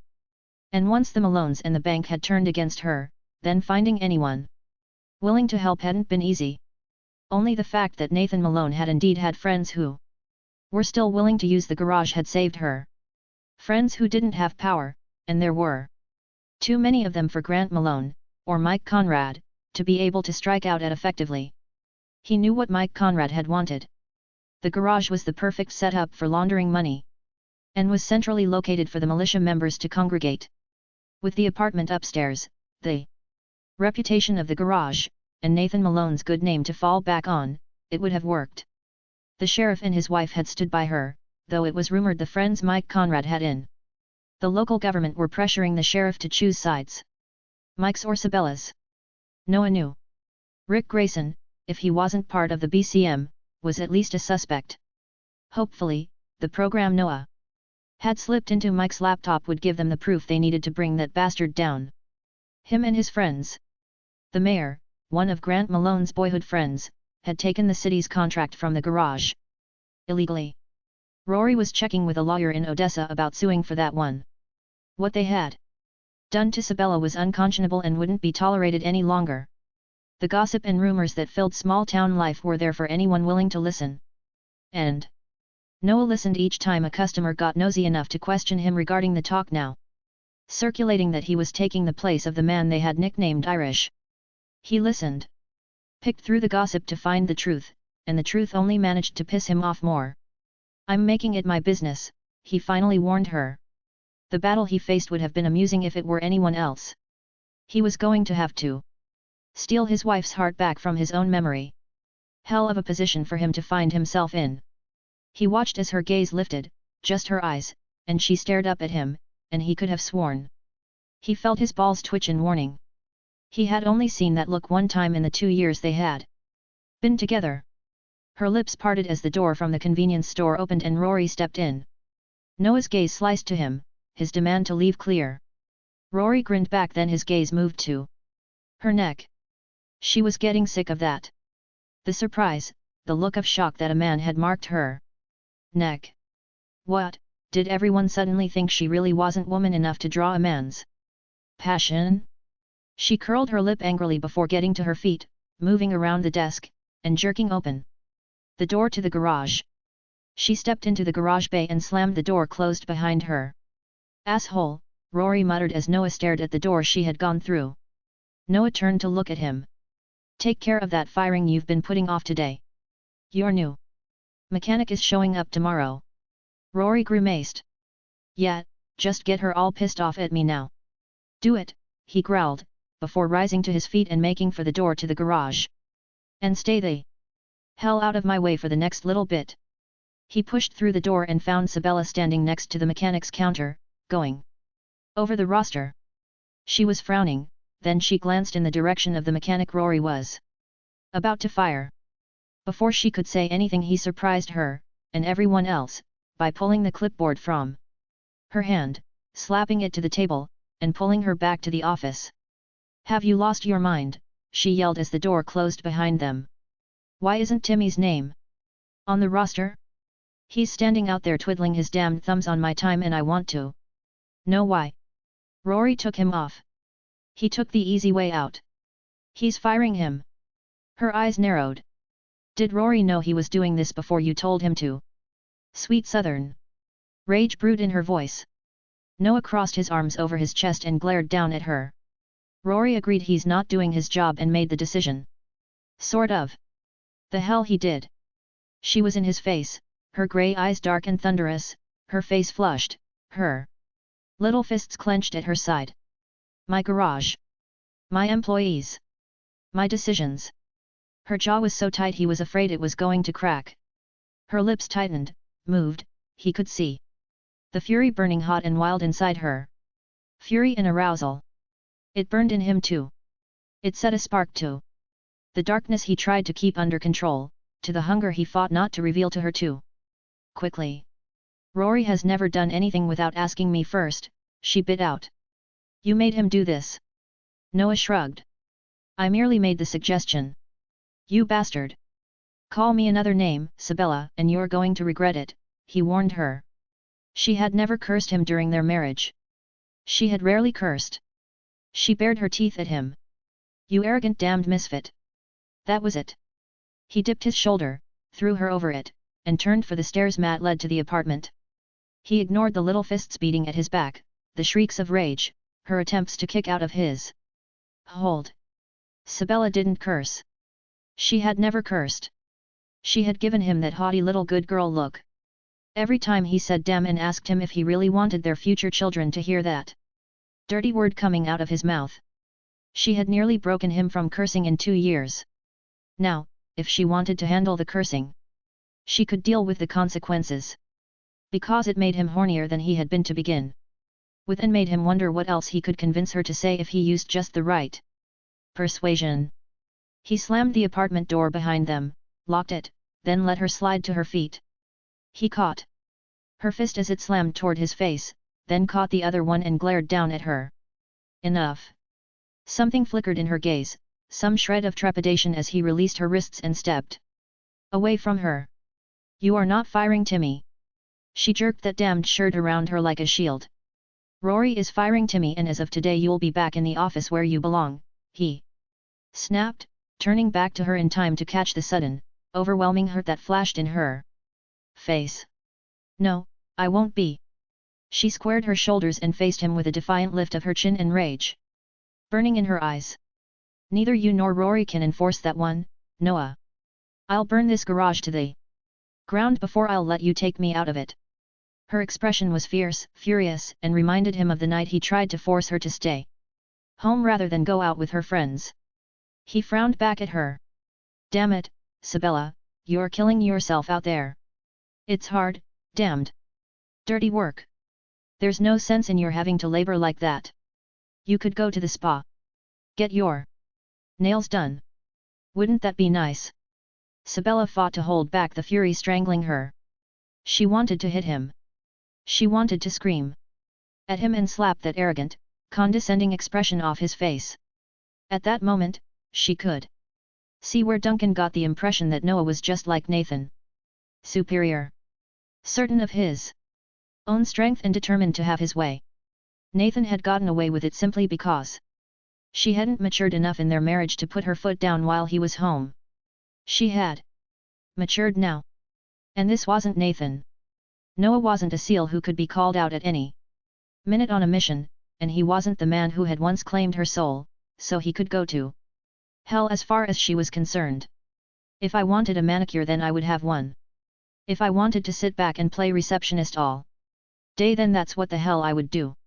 If I wanted another man to decide how I should act, dress, or present myself then I'd have one. That is not a part of your job description, Mr. Blake. And if you think you can make it happen then you can take a flying leap into hell. Noah stared back at her, shocked.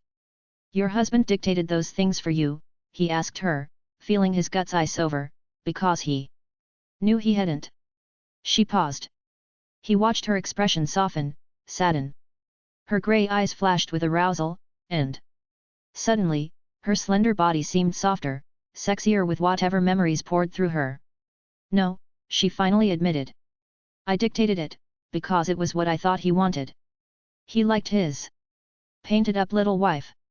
The nail polish and the pretty clothes and the helplessness. She shook her head as he felt his chest clench at her sorrow. He used to call me his little Southern Bella. He died before he ever learned what a complete imposter I was. Before he ever knew that I was just as knowledgeable about cars as any of his mechanics were. I loved Nathan. He was my heart and I gave him what he needed while I had him with me. She flicked him a searing glance then. But you're not Nathan. And I don't give a damn if you have what you need or not. Did she think he had given a damn about the frigging nail polish? Anger tore through him, not rage, not fury, but pure unbridled offense and male pride. Damn her, what pleased her had pleased him, but had she thought he had needed her to be something she wasn't? He tensed at the sexual, dominant surge of heat that filled his body. Before he could stop himself, he was stalking toward her, jerking her to him. And did you get what you needed from him? He rasped. You've eaten me alive every time we've touched, Sabella. Did he fuck you like you needed or did you play the pretty little doll for him then too? He gave me everything I needed, she snarled back. But he saw it. A little lie, just a little one. And he remembered the nights that she had tossed restlessly in their bed beside him. How he had felt, sometimes, that his Sabella needed something harder, something darker, than he had given her, but then thinking that it was only his own fantasies and needs that drove him to sense that it wasn't. He saw it in her eyes. He recalled the torrential lust of last week when she had marked his shoulders with her sharp little nails, then his memories of their life together before hell, and he knew. He knew Sabella had longed for a hell of a lot more than he had allowed himself to give her. Pure lust. A tight, hard smile twisted his lips as her gaze finally flickered in awareness of the animal she had just let loose inside him. You're a liar, he breathed, knowledge searing him, dominance rising inside him. Tell me, Sabella. Did you ache? Did you dream of being taken hard and rough? Of getting wild and dirty? With your husband? Were you too afraid to be the little wildcat you wanted to be? There was the truth. The flush leached from her face, her eyes darkened. He could see the lust filling her, pure, unbridled, but tinged with an emotion that tightened the heart in his chest. Sabella wanted more than just sex. She wanted more than just the wild loving. She wanted everything he had ever dreamed of giving her. And he was going to give it to her right now. She'd hidden things from him, well, there were damned sure things he had hidden from her as well. And the need to hear his sweet Southern Bella get nasty had been an all-consuming need. You can get wild with me, baby. He jerked her harder against him, let her feel the erection pounding beneath his jeans. Come on, I dare you. I'm a stranger, Sabella. Nothing to you. Nothing to that paragon of a husband you knew. Get wild with me. And I'll show you how I can. Get wild right back. Chapter 10. Get wild with him? Pour everything into him that she had fantasized about pouring into Nathan? She stared up at Noah, her body so sensitive, so highly excited, she couldn't deny her need. She could barely breathe for it. It was tearing through her veins, the temptation burning through her sex. You want to be taken hard and wild, Sabella? His voice deepened, darkened, as his hands speared into her hair, fingers clenching, pulling at it. Sabella felt the shocking sensations unravel inside her. Her lashes fluttered, her knees weakened. You want to pull my hair, baby? Come on, Sabella, I dare you. You don't have to give me anything he had. Give me what he didn't have. She jerked against him as she felt his lips on hers, whispering over them. Her eyes opened, and wild dark blue eyes held her trapped. I carried your scratches last week like other men carry a medal, he growled, then nipped her lips. I jacked off remembering how hot you were in my arms. And then I imagined your mouth. Watching your eyes. Seeing how hungry you could get. He tapped into her fantasy. Sabella licked her lips, unconsciously imagining it. Feeling his hands in her hair, imagining him holding her in place, straining against her, demanding she take him, suck him. Noah watched her eyes, saw the need, and his cock felt tighter, harder, thicker than it ever had.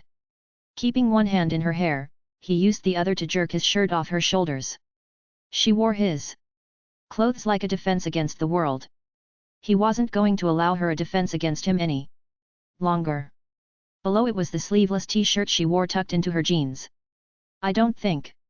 Don't think, he urged her, keeping his voice low, his eyes on her. Unless you want to think about me fucking your mouth. I'm going to do that, Sabella. I'm going to watch those pretty pink lips open, watch my cock sink inside your mouth. She'd gone down on him before. She'd teased, licked, sucked playfully, she'd even taken his release and licked her lips like a little cat. But that wasn't what she wanted now, it wasn't what she needed. Take the boots off. He held her gaze as he moved her and pushed her onto the couch. Take them off now, Sabella, or you'll be wearing your jeans around your ankles while I slide deep and hard inside you. Wouldn't you rather use those pretty legs around my back, holding me inside you? She licked her lips again as he moved back and sat on the heavy coffee table to untie his own boots. He got them untied, then looked up when she moved. But she didn't move to take off her boots. She came over to him. Noah went back on the table. Catching her, his hand burying in her hair again as her lips were on his, a cry of need and hunger filling the air. Ah hell! Yes! She flowed over him, straddled his hips. Her hands buried in his hair as he shoved his tongue in her mouth and fought to dominate the kiss. She was wild. As she writhed above him, her back arched, her pussy bore down on the thick erection beneath his jeans and her hands tore at his shirt. He managed to get it off. Managed to get her shirt and bra above her breasts while she sucked and bit at his neck, leaving a mark he knew the world would see, and he didn't give a damn. And it wasn't the only mark she would leave. Her lips moved to his chest, his hard, male nipples. She had never done that before. Sucked and licked at the flat, hard discs, and it made him wilder. Then he swore even the horse dust had. Damn you, yes, he growled as she moved lower, her hands falling to his jeans, jerking his belt loose, scrambling to loosen his jeans. Take it, Sabella. You little wildcat. I'm going to fuck your mouth until you're begging for me to come. Begging to taste it. To feel it. To fuck me with every breath in your body. He was snarling the words. Hands in her hair, controlling her, pushing her down until she straddled his bent knee and pulled the fully erect, throbbing shaft of his dick from the parted material of his jeans. She looked up at him and the expression on her face was one he knew he would remember forever. Pure, undiluted hunger. Her hand tried to wrap around the width, but her fingers didn't quite meet. She stroked up, over the violently sensitive head, and stared back at him with drowsy lust as she breathed in and out. Each panting breath lifting those hard, flushed breasts. Make me, she whispered then. The demand seared his brain, his imagination, his fantasies. He gripped the shaft of his cock with one hand, and with the other he forced her head down, his eyes locked with hers, watching as her lips flowered open over the bulging crest. Sabella was lost in the lust. She ground her sex against his knee, feeling the exquisite sensations of cloth rasping against her swollen clit as the heat and hardness of his cock head pushed inside her mouth. God, his taste! It was hot and male. Earthy and filled with lust. She licked over the blunted crest. Feeling the iron hardness, the silky flesh, the throb of lust beneath, She looked up at him, saw his wild eyes, like an unearthly glow, and dark, primitive need slashed through her. She needed to taste, needed to torment. She licked beneath the head, rubbing her tongue over that spot that her Nathan had once loved her to caress so well.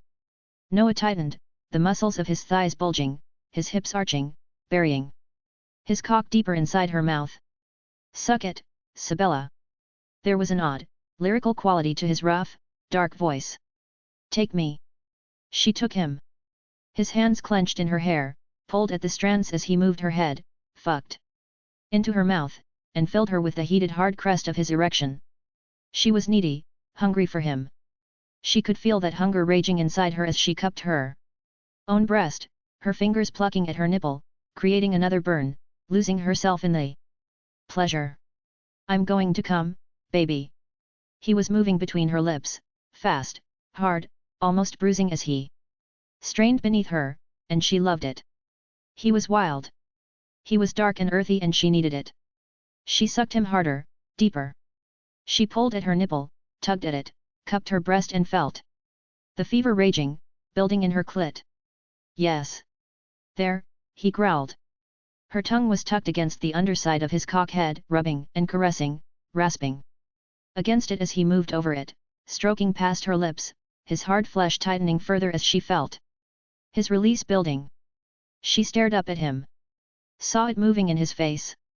The way it tightened, turning stark, forbidden. Then she felt his release. The first spurt exploded inside her mouth, the second had her moaning, her clit exploding as she rubbed herself against his knee. Ah hell, yes, you little witch, he groaned. Sabella froze. She felt, tasted, she existed. But she stared into his eyes and dropped back in time. Suck me, you little witch. My sweet, beautiful little witch. When his hands eased in her hair, she moved back. She stared at him, shaking. Horror and guilt rose inside her, flaying her soul with the consequences, the truth of what she had just done. She could still taste him in her mouth. He was staring at her, dawning realization darkening his eyes further as she jerked her bra and shirt down with trembling hands. Noah sat up slowly, watching as she stumbled to the door. Don't you leave here, Sabella, he ordered her roughly. She shook her head. I can't do this. The hell you can't. He rose to his feet, tucking his still stiff flesh back into his jeans and zipping them carefully. You're not leaving like this. She gripped the doorknob. As fast as he knew he was, as powerful, she was still out that door and running down the steps before he could get to her.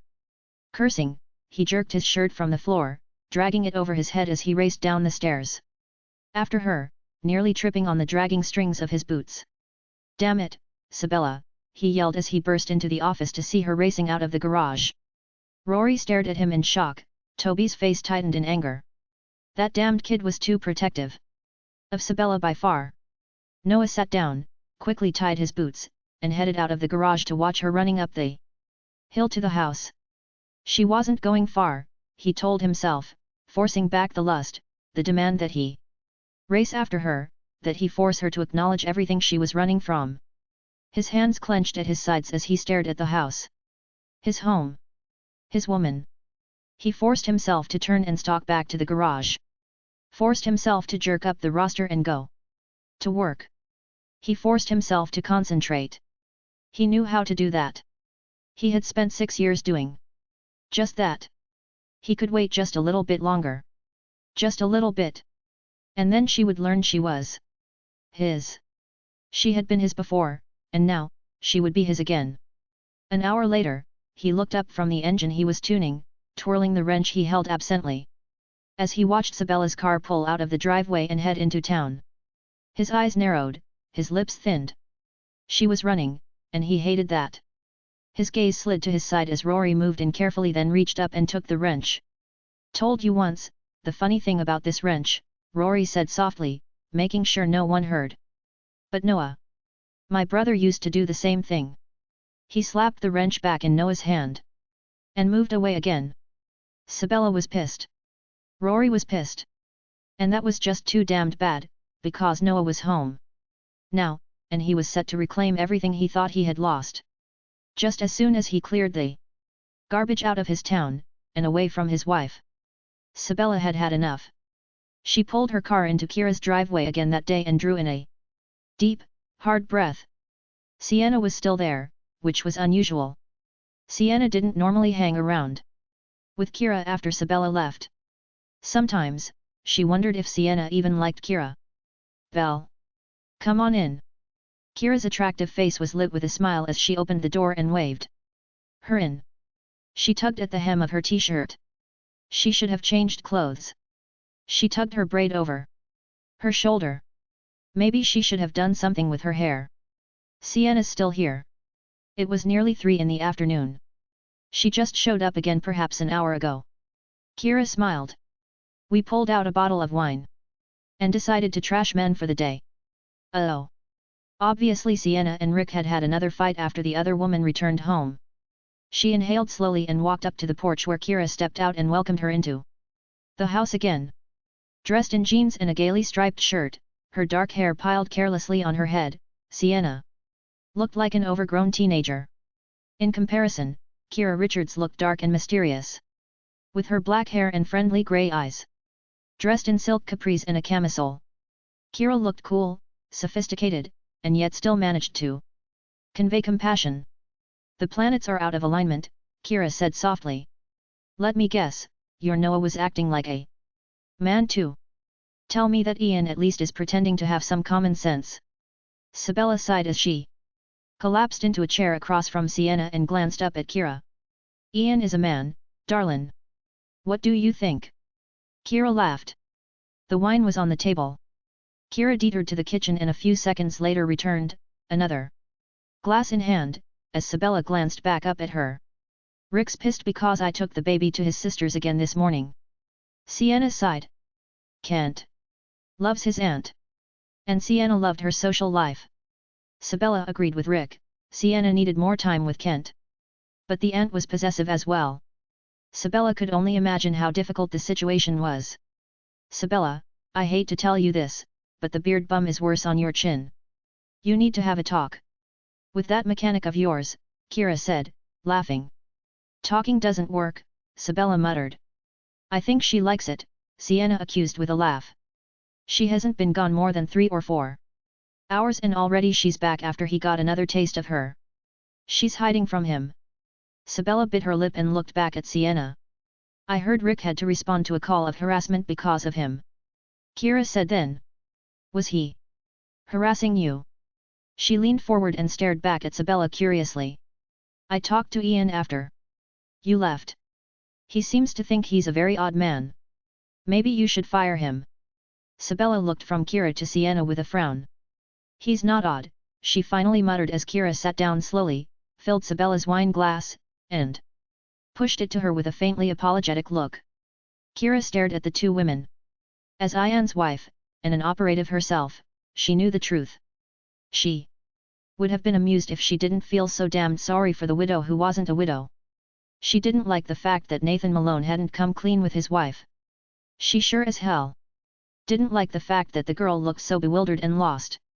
And the friendship they had developed over the years had only increased Kira's worry. Sabella had never let go of her husband, and now he was back again, tormenting her in another way. Ian's worried about you after this morning, she told Sabella, giving her a quiet, almost gentle smile. He loved Nathan like a brother. And he still did. Though Kira would have preferred to kick the other man's ass. I know he did. Sabella sighed, then took a healthy drink of the wine, and Kira watched as her jaw clenched in anger. Kira wasn't having any part of being pushed out of this particular conversation. Sabella had been faithful to her dead husband for over 6 years. The memory of the love she felt for him had tormented her. And for half that time, Nathan could have eased her pain. Sabella licked her lips. She pressed her knees together and seemed to be trying to hold in emotions that were only festering inside her. He's making me crazy, she muttered. He just takes over everything, as though it's his right. But you still want him. Silence descended. She doesn't need him, Sienna finally stated. He's not the staying kind, and she knows it. That's not what it is. I know the expression of a woman steeped in guilt and fear because she's finally met a man threatening her husband's place in her heart, Kira stated gently. This has nothing to do with whether or not he's the staying kind. It has to do with Sabella letting Nathan go. Kira was nothing if not forward. Sabella had learned herself, long ago, that the worst thing a woman can do is hide from herself. Yet, well, that doesn't mean I have to do anything about it. Sabella frowned. Kira leaned back in her chair and watched Sabella for long, sober moments. No, it doesn't. She shook her head. Ian loved Nathan like a brother. She stared back at Sabella then. When they told him Nathan was dead, he took it very hard. He told me. We've become good friends, Sabella. I've watched you the last few years. You laugh, you go out with friends, sometimes you date. But you haven't had a lover since Nathan died. Have you? I've been fine. Sabella shook her head. I'd be better if men would stop getting in my way and acting as though I need someone to tell me what to do. Get a little drunk, Kira advised her, her brow wrinkling at the pain she could see in Sabella's eyes. Get pissed off. Tell us what an asshole Nathan was because he left you. Kira. Sienna snapped, anger brightening her green eyes then. That's enough. And each time she stepped away from Nathan's memory you've reminded her of the man she lost, rather than the fact that there are other men out there, haven't you, Sienna? Kira said softly. I've known the two of you for years now, and I've seen it. I'm just a neutral bystander with too much gossip under my belt and married to the man who was the asshole's best friend. Nathan wasn't an asshole, Sabella snapped. He was a seal, sweetheart. I'm married to one. They're so dominant, fierce, and certain of their own abilities and opinions that they can't help themselves, she stated, amused.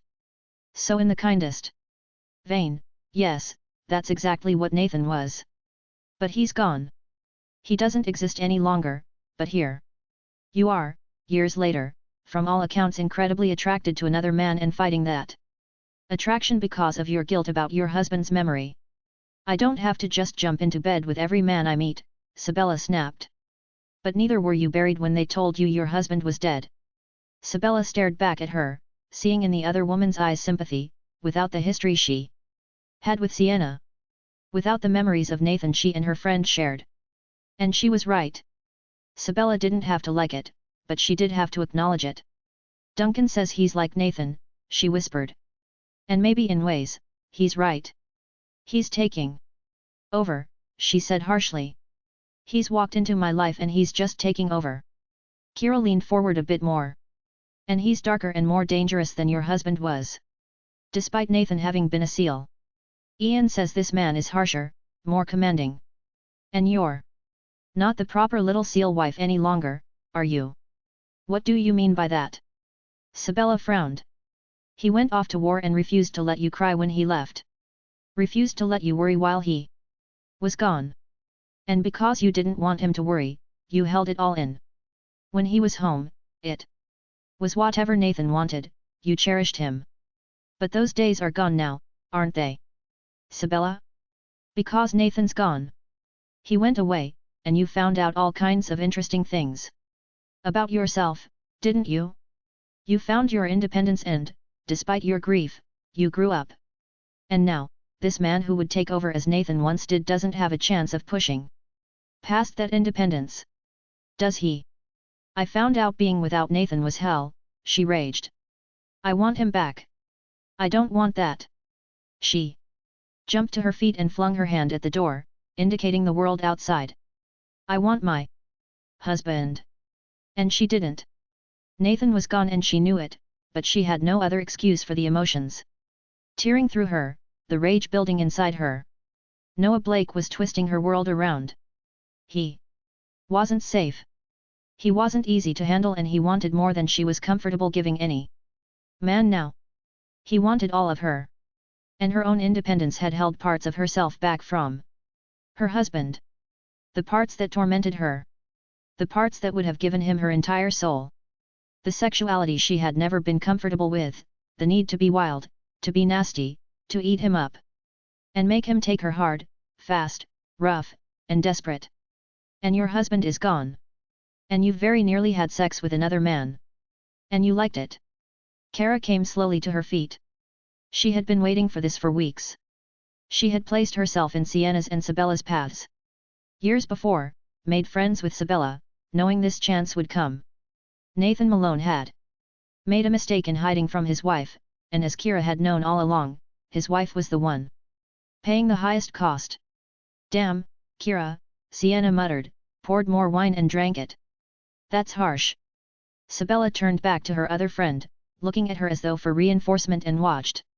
As Sienna stared back at her with compassion, although she clearly agreed with Kira. This is none of your business. Sabella groaned. Why do people suddenly think they can butt their noses in my business? Because we got tired of watching you try to die with Nathan, Sienna retorted painfully. Sit down, Sabella. Let's just get drunk like we used to. We can rip into Noah and Rick, talk about how arrogant they are, and you can go home and live again, she whispered tearfully. I don't care if Noah is a Martian alien hiding horns. I haven't seen you like this in too long. Almost alive. And I could kiss his cheek for making your eyes sparkle like that. Sabella collapsed on the couch and stared back at the other two in bemusement. You don't understand. Nathan. She grimaced. He still holds a part of me. I dream of him. And he's still so much a part of me. Kira resumed her seat and poured Sabella more wine. Don't let him go if you can't, Sabella. But don't feel guilty because you're a woman. Because you need to be touched or you need to be held. Take what Noah Blake has to offer. She leaned back in her seat as both Sienna and Sabella drained their glasses and refilled them. He's taking it all over, Sabella snapped. The garage. Me. As though he thinks everything Nathan had should be his. He could just be dominating. Kira waved the truth of Sabella's statement away. Hell, ride him. For a while, get him out of your system, then send him on his way. Things are never so complicated as they are in the middle of a sexual crisis. Get the sex out of the way, and the problems tend to solve themselves. Sabella stared back at Kira. Sienna didn't speak. She sipped her wine and watched Sabella instead. Are we going to get drunk? If I have to have this conversation, then I at least want an excuse for being blunt, if you don't mind. Otherwise, Rick is going to be pissed I stuck my nose in this. And you know, I tend to do without sex myself when he's pissed. Sabella emptied her glass and held it out for more. Kira watched them both in amusement. They drank that glass and started on another when Sabella suddenly sighed heavily. I gave him a blowjob. Kira jumped as Sienna's wine spurted across the table. The sheriff's wife choked, covered her mouth, and turned to Sabella. You did what? Sabella finished her wine, amused that her friend was so shocked. I told you what I did.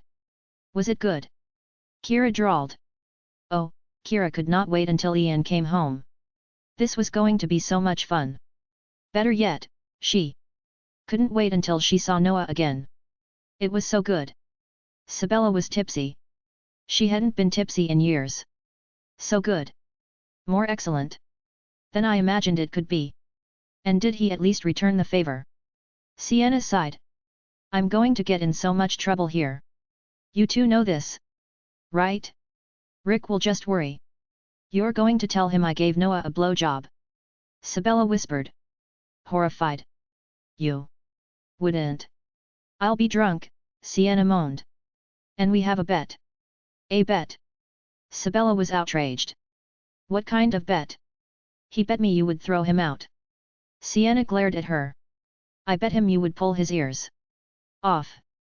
Sabella blinked uncertainly. Why would I do that? Sienna rolled her eyes. You know, sweetie. Grab his ears and pull when you come. She wagged her brows. 'Cause it's good. Sabella turned to Kira as she snorted, nearly choking on her wine. We know better than to let her get drunk, Sabella reminded Kira. She gets naughty. Remember? Yeah, like that night Nathan had to come get you from the house. Sienna laughed.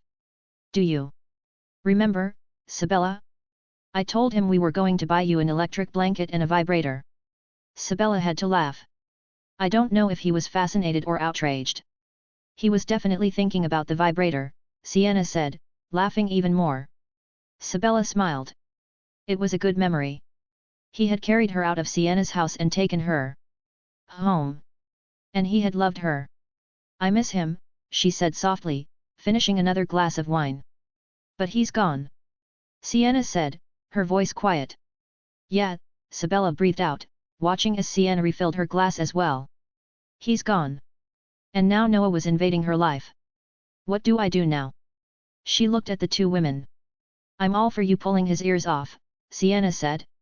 Nathan left you, Sabella, Kira told her gently. Do you think he would berate you? Sabella was quiet for long moments before she whispered, I promised him forever. Forever with him. Is he here now? Kira pointed out gently. You don't have to give Noah forever, Bella.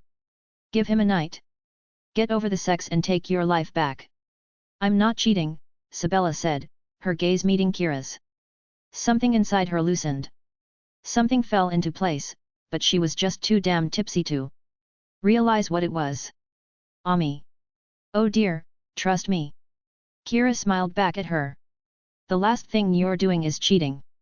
You can take that one to the bank. Glasses clinked, refilled, and the three women sat back and proceeded to get outrageously tipsy. Well, Sabella thought several hours later as Ian walked in and stared at them in shock, maybe they were a little bit drunk. Chapter 11. Oh hell! Rory groaned as he hung the phone up, then covered his face with his hands. Noah turned from where he was watching the driveway through the windows of the office and glanced at his brother with a frown. What? Rory had that look. One of trepidation. Warning. Male amusement. Belle's drunk. Noah froze. There it went. His balls drew up in fear. Pure, unadulterated male fear. Because Sabella did not pull her punches when she was drunk. Tell me she's not at Sienna Grayson's. That was Ian Richards. She's at his house. Rory sighed. The sheriff is there to pick up Sienna. He's threatening to lock Belle, his wife, and Ian Richards' wife up for the night if I don't come. Get her. Evidently, they're trash-talking men in general and having a hell of a lot of fun doing it. I think I heard something about a sexual crisis in the background, and Ian is cracking the hell up. With laughter. Yeah, that was fear pinching his balls. Call him back, Noah breathed out roughly as he grabbed his jacket from the wall peg and grabbed the keys to Rory's truck from his desk. Tell him we're coming after her. The garage was already closed and everything locked up for the night. They had just been waiting for Sabella to return. Should I wish you luck or order roses for your new gravesite? Just call Ian and tell him we're coming, he growled and headed out the door. I'll pull the truck around and pick you up. He should have known when he saw her drive off. Hell, he had known. A part of him was well aware that his wife was pissed off and would head to Sienna's. He hadn't expected Kira. He knew they'd connected as friends, but not to this extent. There would be hell to pay now, and not just from Sabella, but Kira as well. He and Rory arrived at the house, pulling in behind Kira's small sports car, and Noah shook his head. He knew Kira. She was a troublemaker. A former Homeland Security agent with too damned much time on her hands now. She had driven Ian insane until he married her in what Nathan swore was an attempt at some peace. The door opened as he neared it, and Rick Grayson stared at him with narrow-eyed displeasure. From across the room as Ian stepped back and allowed Noah to enter the house. Amusement glittered in his commander's eyes and tugged at his lips. Damn! Noah didn't need this. And there they were. Sabella was sprawled out on one end of the couch, Sienna on the other. Kira was reclining on the love seat. They all stared at him. Oh Sabella, Kira drawled mockingly. I disagree, he looks like a very shady character. She looked at Sienna. Has your husband run his background check yet? I bet he has a record. Twice. He's clean, Sienna announced blithely, peeking over the back of the couch as Noah winced. You know who he reminds me of? A thief. Kira answered quickly. No. Sienna frowned. You know. Do you think his ears are big enough to pull? Sabella peeked over the back of the couch. Narrowed her eyes, and stared at his ears consideringly. The three women erupted into gales of laughter. I should arrest you, Rick muttered to Noah. This has to be your fault. Noah grunted, strode across the room, and picked his wife up gently from the couch. She stared at him in surprise, but she didn't fight him. I can walk, she assured him. Of course you can. He nodded seriously. But Rory has a date, so we're in a hurry. She thought that was funny. But as she laughed she laid her head against his chest and her little hand rested over his heart. Night, Rick. Ian. I've had fun, she called out as they passed the two men. Stay out of trouble, Belle, Rick grunted before shaking his head as Noah passed. Everyone thinks you're very sexy, you know. Sabella piped up as he carried her to the truck. Really? He glanced down at her. She was watching him, drowsy, a little too tipsy. Really? She sighed. Do you know Gaelic, Noah? She suddenly asked. His heart clenched. It actually hurt, as though spikes of steel had been dug into it. Should I? He asked her, moving to Rory's truck as his brother headed around to Sabella's car. Thankfully, there had been a spare key to the car at the garage.